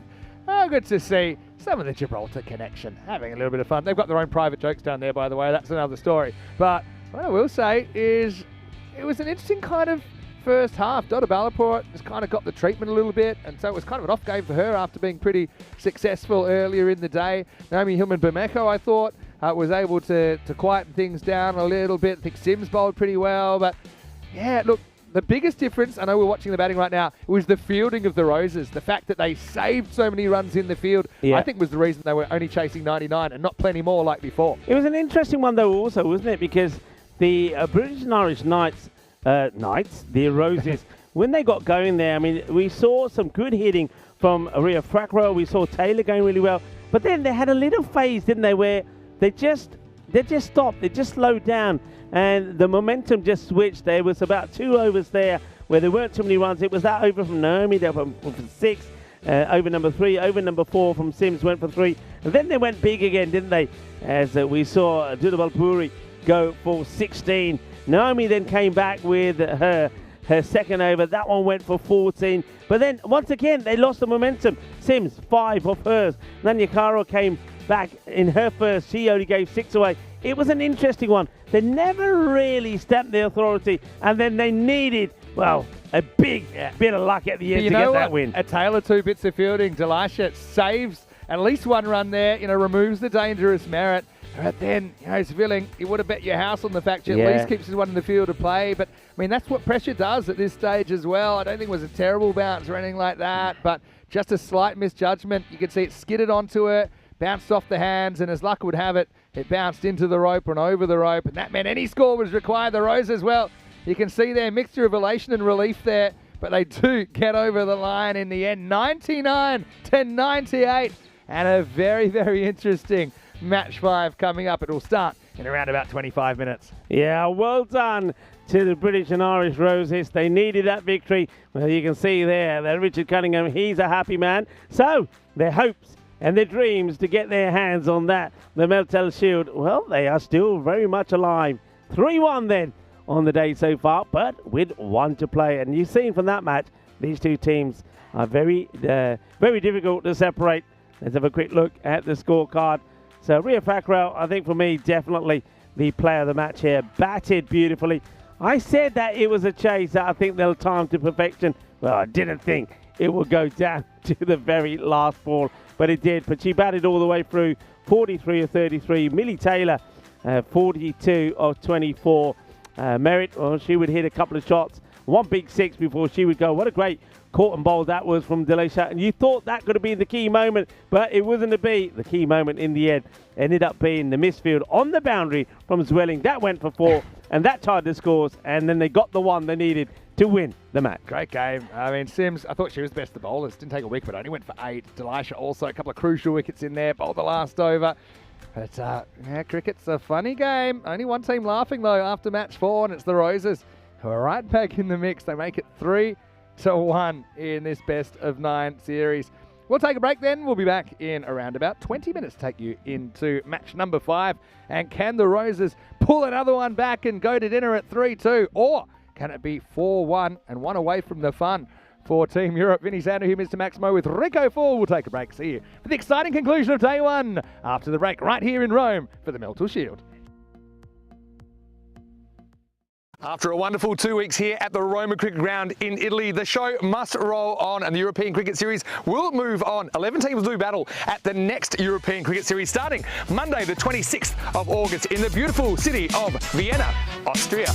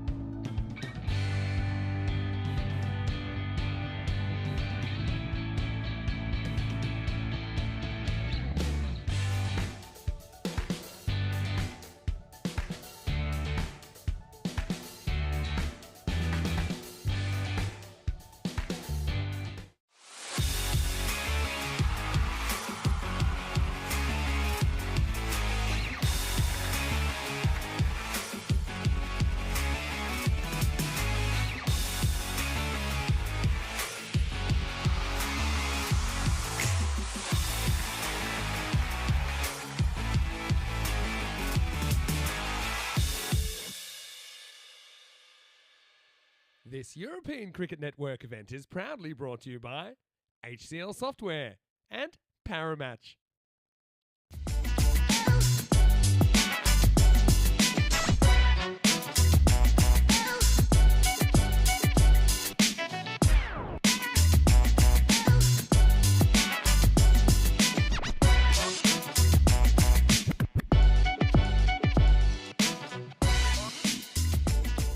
Hello and welcome back. Well, what a day we've had, the first ever day in the Meltl Shield, the best of Europe against the best of Britain and Ireland here at the Roma Cricket Ground. And we head into match number 5 with the series very interestingly poised, because with that first win to the Roses in game 4, it's now Team Europe 3, British and Irish Roses 1. We're heading into the last game of the day. Now, I can tell you that the British and Irish Roses, they have the option this time. They have elected to bat first. So that has been a bit of a trend, I think, ever since that first game where the Roses elected to bowl and it didn't really go too well for them. So let's see if they can kind of find their mojo with the bat. I think they're still kind of lacking some of that six hitting power, I think, that we've seen from Team Europe today, particularly the 3 Dutch towers in the Team Europe batting lineup. How about that last game though? Ria Fackrell, she breaks the tie off the very, very last ball. Again, just shows you, there's lots of players here. They've had their ups and they've had their downs to kind of keep the emotions in check. Also, I think we get to game 5 and there's a few tired bodies out there. It's been a very hot day up in the mid-30s.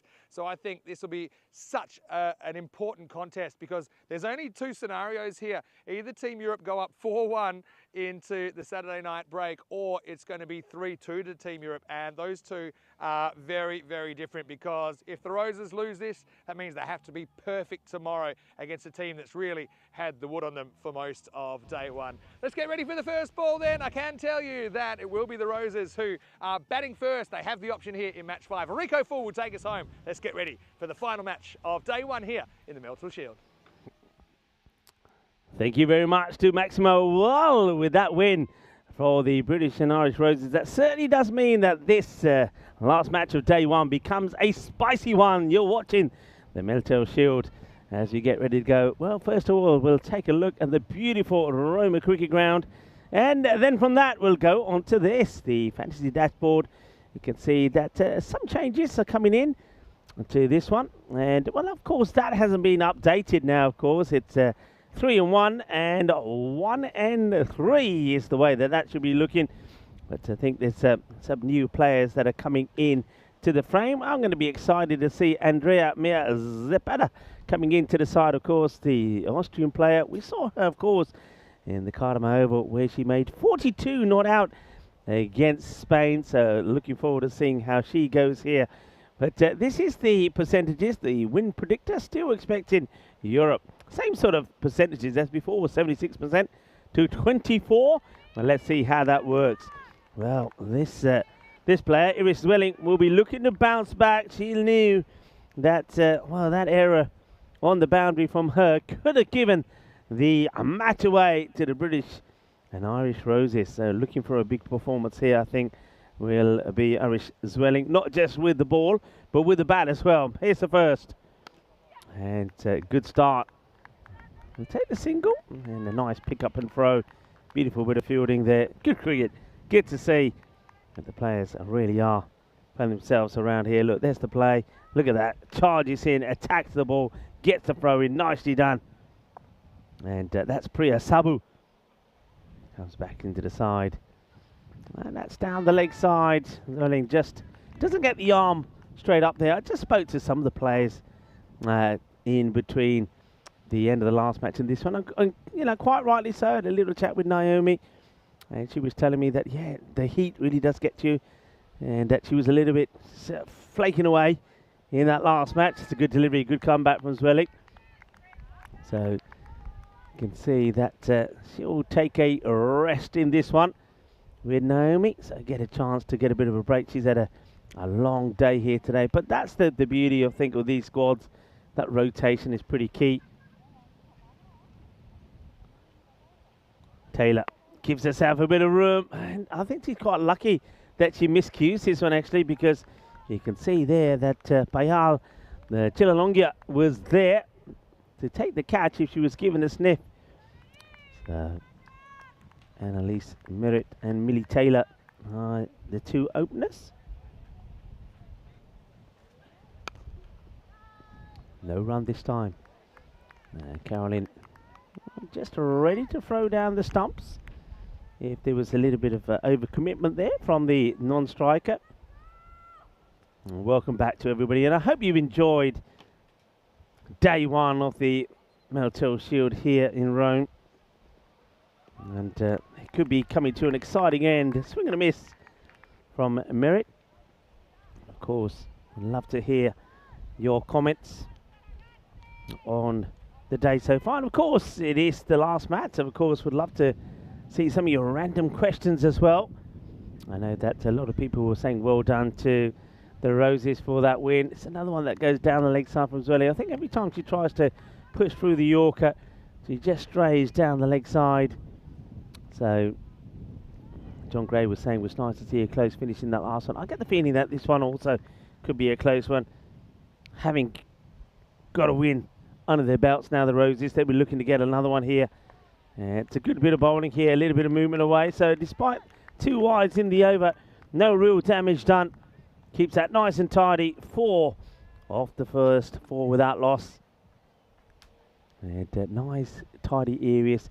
And that's one thing, I think, if we took something away from the day and you looked at the bowling performances from the 2 teams, there's certainly one thing that I think Europe have done a lot better. They've bowled better lines. The accuracy outside the off has been better. Of course, I just mentioned I'd love to hear your comments on the chat, but of course you can also get us on social media, myself or Vinny Sandhu.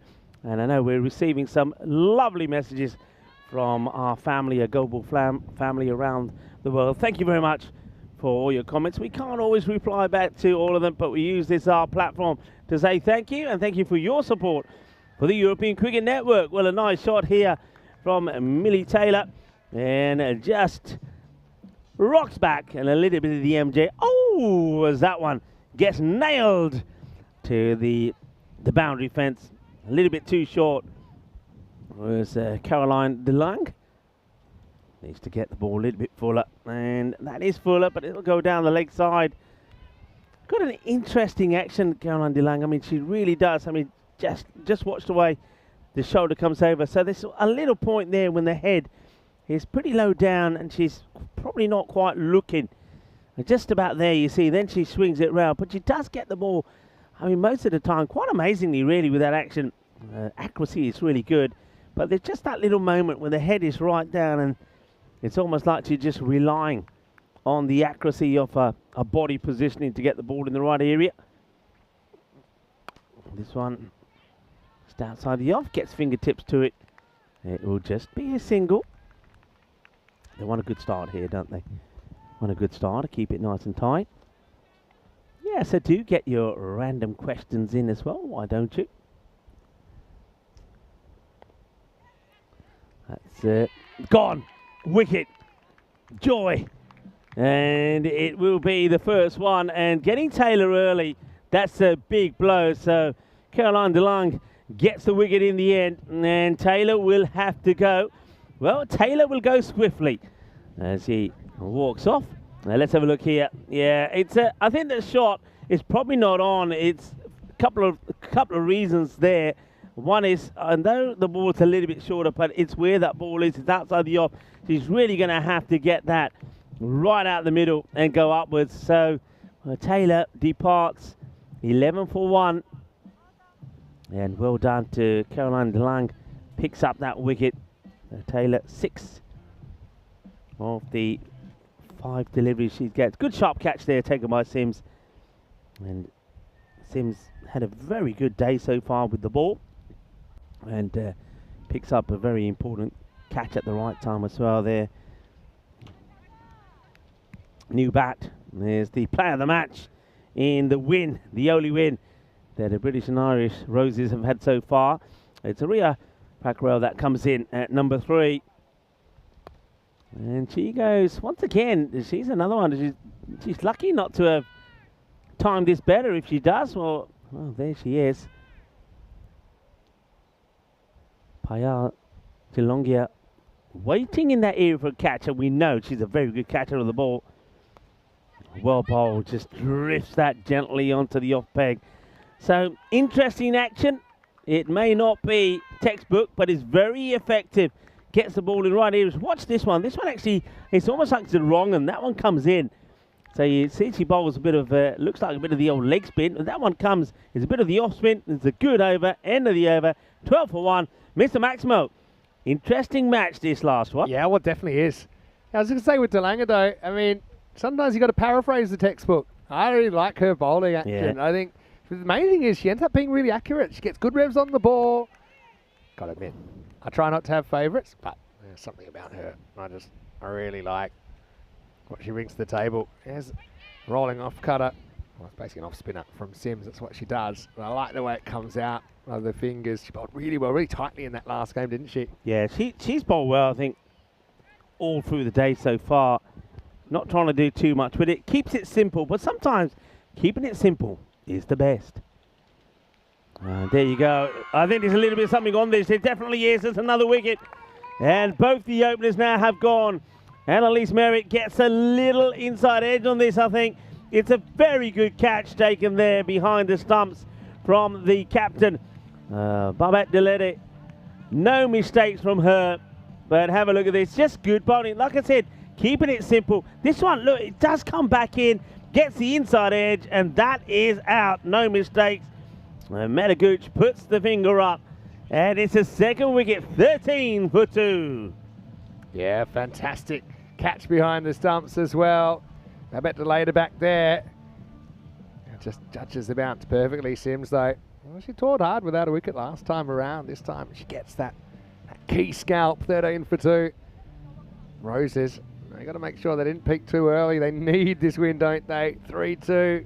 They'll be full of hope going into day 2. 4-1. Oh, it's tough. It means they'd have to be perfect. Here's Grace Weatherall, who's actually going to be doing the keeping in this game. Just giving Christina Coulter-Riley a bit of a breather. Sims bowling well. Just down the leg side this time. I think that might have grabbed a bit of glove on the way through, you know. It's a very tough chance, I think. Oh, the batters look giving the old stare. I definitely heard something. I don't know. Well, the non-striker was asking the question there off Meta. Yeah, let's have a look. I mean, I definitely heard something. That's why I thought, yeah, I reckon it's just flicked something on the way through.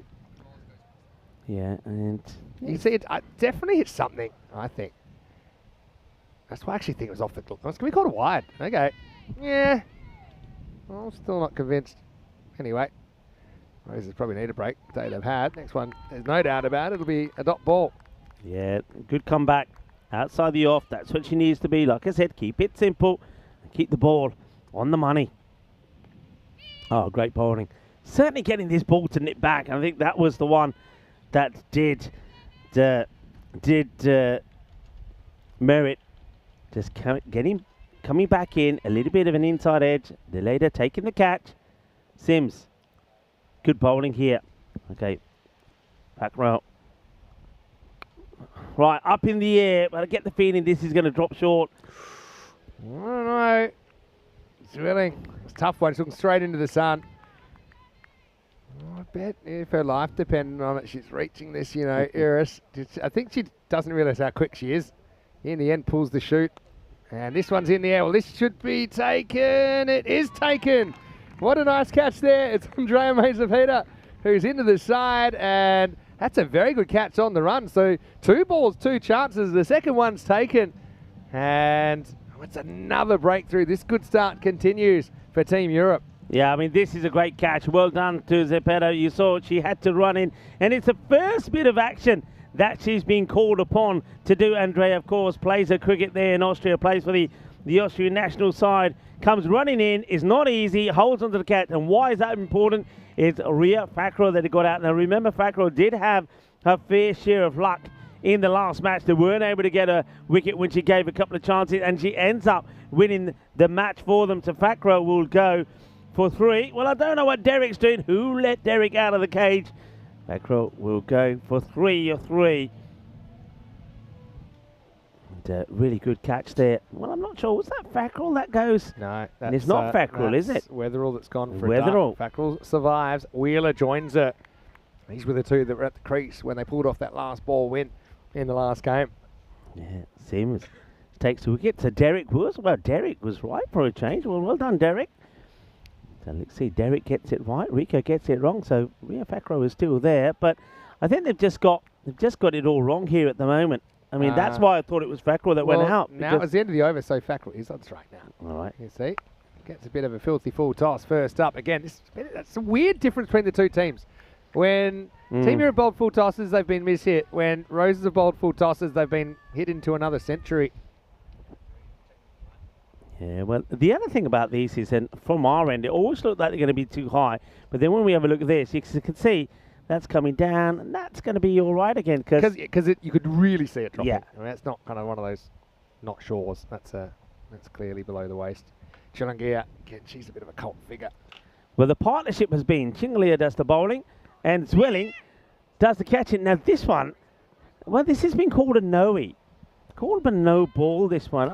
I mean, yeah, I think it probably is. It's just funny. It does drop a lot, but where does it pass? It kind of, yeah. I mean, if it's called on field, I think you've got to stick with it. I think if he's standing upright, it's not just that. I think you got a good look of where it went past the line. But the thing is, they call it on the field. I think you got to respect the call. Yeah, fair enough. Consistency is all you want, though, isn't it? Consistency on those ones. Goes for it, up in the air. It was a free hit, and it was going to go all the way. Bolle, kinna sona, shaka lagya, and Amy Wheeler. Well, it doesn't mess around here. That, of course, is still Ria Fakro. I think the scoring system is going a little bit mental here, but that's a great shot. Smashes it away, Ria Fakro, and she ends up now on 10. Good hit, solid hit down the ground. Fakro now just checks the field. So, Payal Chungalia. Well, once again, tosses it up. Not afraid to. This is a chance. And a great catch. And Sims has done it again. Well, what a great day that Sims is having. I told you, that's the beauty of Payal Chungalia. She tosses it up. Batters are seeing full tosses. And they're saying, right, yeah, I'm going to have this. They're crunching it pretty hard. Well, Ria Fakro, well, I was giving her out a couple of balls ago when I had the wrong batter, but this time she is out. He does hit a big ball down the ground, but now this time she puts it right in the hands of Sims. Sims takes another very good catch. I really like the way that Alenia set herself with this catch because, yeah, she was really stable at the point. She decided she wanted to take it kind of fingers pointing down, and, well, you know, she's played really well. The thing is with Alenia, she's actually played better as the day's gone on as well. And so the Roses, they find themselves in a bit of a tight spot here halfway through the fourth over. It's 25 for 4. Yeah, wickets falling. You can see there that Payal Chungalia just keeping our palms nice and dry. All right, new batter comes in. This is Sophie McMahon. And, well, she rocks back on this one, plays it out to the point area. Just take a single, just get the feeling here that Team Europe, they're not too bothered about the singles. They're keeping the players pretty deep on the 30-yard circle. Saying, right, if singles are all you're going to take, we don't mind that. Singles are not going to get them to a big score. Okay, Wheeler goes for it up in the air. This could be another opportunity. Sims, oh, just going to get there. Just going to get there. I wonder if she just doesn't read this correctly. Might have just been drawn in to take the catch and then finds the ball going over her. Big moment. She has had a good time. You give her a wrap, though. She runs straight under that. Didn't realise how far it was travelling. They do tend to fly a bit further, these Grizzly balls, and Wheeler, well, she could have been gone for a derrick. Instead, she's off the mark with a 4. Chilangia on a fake hat-trick. It's well bowled. It's good areas. It doesn't allow the batters to get under it, and when they do, they're not able to get the power in the shot. So that's the end of what turns out to be a very good, productive over. Of course, has taken the wicket off Fakro for 10. That's pretty important. Good catch from Sims, but Sims did have the opportunity to take another, and it was Wheeler who survived. She's moved on to 5, and she's got Sophie McMahon out there with her, who's 1 off 1. Yeah, McMahon, good to see her getting a bit of a decent run here. Okay, what's their best case scenario here? I mean, let's say you can get a good partnership, maybe go 2 a ball from here. You got 72 from here is 103. So, yeah, I mean, we scored kind of 99, 98 game. 100 is still possible to Langer. She comes back thick outside edge. Watch the spin. They do watch the spin. Almost creates a run out. Wheeler living dangerously. Now, have heard she is coming back. She had a few stress fracture issues. That's kind of stopped her bowling in game situations. No, she's only just started bowling again in kind of practice. So I know a lot of people will be wondering, why isn't she bowling? She was such a great bowler, fast bowler at the ECCW for England 11. Well, that's in the air. I think that could go the journey. It does. And Evans-Villing in her patch couldn't quite keep that one back in. Wheeler, I said she's living dangerously, but this time she gets the reward. Maximal, 6 runs. Yeah, powerful hit. And it was just in the slot, and she backed herself to play the shot. Crunches it pretty well. Zwelling is there. She's a great catcher, but she has no play on that. So that is going to be 6 more. This time it's played flatter. Zwelling, well, if only she could have done this in the last match. Yeah, I knew, it could have been different. Thinking. It could have been different, but it's a good stop. Where was that when we needed it? But she loves this format of the game. Yeah. Honestly, it's made for her as well. You look at her skill set, triple threat, bat, ball, field. And I think she also knows, you're going to have your ups, you have your downs. I mean, I just remember when Bartram hit for that 6, and she kind of shrugged and said, look, that's cricket. That's the format. I really like the way she approaches the game. This one is just played out there into square. This one, I think, surprises the batter a little bit. She's expecting another one that's been tossed out outside the off. But yeah, I mean, just looking at this action from Caroline DeLange, isn't it so? I mean, because there's one point when she's not even looking straight, and she's relying just all on balance and rhythm. And this one's just strays a little bit down leg, a little bit quicker as well. This one quicker and flatter, and because of that, even though it's straight down the leg side, she does get a dot ball in. It's amazing, isn't it? Yeah. But it's just, she's practiced it so many times. And she's brilliant at it. This time, good footwork turns into a full toss. Wheeler, they can't get it away for more than 1. That'll take us to the end of the 5th over. And the score is 40 for 4. Why don't we welcome you into our office, La Casa Grande here at the Roma Cricket Ground. Hey, let's do something. I haven't done this in a while. You know what I'm talking about. You gave me the idea. Now, there's a lot of people that watch. I know can't always get in the chat. You might be lurking while working. You might be busy. But I'm going to ask all the lurkers out there. There's nothing wrong with being a lurker. Nope. I'd like you to leave us a message in the chat, ECN European Cricket Network. Let us know where you're watching the Meltl Shield from. Are you ready? Yeah, let's do it. The traditional one. Let's do it. Come on. I want you to come at us, come at us. Yeah. Right here. You don't even have to ever send a message. We'd love to see it because we love the interaction. We love the fact that we can have that two-way communication with the community. Yeah, tell us where you're watching from because we'd love to be able to see where people are tuning in from. And we give you a shout-out as well. So give us your name, where you're watching from. And right, up in the air, the keeper should want this. Will she find it? Will she not? No, in the end, she sort of run all the way around this. It was like she was driving downhill on a snake path here. Have a look at this. It goes up in the air, and she's trying to find it. You can see the fielder that's on the 45 is sort of backing away because she's seeing that the keeper there is coming at her. That's the captain, of course, Barbetta. Babette called it, and so she's kind of bound to the call. Well, Wheeler, I think she might have stuffed a few of those 4-leaf clovers in her pocket before she went out to bat here in match 5, but she's riding her luck. 14 now. Ashley Barbara getting a hit. Oh, now look, there's Diana's new assistant. That's Casper Weston over there. Wow, what a wonderful shot that is. Yeah. Well, Casper, he's getting his fingers into all things, isn't he? And maybe he'll be taking some of those photographs that you'll find on the social media. And some great shots as well. Look out for them. And, yeah, good stop there. Casper's probably deleting a lot of the photos that he's worked hard to play all day. But, hey, yeah, good to see him here. Obviously, European cricket's a family. And the Western family, they're kind of like the first family of European cricket now, aren't they? I saw him hitting a few balls earlier. I tell you what, the boy can hit it. So, I'm looking forward to seeing him rise and shine in the years to come. And when I first met Casper, he was probably 2. And he just, all he wanted was in the living room, there's going to light kind of balls out of the ball pit. Yeah. And he is just whacking them. He's getting ball after ball, playing big shots. Barbara from Czechia. Played out. Zwelling will make the stop. Have a look at the swing that Barbara is getting on these. Just a look at the start. You think they're going to be wide balls. Look at these come in, Vinny. Look where this starts and watch that come back in. Yeah, that's what she's known for. Yeah, and yeah, she's been player of series twice in ECI cricket. What? There's still a lot of people cheering her on. Yeah, just played out on the offside.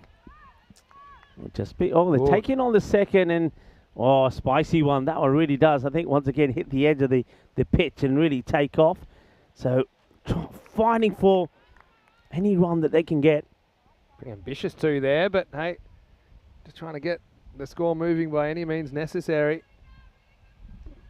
Let's see. Any lurkers at the moment? Anybody? Let's have a look. Let's see. Oh, we've got a few regulars that have, of course, stepped up. I know they're probably still getting organised. Maybe getting into the chat takes a minute or two. McMahon will get one here. Finishes a pretty good over from Farwa. She only goes for 7 in the 6th. And with 4 overs remaining, the Roses 47 for 4. Yeah, looks like once again around about that perhaps 90 to 100 score, unless somebody can really get going big here. Of course, you still got hitters to come. Of course, Kiara Green might be the next batter to come in. We know that she can certainly up the tempo. It's one of those, again, it's an interesting one. I think the Team Europe will be more than happy just to keep that ball outside the off, not try and target the stumps, and just keep these two there at the moment. They're not hurting them. Amy Wheeler, we know she can hit a big ball, but 15, but 10 balls she's used up. Sophie is a run a ball 6, so they're not hurting them at the moment. I think you much rather leave those two in at the moment. Yeah, probably right, actually. Isn't that a lovely shot? I love that shot. You can see that's behind the British and Irish Roses, and you can see the banner there, the Meltl Shield, and also the Stronger Together. Well, can they be stronger together and make it 2 out of 2 to finish the day? That means there'll be just one behind. Well, this one comes out completely. Oh, wow. It comes out completely wrong. It's going to be a no ball. There's no doubt about that. Yeah. But it could have been a run out. Yeah, it could have been. You can see it's well over the waist. It's actually pretty well done by Delayed to at least knock it down. And they have a pop. That would have been out, I think, if it had hit. Yeah, Rebecca Blake getting her first bowl. Doesn't start well, but I'm pretty sure she'll bring it back in. Still another wide. She's just yet. Yeah, Rebecca's just saying something about where her front foot is landing. We might see once again that, well, it might. Who's going to come out with the broom this time? I think Rebecca is just saying that her foot is slipping when she's putting her front foot down. So we might see, well, who's going to be in broom duty here now to come out and maybe give that a bit of a sweep? It's funny, isn't it? Because, I mean, let's have a look at the foot. Yes, slightly. Maybe it's the footwear. I mean, we went 60 games in the ECS, and we had bowlers charging in. They didn't really have too many problems, but there were days, actually there were days when there were, but normally it's that first game where there's a bit of juice. So I think once again we might require a little bit of attention here. Don't think you'll need the hairdryer that way. I think it's just partly the footwear that she's bowling with, and yeah, she hasn't had a bowl yet, has she, Rebecca? So yeah, she requested straight away. I mean, she bowled the first. She had a look at the ground. When she bowled the second, then straight away that she spoke to Meta and said, I think, could I please have somebody come and just give this a little bit of a sweep and a try. So we're going to wait, I think, for somebody to come out there and do a bit of work here. The funny thing is that this pitch, probably if you had to compare it to another pitch, it would be the Romanian pitch, Moral Vasia. It's very flat, pretty hard. Maybe this one here is a bit more bouncy. So, I mean, I know she was certainly pretty influential in that Continental Cup last year. We saw a couple of records tumble as Lizzie Ferrari bringing out a drink. Remember, because of the amount of players in the squad here, there are extras outside the 11 that essentially need to be given opportunities over the weekend. That's why we're seeing sensibly rotations through the 11 and also through the key positions. Got some bad news in the Netherlands. They're not having such nice weather. It is pouring down over there. And looks like they've had to go to a classic game, so might have picked up a few viewers from over there.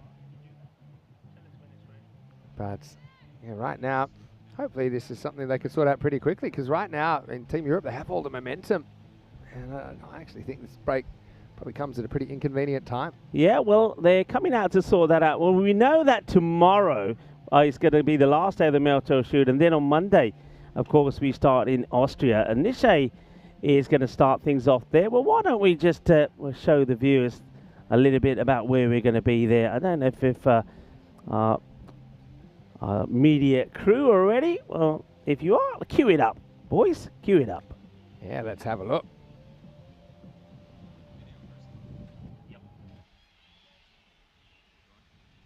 After a wonderful 2 weeks here at the Roma Cricket Ground in Italy, the show must roll on and the European Cricket Series will move on. 11 teams do battle at the next European Cricket Series starting Monday the 26th of August in the beautiful city of Vienna, Austria.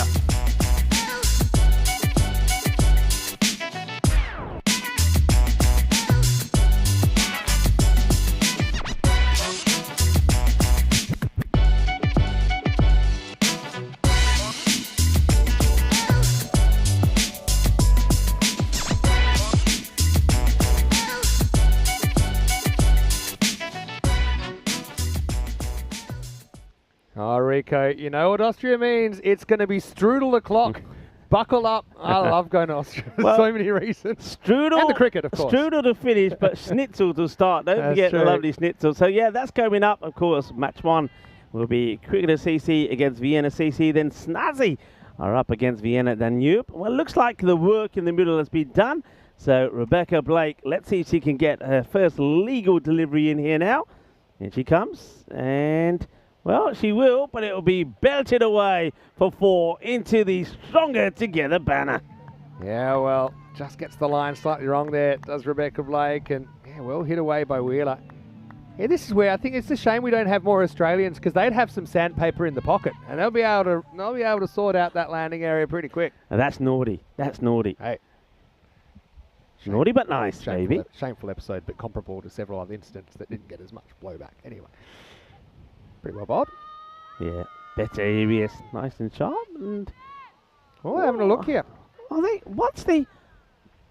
well, yeah. I mean, it's got to be for a stumping. Let's have a look. I mean, I didn't think... oh, she did drag her foot slightly. Let's have a look. And... ooh, well. Boy. I reckon that could... let's just go back here. Now, there's on the line. Does he get enough? I think that's on the line, you know. I think once the stumps are broken... the foot is on. This is very, very close. This is kind of doubtful for me. It may be. It's very close. As a keeper, I'm going to say I like the idea of it being given out, but I don't know if there's enough evidence there. Is it in the air? We got pixels. We got shadows. If we can we go frame back? I mean, are the stumps broken a frame back just about here? Yeah, but I don't have the bails see, off if you look at that one there. This shot there, I think, is on the line. The line belongs to the fielding side. Are you satisfied the bail is removed in that shot?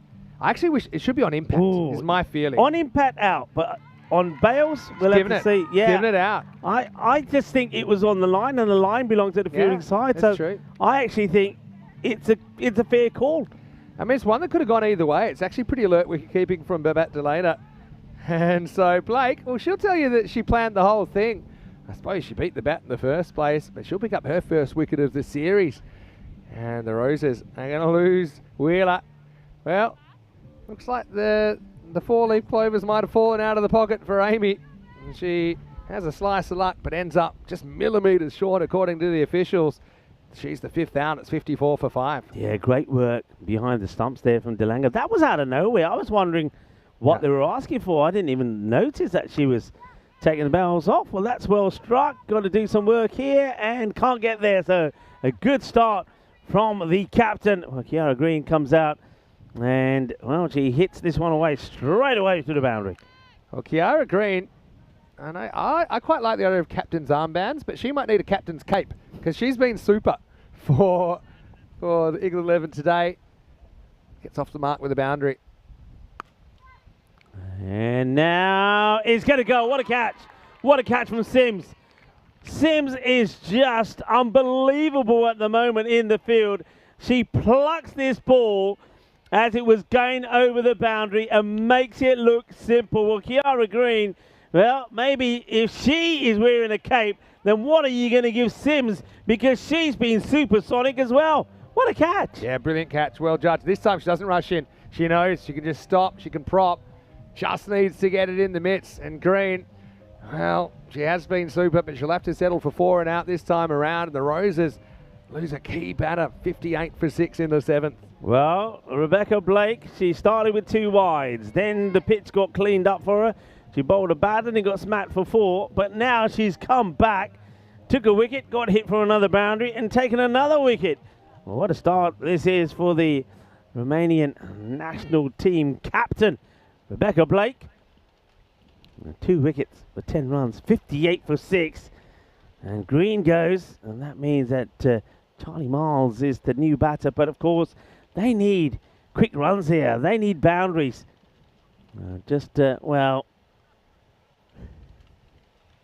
Well, you wouldn't expect the people that walk behind the bowler's arms to be the likes of Daniel West and Christopher, but, well, they waited for them. That's nice.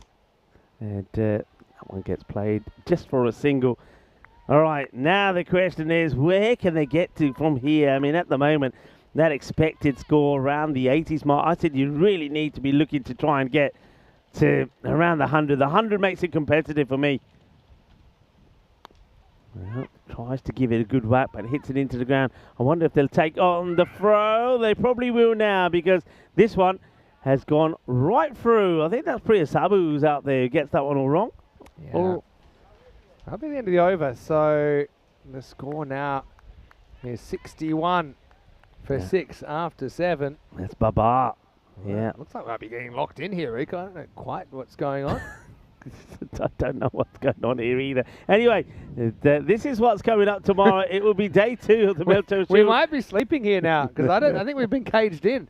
Anyway, we got 4 more games, as you say, Rico. And look, it'll either be 4-1 to Team Europe overnight, or it'll be 3-2 to Team Europe overnight. But 4 more matches. We know that the series is live going to day 2, starting tomorrow. A little bit later, so you ready for a sleep in? 8 a.m. tomorrow in GMT time. That's 10 o'clock in Central Europe and 1:30 in India. Oh, I like the sound of that. Breakfast in bed? I like the sound of that. Breakfast full stop, maybe. Hello to the Kiddie clan. Saying hello to us both. Well, hello to you all as well. Nice to have you with us. Sims can't put a foot wrong at the moment. Now will be given the ball. Has already taken 2 for 3. Taken, I think, 3 great catches in this match already. Single to start. That last over from Rebecca Blake had it all, didn't it? Went for 14, a couple of wides, a couple of boundaries, and a couple of wickets as well. So sand makes you slip less. I still don't get it. I think it's the placebo effect. As I get a bunch of grease to put on the line. Anyway, what do I know? McMahon faces up. Goes for it straight. Nice shot, nice strike. Maximo! Ah, look, who's that? That's Vasu. Well, Vasu's been on a heater in this 2 weeks in Rome. He's a bit of a ball magnet. Takes that on the hop. 6 valuable runs. The Roses fight back. Yeah, well, the ball seems to follow him around. There's Vasu. Yeah, the other day he took 2 in 2. And I've never seen anybody on the crew do that. 2 went there and 2 he took. That's nicely bowled, but well played as well. Sims just pulls that back a little bit. Now they're going to take the overthrows here. I think if both batters spotted it straight away, maybe. Watch the variation. This is the kind of front of the hand ball rather than the off spinner. See how it kind of rolls out the front. And so, yeah, it won't turn in to the right-hander. And that's the one she tries, but gets a bit wrong. Dropping, gets hit away, and will be stopped. Just to run another one. Geez, we have seen a lot of full tosses today. I think partly it's because the bowlers, they are trying to go full. And sometimes they've just overdone it. But like I said, I think the Roses are a bit disappointed they haven't put more of those kind of balls away. Yeah, well fielded there. That's Baba on that boundary. Well, he might be called upon again. They've got a long way to come, have the fielders. And look at that. Look at how much of an athlete Irish Zwelling is. He runs right in from the boundary and gets there. And the batters who may have been thinking to can't. Well, she's got to run all the way back here now. Sims. Oh, that might be wide. Yeah, it is. It's probably just the wrong side of the lot. Right, now they're asking again here. I reckon it's been given out. So it must be sure it's out. Watch it. Oh, yeah, that's out. You don't even need the replay for that. Let's just see this one more time here. And... yeah, no issues. Takes it well behind the stumps. But look, the back foot never gets back. Adios. Yeah, and you know what? That's a really good umpiring decision on the field. It happened, it always happened in slow motion in it. That was that kind of, it was the carom ball again really from Sims, and it's going to be a wicket off a wide. So really everything rolling towards Team Europe at the moment. So it'll be the end of Miles for 3, and the Roses are 72 for 7. Yeah, and once again, Delayed good work from her. Well, she's all smiles at the moment, of course she is, because everything's going her way. And with the ball to go then in this 8th, it's 72 for 7.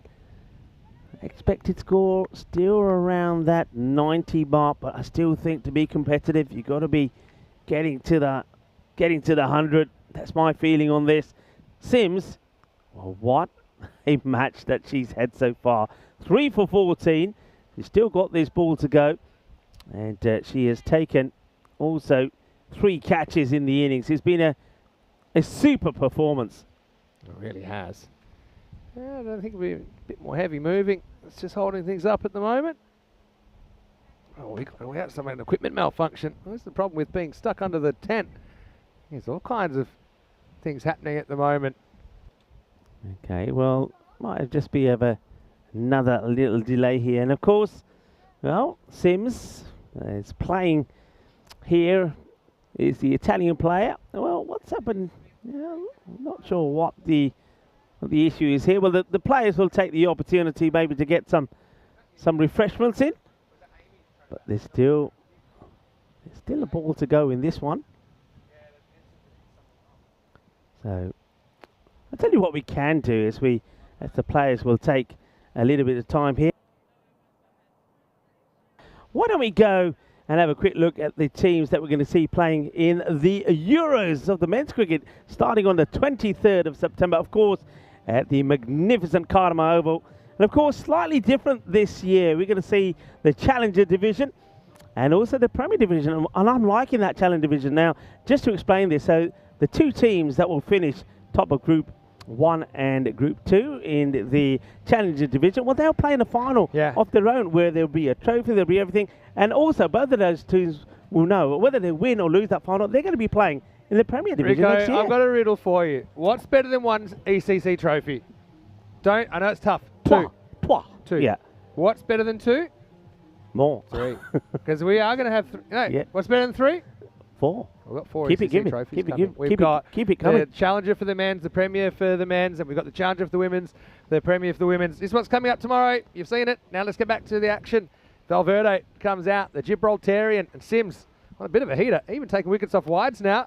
This will be the end of her spell, and it's pretty well kept out. 72 for 7 after 8. Sims, what a game she's had with the fielding, and obviously that important contribution with the ball as well. And there's Babette Deleda. Well, she's a bit of an octopus, I think, behind the stumps. You know, she seems to have hands everywhere, and she's got that great awareness and cricket IQ we've talked about multiple times today. Best bowling figures on the network then for Sims. Taking a 3 for last time. Her best was 2 for 13 against Hispania. And she also did score 34 in that match as well. So brilliant from her. 3 for 14. And don't forget, 3 catches as well. It's been a marvellous display from her. Really has. And the leader has been great behind the stumps as well, has to be said. Okay. Sophie, we know she can hit a big ball. She's done that already. And she goes for it. It's up in the air. And I think they'll try and come back for 2. They're going to take on the arm here of Zwilling. And, well, direct hit here, and it would have been gone. Probably worth taking it on. And then Zwilling doesn't really attack it. And she didn't really have too much momentum going into the throw. She kind of went early throw. See, she didn't really set her feet. Just kind of hurls it in. Having said that, you can see there, it wasn't too far away, maybe a metre or so. And now this one, this does slip out of the hand of Barber, and it's going to be a no ball for height. And a free hit coming up again. Pretty good take. Yeah. She didn't really train for these. She's had a few issues, hasn't she, Fawa with these? I think one of the issues with Fawa is she has kind of been out of action for a lot of the summer, and she hasn't played as much cricket as she would have liked. So I think she's coming in a little bit underdone compared to some of these other players. We certainly know what a dangerous player she can be. That one is well struck. There's a sweeper out there who picks it up beautifully. That's great fielding. I love the way this is being attacked. She's not even giving the batters a sniff of taking the second. Attacks the ball, gets the throw in hard. Excellent fielding. Baba does get the ball to swing. Watch the movement she gets. I mean, even that one, look how much that's come in. So not only does she swing the ball, she gets to the cut back in as well. But you can see here now, she's probably a little bit reluctant to go fuller. Every time she's tried to go fuller, she's ended up bowling a beamer. So that's why she's a little bit short. But I think she's saying to herself, you know what? I'd rather just keep it there a little bit shorter and not give any more extras away. And also, she's got to be a bit wary. I think she's had a couple that have been too high. That's hit straight down the ground and well fielded. Well, this is a bit of stronger together fielding, isn't it? Yeah, great teamwork. Excellent teamwork and high fives from Sims and also Zepeda here. Look at that. That is tremendous. Sims, what an effort she's put in there. We'll get a chance to see this one more time. How about this? Stronger together, everybody. And stronger together during the Meltl Shield. That's in the air. Zwelin holds on to the catch. No problems. Another one bites the dust. That's a big wicket. That will be the end of Sophie McMahon. She will go for 21 of 16 balls. Now I really do believe they'll have a struggle here. The British and Irish Roses, they are another wicket down. That's the 8th to go. And they may even struggle now, Vinny, to even get into a 90-something score. Yeah, the way it's looking, it's only 7 balls left as well. Again, the catching's been important. They teams that have held their catches, they've been winning matches. And we saw the Roses turn it on the field in game 4, but Team Europe have taken some good ones, really. Well, she's almost going to have to be treated for leather poisoning in the Roma Medical Centre tonight. She's had so much of the ball and takes that one nicely to get McMahon for 21. Maximo in there for Sophie as well. And the score 79 for 8. Barbara with a wicket. Yeah, and Trinity Smith making her first appearance. Oh, well, now I wonder how many that's been, Vinny. I think it's 2. Yeah, but what about her first over? Were there any in her first over? It's only her second no ball, so it'll be a second and final warning. Yeah, so there's those issues. And once again, I think every time she tries to go for the fuller delivery, it ends up being a no. So what a way to start for Trinity Smith. Yeah, well, charity begins at home. Trinity, time to go for it. It does, can't be out. So how many will they run here? Will they take it on? And they decide to be cautious. I suppose you have to be because it's 8 wickets down. That will be the end of the over. So the free hit doesn't really cost Farwa Baba. She does pick up a wicket thanks to a good catch there from Zwelling. Apart from the no balls, it wasn't a bad over at all. And still, when you look at it at the end of all of that, it only goes for 9. So you'll take that, won't you? 1 for 16. Good figures. Yeah. That's what she's got. 81 for 8. Heaps of options to go Zwelling here. Yeah, they're going to go Zwelling. And that seems a sensible option. Maybe Iris can come and clean up the tail, go bang bang. Iris, obviously, it's going to be pretty important, the batting side of things. So, yeah, Raika is not in the side this time. I wonder if they will go for Delata and Zwelling, go for the kill here, try and I think you would have to. I think you would have to go with those two as the openers. I'm going to get those ice baths ready. I know they're somewhere around the ground. Those two are going to need it. Anyway, here we go. 10th overtime. Oh, good delivery. Full and straight. Did you just say there's some ice baths around the Someone ground? told me there's ice baths. Where? But I said in like 5 minutes. They're just going to be baths. Can we have one in here? Yeah, I could just roll me trousers up and stand in it. This is where we had the famous ice bucket challenge. It wasn't too much of a challenge because it was boiling. It was the best thing we ever did. I will have to have a chat with Prabhath about this. Let's hit down the ground and a good solid strike just will be a single. And if there's somebody you're not taking on, it's Sims. Yeah. She just had the Midas touch here today. It's really been an exceptional performance from Sims. Trinity really Smith has. just get some of the singles. She's from Jersey, of course, and yep. We saw her playing in the Netherlands series last year. Jersey will be part of the ECC this year. Exciting. That struck well, Sims. But even the angles, you see how the European side have squeezed their mid-on, mid-off a little bit more. I think the one thing, if I had one tactic that I would, if I'm the Roses captain, I'd be saying, I'm going Southern Cross to the big Dutch 3. I'm going Southern Cross, straight down the ground, long on, long off. Put 3 there and plug that gap straight down the ground. And that's a bit unusual, but they wouldn't be used to it. We've seen it be so effective in T10 cricket because you're taught that kind of hit straight, you're safe. So if you put a fielder there, it can just kind of force batters into doing something unnatural. Trinity Smith from, of course, well, isn't it a good combination got out there? So Trinity Smith there, of course, from Jersey plays this away and now hands the strike over to her partner, who of course was a find, of course, in Gibraltar. That's Amy. She led the side in Never the heard of Senior it. Cup in checkout. Can I just say something? Hmm. Yeah. I would say I don't know everything about fashion, but I know one or two things. Amy's outfit at the party last night, zebra inspired. It actually got me on Amazon starting to look up whether I can get a suit in that kind of pattern. It was cool. No, It's kind of black and white stripes, and I got to say, I want my people to talk to her people. Anyway, 85, a ball to go here. I wouldn't wear that here. You're getting into trouble with the horses around the ground. I'm telling you that. They might get confused. Got to go for 2 here. It's the last ball, and it'll be gone. In fact, it's given out on the field. So, yeah, it's the right play, though. Trinity trying to come back for a second. It's the last ball. You've got absolutely nothing to lose. So they kind of fight it out in the end, don't they? It's pretty hard graft. But the Roses are going to finish with 86 off their 10 overs. And if there's one time that they need to find some early wickets and get stuck into this Europe batting lineup, it's got to be here in match 5 with a fairly underwhelming total on the board. Yeah, look at that. That's what I like to see. All right, it didn't work. You're out.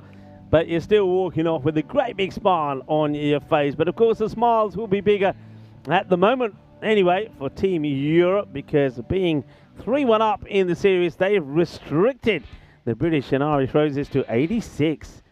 Yeah, it looks tough. Well, you know, a lot of people make this cricket ground tick, and there's one guy, obviously, now we got a soft spot for him, and that is our good friend Leslie, and he's dishing out the watermelon. So it's not just water puts into the field, he puts watermelon into the mouths of those that are around here. Quinton was looking pretty suspiciously at the watermelon as well. Don't think he'd seen a fruit in a while, but you can see there that Team Europe, they kind of didn't take a backward step after dropping their first game of the series. But it seemed like a decent, bright start. Taylor getting that boundary away, but some early wickets just throwing the ship off course for the Roses here in match 5. Yeah, one thing when you look down this innings, there were wickets falling all the time. All right, nothing on the first over, but there was only 4 that came off it. A wicket in the second, 2 in the third. Then we had that little partnership where in the 4th, 5th and 6th, no wickets, but then 2 fell in over number 7, and they just kept on falling. And the runs were drying up as well. We saw a couple of big hits, of course, but it just wasn't happening, was it? It just wasn't happening. I will say it's a defendable score, though. I know every single time we've seen Europe bat, they've got that big partnership that's made, you know, something like 87 look easy, but the Roses, I think they've learned a bit. They'll probably have a few better tactics, having seen what they've seen so far today. But what about Sims? I thought she was brilliant in the field with the ball as well. I mean, I think holding these catches was pretty important in keeping the Roses to double digits. Yeah, there's Sims again. I mean, you mentioned it, and of course I've mentioned it a few times. I just think it's an exquisite performance in the field. And one thing you have to remember, I know we're talking about Sims as an individual, and it's not an individual sport, but one thing we do know, when somebody shines the way that she did, that's probably the only one that she misjudges. It goes over and bounces over and goes to the boundary. But when you get somebody who puts in a really good performance in the field, you know, three catches, 3 dismissals to the ball as well. That was a lovely shot of Diana, and also, of course, young Casper, beautiful shot. Casper learning the traits of being a photographer, maybe. But going back to what I was saying, when somebody shines like that in the side, it rubs off on the others. They also will want to take that catch. They also will want to slide and stop that ball. And I think that's exactly what we saw there from Team Europe. That was the something. I still think it could have gone either way, but Wheeler ran out of luck there. She had an interesting time at the crease, was able to gather 19 runs. McMahon played some nice shots as well. Maximo in there, but well, we just saw these catches being held, didn't we? Yeah, that's a bit of a hot spot, isn't it? Long on, deep mid wicket there. Yeah, quite a few balls going in that direction. As the Roses, they had to fight for every run, didn't they, in the end? And that was a good one. Vasu, he was getting into the action as well. Of course, the Romanian men's captain. Yeah. Vasu Saini. That was another one that actually, just a little bit me like on the dance floor, couldn't quite get the feet where they should have been. And that was another quick bit of work from Babette Deleda. And Babette came out, had a few slip out of the old mitt, but also, was able to stop the bleeding and also picked up a wicket while she was at the bowler's crease as well. 1 for 16, not bad figures at all. So look, yeah, we call it the Grady 80s, don't we? And you can see there the commitment. And really, yeah, these fielders, get out my way because I'm getting it. But I mean, what do you think? I know that the computer will tell you that they have very low chance, but one thing we haven't really seen is kind of the big pillars failing all in one innings. And I just think the Roses, just hearing them talking as well, they've got a few plans and they think that they could probably ask a few different sorts of questions in the second innings to what they've asked earlier today. Yeah, I think for me it's simple. And I think if in the first 4 overs, if they can remove Delata and also Zwilling, then you got a chance. You got to get those two out early. Then after that, you can put the squeeze on. But those two, getting them out early, I think is key. If one of them gets going, this match is gone. Yeah, well, they're kind of caught between a rock and a hard place, but, they're fighters and they've got the runs on the board. As my old coach would say, no one can take them away from you. So they'll be defending to try and squeeze this into 3-2. 21 for McMahon leads the scoring, 19 for Wheeler, 10 for Fackrell, the only batters to reach double figures. 15 extras, maybe a few more than we've seen earlier in the day. Maybe that's the fatigue factor that's creeping in. We saw a few slipping out, didn't we?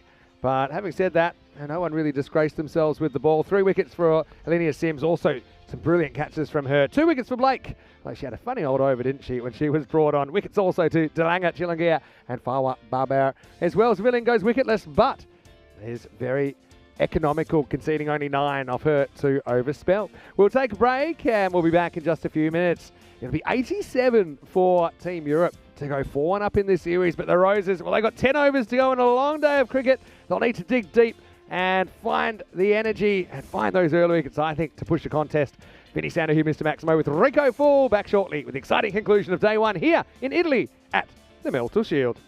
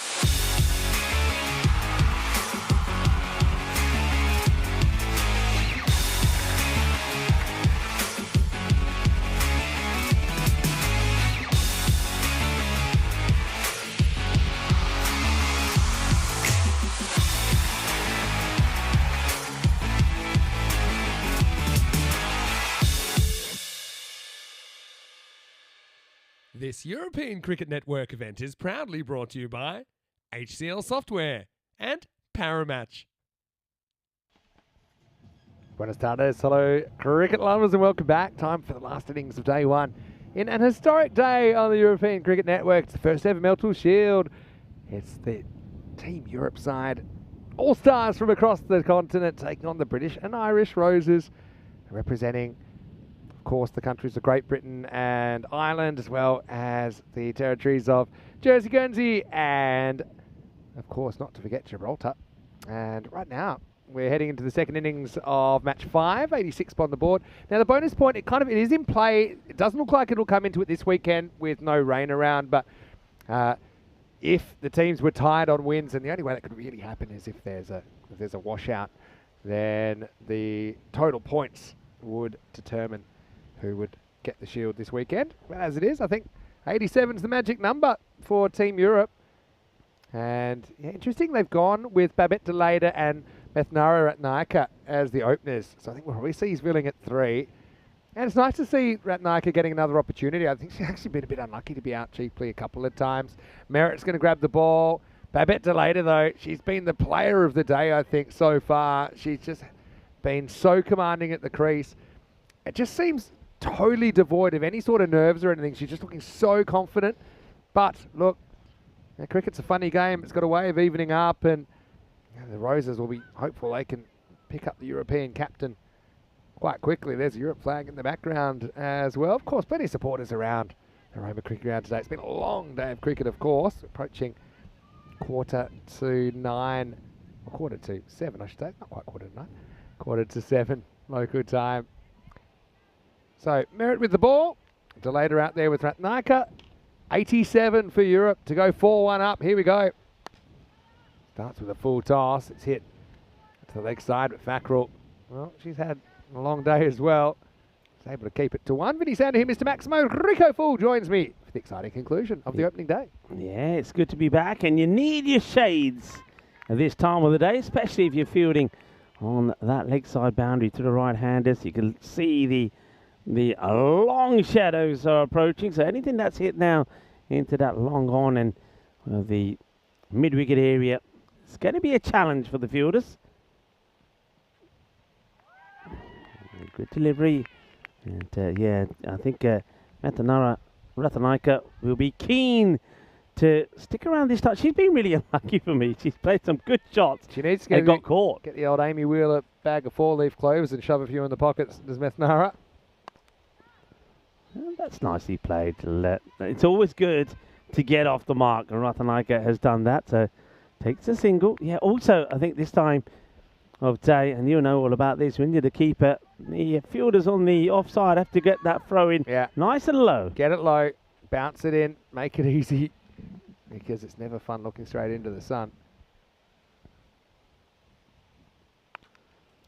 Short, miscue, fielder's getting under it, can't take it. Oh, that is such a big opportunity. That's the one that you want to try and get, and Deleda gets dropped on 1. Yeah, look, it's the sun's a factor here as well. Yeah, it's Valverde that's able to get hands to it, but just couldn't hold on to it. That's a huge moment in this game. It's funny, there's been some brilliant fielding today, but there's also been a couple of key fumbles that have been important. And now it'll be Ratnaika that fights back, pumps that one over. Backward point, 4 carreras. Yeah, this is a nice shot. And plays that beautifully. Good shot to play in the power play. Nobody out there. They're all in the 30-yard circle, so 4 runs, and that really does. And talk about adding salt to the wound. And, well, they're looking pretty calm and relaxed and composed at the moment, are those Team Europe players.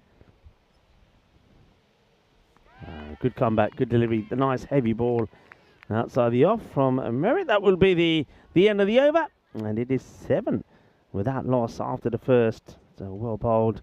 But she will be, of course, very disappointed not to have taken a wicket. 103 matches since the golden ball. We raised the bat today, didn't we? You know, and Wise Man once told me that every game without a golden ball is one closer to a golden ball. And they've done the physics on it. It checks out. It's coming. Just when? Got some weather updates as well. The end of the world might have started in Utrecht in the Netherlands, because that's been washed out halfway through the T20 International between the USA and Canada, and there's not much left. There might not even be a ground tomorrow. Looks like everything was getting blown away from what I saw. Here's Charlie Miles in over number 2. Oh, well, this one is going to go, and when's it going to stop? I think it will just stop before the boundary. The batters, oh, well, get back. Oof. It's a late no, so they'll take 2 wides here. Are you telling me that Corey's blown away as well? Don't tell me we've lost Corey. Oh, Corey, I mean, luckily he's a bit harder to blow away if you've caught him over the last couple of months, but no, that's been abandoned, so I can tell you that. As Weatherall's behind the stumps. You know, she's a kind of converted keeper to bowler, but she's basically giving Christina Coulter-Riley a game off after she's kept the first 4 games today. Yeah, so the USA and Canada fortunately had to play out a no result. So what is the real cricket then? Because we'll have 5 results today and they had 0. You tell me. Well, yeah. Do you know what they were showing? I saw Corey cut the broadcast pretty quickly. The classic match they were showing was Netherlands chasing down 183 against Spain from the ECC last year. And Corey just said, cut the feed. I'm out of here. I'm out of here. That was the highest chase ever. Let's have a look at this one again. So it's Miles and just having a few difficulties getting this ball. It's just a no ball off the pitch. I hate that rule. Well, it's been given a wide at the moment. Yeah, keep it a wide. That's not going to do anyone any harm. Yeah. Give up a free hit for that. Shot. Spirit of the game. Should live on. Anyway, not too much spirit here for Delata. He just cuts the next one nonchalantly to the boundary. Yeah, Charlie Miles. I like the plan. I like the plan. Outside the off, keep it outside the off. But a couple of things I'd say about that plan. A, obviously as a bowler you've got to execute it. But then I think as the captain, if that's the plan, you've got to set the right field. I don't think the field is right. If that's what Miles is trying to do, then she's got to get more protection out there. She's got to have a third back or a backward point for me. Okay, that's played nicely. Once again in the gap, you see they just need to strengthen this offside field. That is going to be 4 more. And yeah, I think Kiara Green here probably needs to look at the field. That she's got so many bodies out there on that leg side. I think 1 more has to go across. I know what you're saying, but there wasn't too much of a gap, I didn't think. I suppose the umpire's over there making it look a bit more crowded. But I mean, how does Delata get enough to get that for 4? I mean, she's got unnatural power, doesn't she? His timing is very good. There's no doubt about that. She's a wonderful timer of the ball. And there's Fackrell hovering around at mid-on. 19, only halfway through the power play. 8 and over required. Team Europe have been impressive on day 1. Full hit down the ground over the outstretched hand of the captain, Kiara Green. That's going to be 4 more as well. Turns this into a full toss and just clubbed down the ground. Good hit. We are in the power play, and that's going to go all the way as well. They're going in for this pretty quickly, aren't they? That was a great shot of how far that went over Kiara Green's head. See that? Just over the outstretched hand. Oh, Kiara's given 110% today, but I'd love to do some sort of stat on full tosses and result today because Europe have been so good at putting them away. Basically Yorks herself this time to later, and they won't get any run here. If it comes to an end, but of course, no, not quite just yet. Still 1 more to go. Of course, what has come to an end is the cricket there in Malta, the Valletta Cup. The Isle of Man women, 171 for 4. And Greece women, 102 all out in the 18th over. So good win there for the Isle of Man. Short, crunched, hit hard. Wheeler do the fielding. And what an arm that is from Wheeler, by the way. Yeah. Oh, well, what's this hit? Too good. it's on the edge of the pitcher. Is it edge of the pitch or has it caught a bit of the batter? Yeah, edge of the pitch. It's caught the batter. Don't think she'd be standing. What's this? Boing. And I don't care where you put your dotted lines. That's the edge of the pitch. Okay? I knew you were going to say that. That's the edge of the pitch. I knew you were going to say All that. right, so 3-1. You can see after 4 games. The points will only come into it, like I said, if for some reason they were tied on wins, but with an odd number amount of games, I don't think that's going to happen. The only way it could happen is if there's a no result somewhere along the way, but 24 without loss after 2. Yeah, I got something to share with you. Well, Smiles at the moment. Where's Rebecca Blake? She's having a nice old laugh at the moment, isn't she? And, yeah, she's pretty happy. Picked up a couple of wickets as well. But, you know, we see so many 6s on the network. Well, it's time to go back in time with Rico 1938 at Wells, Somerset. Arthur Willard thumped 5 sixes off and over from Kent's England all-rounder Frank Woolley. This, at the time, equalled a world record that lasted until Gary Sobers hit 6 sixes off Malcolm Nash in 1968. So you can see there, it took 30 years for 6 sixes to be hit in an over. And of course, we've seen that plenty of times on the network. Nice looking shot. Once again, Wheeler has got to find it. She does. Good hands. And also, we know she's got a laser off a throw. So throws that one in nicely. And I hope you're going to enjoy International Strange Music Day today. Well, maybe when I get back to base, I'll put a little bit of strange music on. Well, my playlist, some will say, is pretty strange. Well, that one's a good save, I think. It's not the best of deliveries. A little bit down the leg side. It's been hit pretty hard by Ratanaika. But Oli will get the one. All right, this is the wicket that they really need to try and get pretty quickly. Tackle around the wicket. Oh, smashed. That's gone. Adios, pelota. 6 carreras más. Qué guay, qué genial, qué grande. Well, remember this. 3 innings, 3 half centuries. Yeah, it could be, it's putting a world-class jinx on her right now. I don't know if you could bottle whatever's fueling her today and sell it, be flying off the shelves. Essence of Babette. I'll try and do the British and Irish Roses a favour. Well, here she goes again. She's on for another half century. You better be quick, because I thought she might get there by the time you finish the sentence. This is a fraction short, and Babette, I mean, no mercy is probably the way I'd put it. And she's kind of been toying with the bowling a bit today as well. Looking down at the bat like she might have cracked it, but I'd be holding on to that one. It's held her in good stead so far. Oh. Yeah, I like the way that Grace is saying, yeah, that's no good, change it. It's no good, get another one. That should have to. It's going too well, use really. A special bat that's only half as wide. Probably still be bash them all over the place.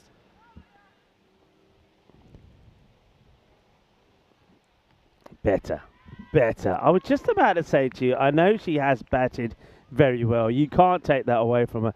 But you have to say that they have bowled to her strengths outside the off, and look at the result. Yeah. So that's where you've got to try and be. Yeah, so you see that probably goes straight over the line, so it's not a wide. Under the current interpretation in place, end of the power play, it's just what Europe were looking for. Look at the 40 difference. without loss after 3. Look at the difference there, Vinny. You can see that the British and Irish Roses just haven't had the firepower in the power play. I think maybe, from tomorrow, Kiara Green, you probably have to say that she needs to be at the top of the order, perhaps, to give them a good start in the power play. That's the one thing. That's the battles that I think Team Europe have won. Can I just kind of think outside this weekend for a second? And looking forward to the ECCW. Netherlands came second last year. And you look at the form of the 3 and potentially other players to come back. That's well cut away up in the air by Ratnaka, saying, well, don't forget me, I'm still here as well. And I'm hitting the ball pretty well. As she lifts that up and over the offside. She's very still when she receives the ball, Ratnara. I could tell you this about Ratnaka. One of the shots that she plays so well is that. And when she was in the nets the other night, she was cracking these all over the place. It's gone all the way, by the way. Also, Maximo. Her drive. She can drive beautifully. She's probably one of the best drivers that I know. And you can ask Vasu Saini about that. I know Vasu is part of a team here. Well, Vasu, he wasn't holding back when he was bowling to her. And Ratanaika was just going, bang, bang, bang. That's a good strike here, no doubt. That's a nice little leg glance. But finds the field around the corner, Valverde. She'll be keen to take the next chance that comes her way. Merritt bowling out here in the 4th. Yeah, good delivery. So, going to the ECCW, well, in the Premier Division I'm talking, we'll have Italy and the Netherlands and England 11 from last year. But we'll also have Scotland 11, Ireland 11 there this year. But, I mean, you look at the form, if Delayda, if she can stay in the Northern Hemisphere, it's well bowled as well by Merritt. Bit of gun on gun here. One of the issues with the Netherlands last year was they did lose a few players to playing club cricket in places like Australia. That's right. And I just think if they could get their squad together. I mean, obviously England 11, they're still got to be right up there. Scotland and Ireland, some very good cricketers around there as well to round out that division. Italy Again, they'll have their work cut out, but they've got some good players. That's pretty close, maybe just drifting down the leg side. Yeah, it's a rare miss actually there from Deleda. But yeah, I think it's just missing that leg stick. You can see it hits the left pad before it then goes on to the back pad. Your jinx has carried some weight. You missed a couple, but I don't know it's good enough to get her out. Really? Wait and see. Wait and see. So you classic jinx on battering in form of her The thing is this, I don't think, I mean, my record's pretty good at the moment. I think the last 5 or 6 times that I've said is batter's on the way to a century, and I've said it once I said it when the batter was in 30, I said this guy's going to score a ton. And I've done it here as well on the 2 occasions, and it's happened. I know Harpreet did it when I said it about him. I think Luckin won when he scored here. So at the moment, I haven't been able to jinx anybody, so maybe that's not a good sign for the British and Irish Roses. I think you got to say, go on, you say it. You say do you think that Deleda is on for another half century. I should definitely score a half century. There you go. Yeah. Okay. Do you think because we've done more matches, 1 and 2, over anyone else in the world, we must have jinxed more batters than anyone else in the world? Probably. Easily. You know who is? I'll tell you who else. Who's a good jinxer? I'll tell you who else. She sat next to us. Oh. Diana Oroz. You know Yeah. why? You know when we're commentating, I mean, Diana now knows the game very well. Yeah. So she listens to us. And when we say, all right, he's in the 80s, she gets a camera out because she's ready to take that shot. Yeah. Or when the bowler's on a hat-trick. She gets the camera right, and every time it's a hat-trick, she misses it. When she hasn't got the camera out, when the burrito's not out, we get the hat-trick. So Yeah, I think true. Diana's the jinx. All right, well, we're all super confident that Babette Diana, is going to fly I to tell you, another we'll put it 50. to the test. Get your camera out. Get ready to take a picture of another half century.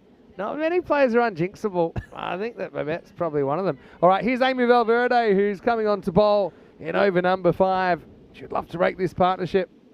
First one, though, she loses it down the leg side. Amy was captaining Gibraltar, who won the CE Cup earlier this year. That was held in Prague. It's been a great trend this year as well, as a lot of annual tournaments that traditionally have been men's tournaments have actually switched to women's tournaments. You saw it with the CE Cup in Czechia. We're seeing it at the Valletta Cup right now in Malta as well. It's up in the air, and that's going to be 1 bounce, 4 runs. Ratanaika, her strength really does seem to be that shorter ball on the offside. Hey, I hope that Deleda doesn't sue us, by the way. Yeah, Since we're trying to put the curse on her. Pretty deep pockets in that family. I'd be paying the bare minimum getting out of there. We'll have Quinton Norris in here in a moment, standing over there. You don't want to mess with him. He's a big unit, you know. I bet that Tim Delader's watching, the King of Warburg. Hello, Tim. Especially with the Netherlands T20 being washed out over there in Utrecht. Yeah, well, if you are joining us because you are watching the cricket over there, this is going to be another one that races to the boundary. Oh, timing is everything. And Matanara, what a lovely shot. Just look at the wrist work there. Beautifully played, timed to perfection. 4 more runs. The chance of her not making a half century, there's probably more chance that Methanara is just going to steal it off her by scoring scoring all the runs herself and maybe keeping the strike. 31 to win. Oh, that's so close to the lid. I think she hit that. And this is going to end up going for just a couple. Yeah, Could have been worse. That was very close to the helmet. I'll wait for the signal. Yeah, there's a little bit of bat on it. It would have been 5 penalty runs instead. It'll be 2 real runs. You see, whether or not she has done a lot of keeping, but I don't think she's done too much of it lately. Just struggle with that ball dying on her a little bit. There she is. Up in the air, and that's 6. The power of the bat of Ratanaika is quite unbelievable. Well, there's Prabhath. Here's the shot, 6 runs. I tell you who's liking this is Prabhath, because remember, Prabhath is the coach of the Italian national side. There he is there. I think he's loving this. There's Prabhath. And he doesn't show too many emotions, but of course, he puts a lot of time and effort in to the national team players for Italia, and he'll be very happy with what he's seeing at the moment. Right, down the ground, going, and almost one of the best catches that you'll ever see on the network. And this one would have just been out of this world. This one would be a catch from another planet. Have a look at this. Oh, it's so close. That does it no justice. We saw that live. That does it no justice. How did she even get there? Well, it's a bird, it's a plane, it's a fackerel. How did she get close to that? And she ends up. Oh, well. What an effort. What an effort. I applaud that effort. That was sensational. It kind of sums up the day in a cruel way for the Roses. Valverde put one down earlier, then has one put down of her bowling. Now the next one's going to go for 4. Well, don't worry about the delayed attack. All you've done is energise Methnara. Well, she's turning the clock back to December 2023 right now and putting some bowling to the sword. That's been absolutely crunched away. Great hitting. And Ratanaika, fair play also, of course, to the Team Europe. I think they were good to just stick with Ratanaika. They knew that she will come good. So after a couple of times not really get going, she does. Let's have a look at what's going to be happening there, of course, in Malta tomorrow, the Meltl Cup. Now, I'm just having a quick scan, and I'm pretty sure I can tell you the final right now. It's going to be Isle of Man versus MCC. They'll finish in the top 2. So I think, to me, there's no doubt who will be playing in that. But, you know, you've still got Serbia there, who have an opportunity against Greece, probably their best chance for a win so far. They actually play double header. And MCC, obviously, they've been very strong. Isn't it great to have the MCC on the network? And a very famous cricket club. While we're there, if we were over there, probably hassle them to change a couple of laws we don't think make sense, but, you know. It's great to have them. We've got to ship them a few numbers off, though. They, they need a few numbers on those shirts. And even, I know they're traditional. If we want to go Roman numerals or whatever, or hieroglyphics or whatever. But yeah. Speaking of that, you know what I like to see? I mean, numbers. Does it have to be numbers? Why can't it be like characters? You know, just a picture. Now you're getting a tiger, down a lion, a rabbit. We've had. Well, I know we have. We've had a lion instead of a number. We have. That was Zabi Zahid for Natchka in Stockholm. All right, here's Kiara try and save the day again. Slight misunderstanding. This one gets fired in, which doesn't really need to be fired in that much. Yeah, Kiara Green. I think you've done it. I think you've jinxed Babette. I don't think she's going to get a half century here because they only need 15 now. Well done, Rico. It's a partial jinx. Ooh, ouch. I felt the hurt on the ball. It's cuatro carreras. And I hate to say it, time to bring the car around. We'll better get the Rico copter as well. We're about to fly home because this game is as good as done. Just 11 required now. Didn't that sound good out the middle of the bat? And if you are joining in, of course, tuned in from the Netherlands after the rain there, well, welcome. And, well, if you are lurking, we did put a lurker call out. We'll say hello. Do it quickly. Do it quickly because this one could be going quick. I didn't get to all the lurkers. I saw Jules is in there. So he'd love to come to Khartoum soon for the ECC, but I think he'll have a few issues preventing that. But he'll, of course, tune in from the comfort of his living room. And, of course, he can do that. Walking stick 77 now. Tell you who could come up with a 50 here is Rathnaka if she went Maximo. It's nice to see her getting some runs because she kind of deserved them. Yeah.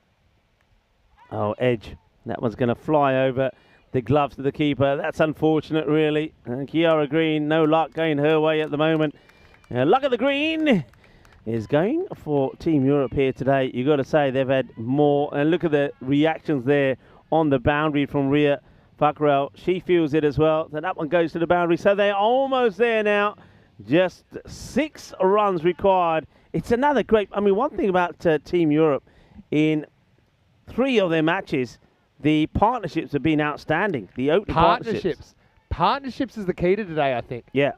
What are we seeing? We've seen a 72, right?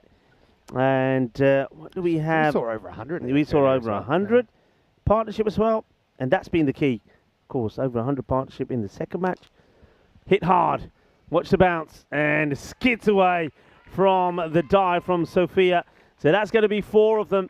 And Ratanaika, we know she's a powerful player. Well, there's Prabhath again, but he's got a smile on his face because he's saying, well, this is my girl. She's doing exactly what I've been teaching her to do in the nets. And, well, Prabhath, he's after that one to do a bit of fielding. So almost there now. Smart, too. If you hit a 6 there, can't get your half century. So very clever because now you need a 1 from Delata and then you can bring it up with the boundary. Let's see if Delata plays ball because I've got a feeling she don't really care about that. She might just want to send us home by smacking one out of the ground.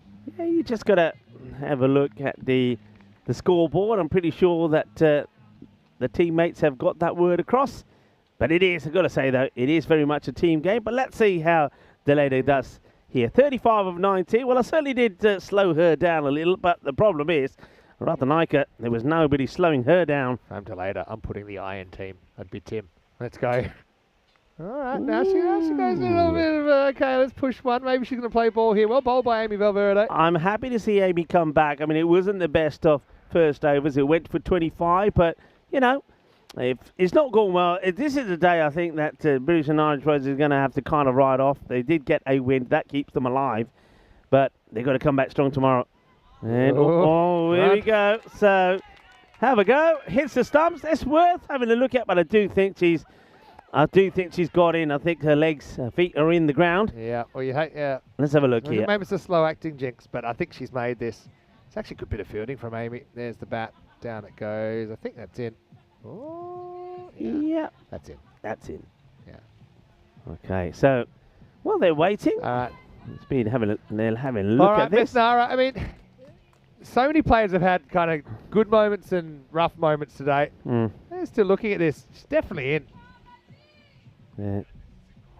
Meta just getting hungry to taste the ball. She's all right. Okay. So now we'll hand over to Ratnaika, who's on 46. Any score will win the game, but a boundary will bring up a half century for Methnara Ratnaika on home soil as well. Yeah, that'd be special. And it's been a great knock from her anyway, but this is a special moment on 46 of 17 balls.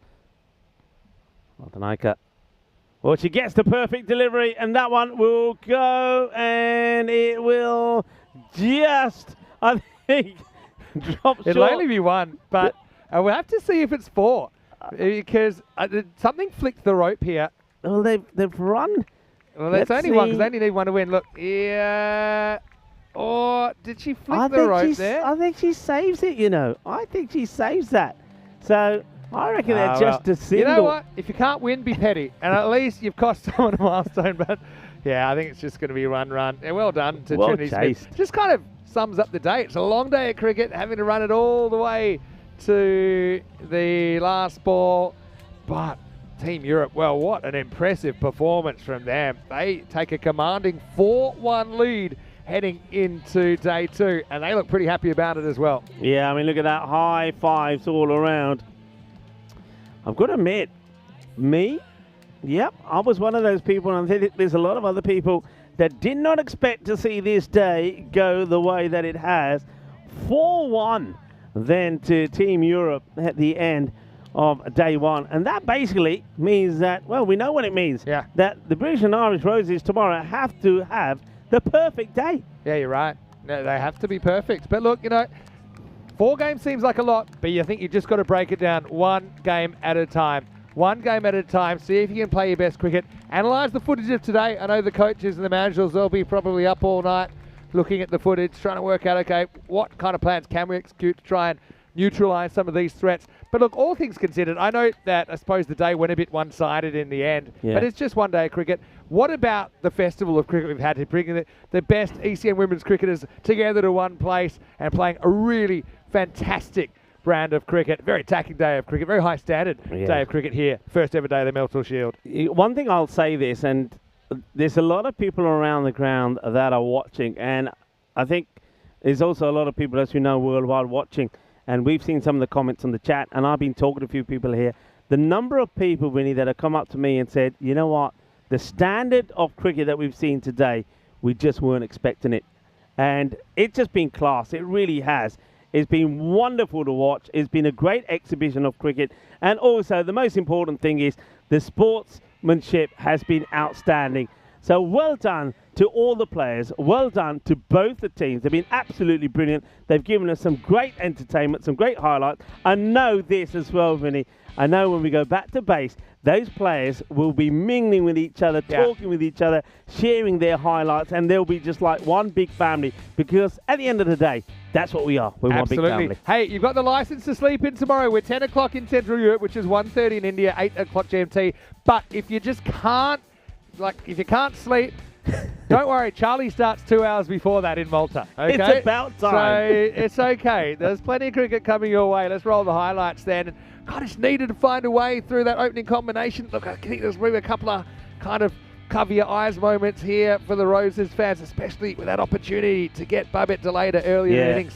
Yeah, I mean, that's the one that they had to take later. She was on 1 when she was put down there, and we know it. You know what I'm going to say.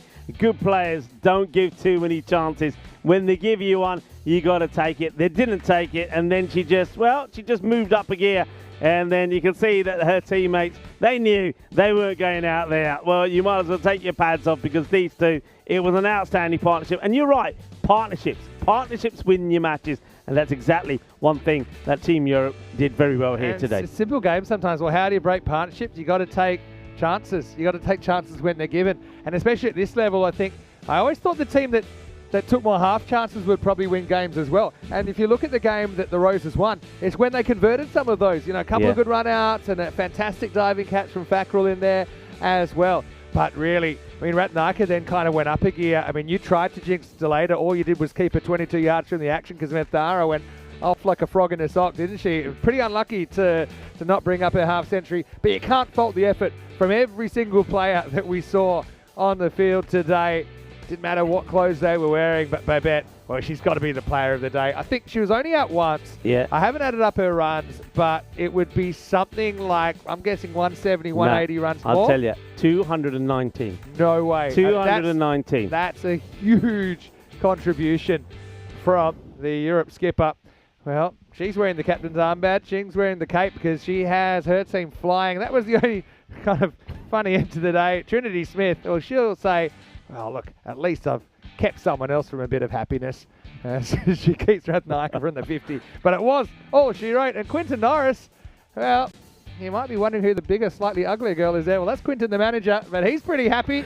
I'm very, very excited to see what happens in day 2. And the Roses, well, they know they've got to be perfect tomorrow. They know what they have to do. Just take it one game at a time. And Europe, well, let's see if maybe they kind of so close to the finish line, maybe change things up, or maybe they'll have the yips in the morning. You just never know how ECN cricket's got to go. Well, there was that beautiful shield, the Meltl shield, and of course Team Europe have already got sort of one hand on that, and only an outstanding comeback tomorrow from the British and Irish Roses can prevent them from putting both hands on it. It's going to have to be a perfect day for them tomorrow. And one thing we know, that certainly Team Europe, they will be sleeping well tonight, but of course the British and Irish Roses, they've got some work to do. Yeah, they do. But I think all teams, will be better for the run tomorrow as well. I think they're in the swing of it.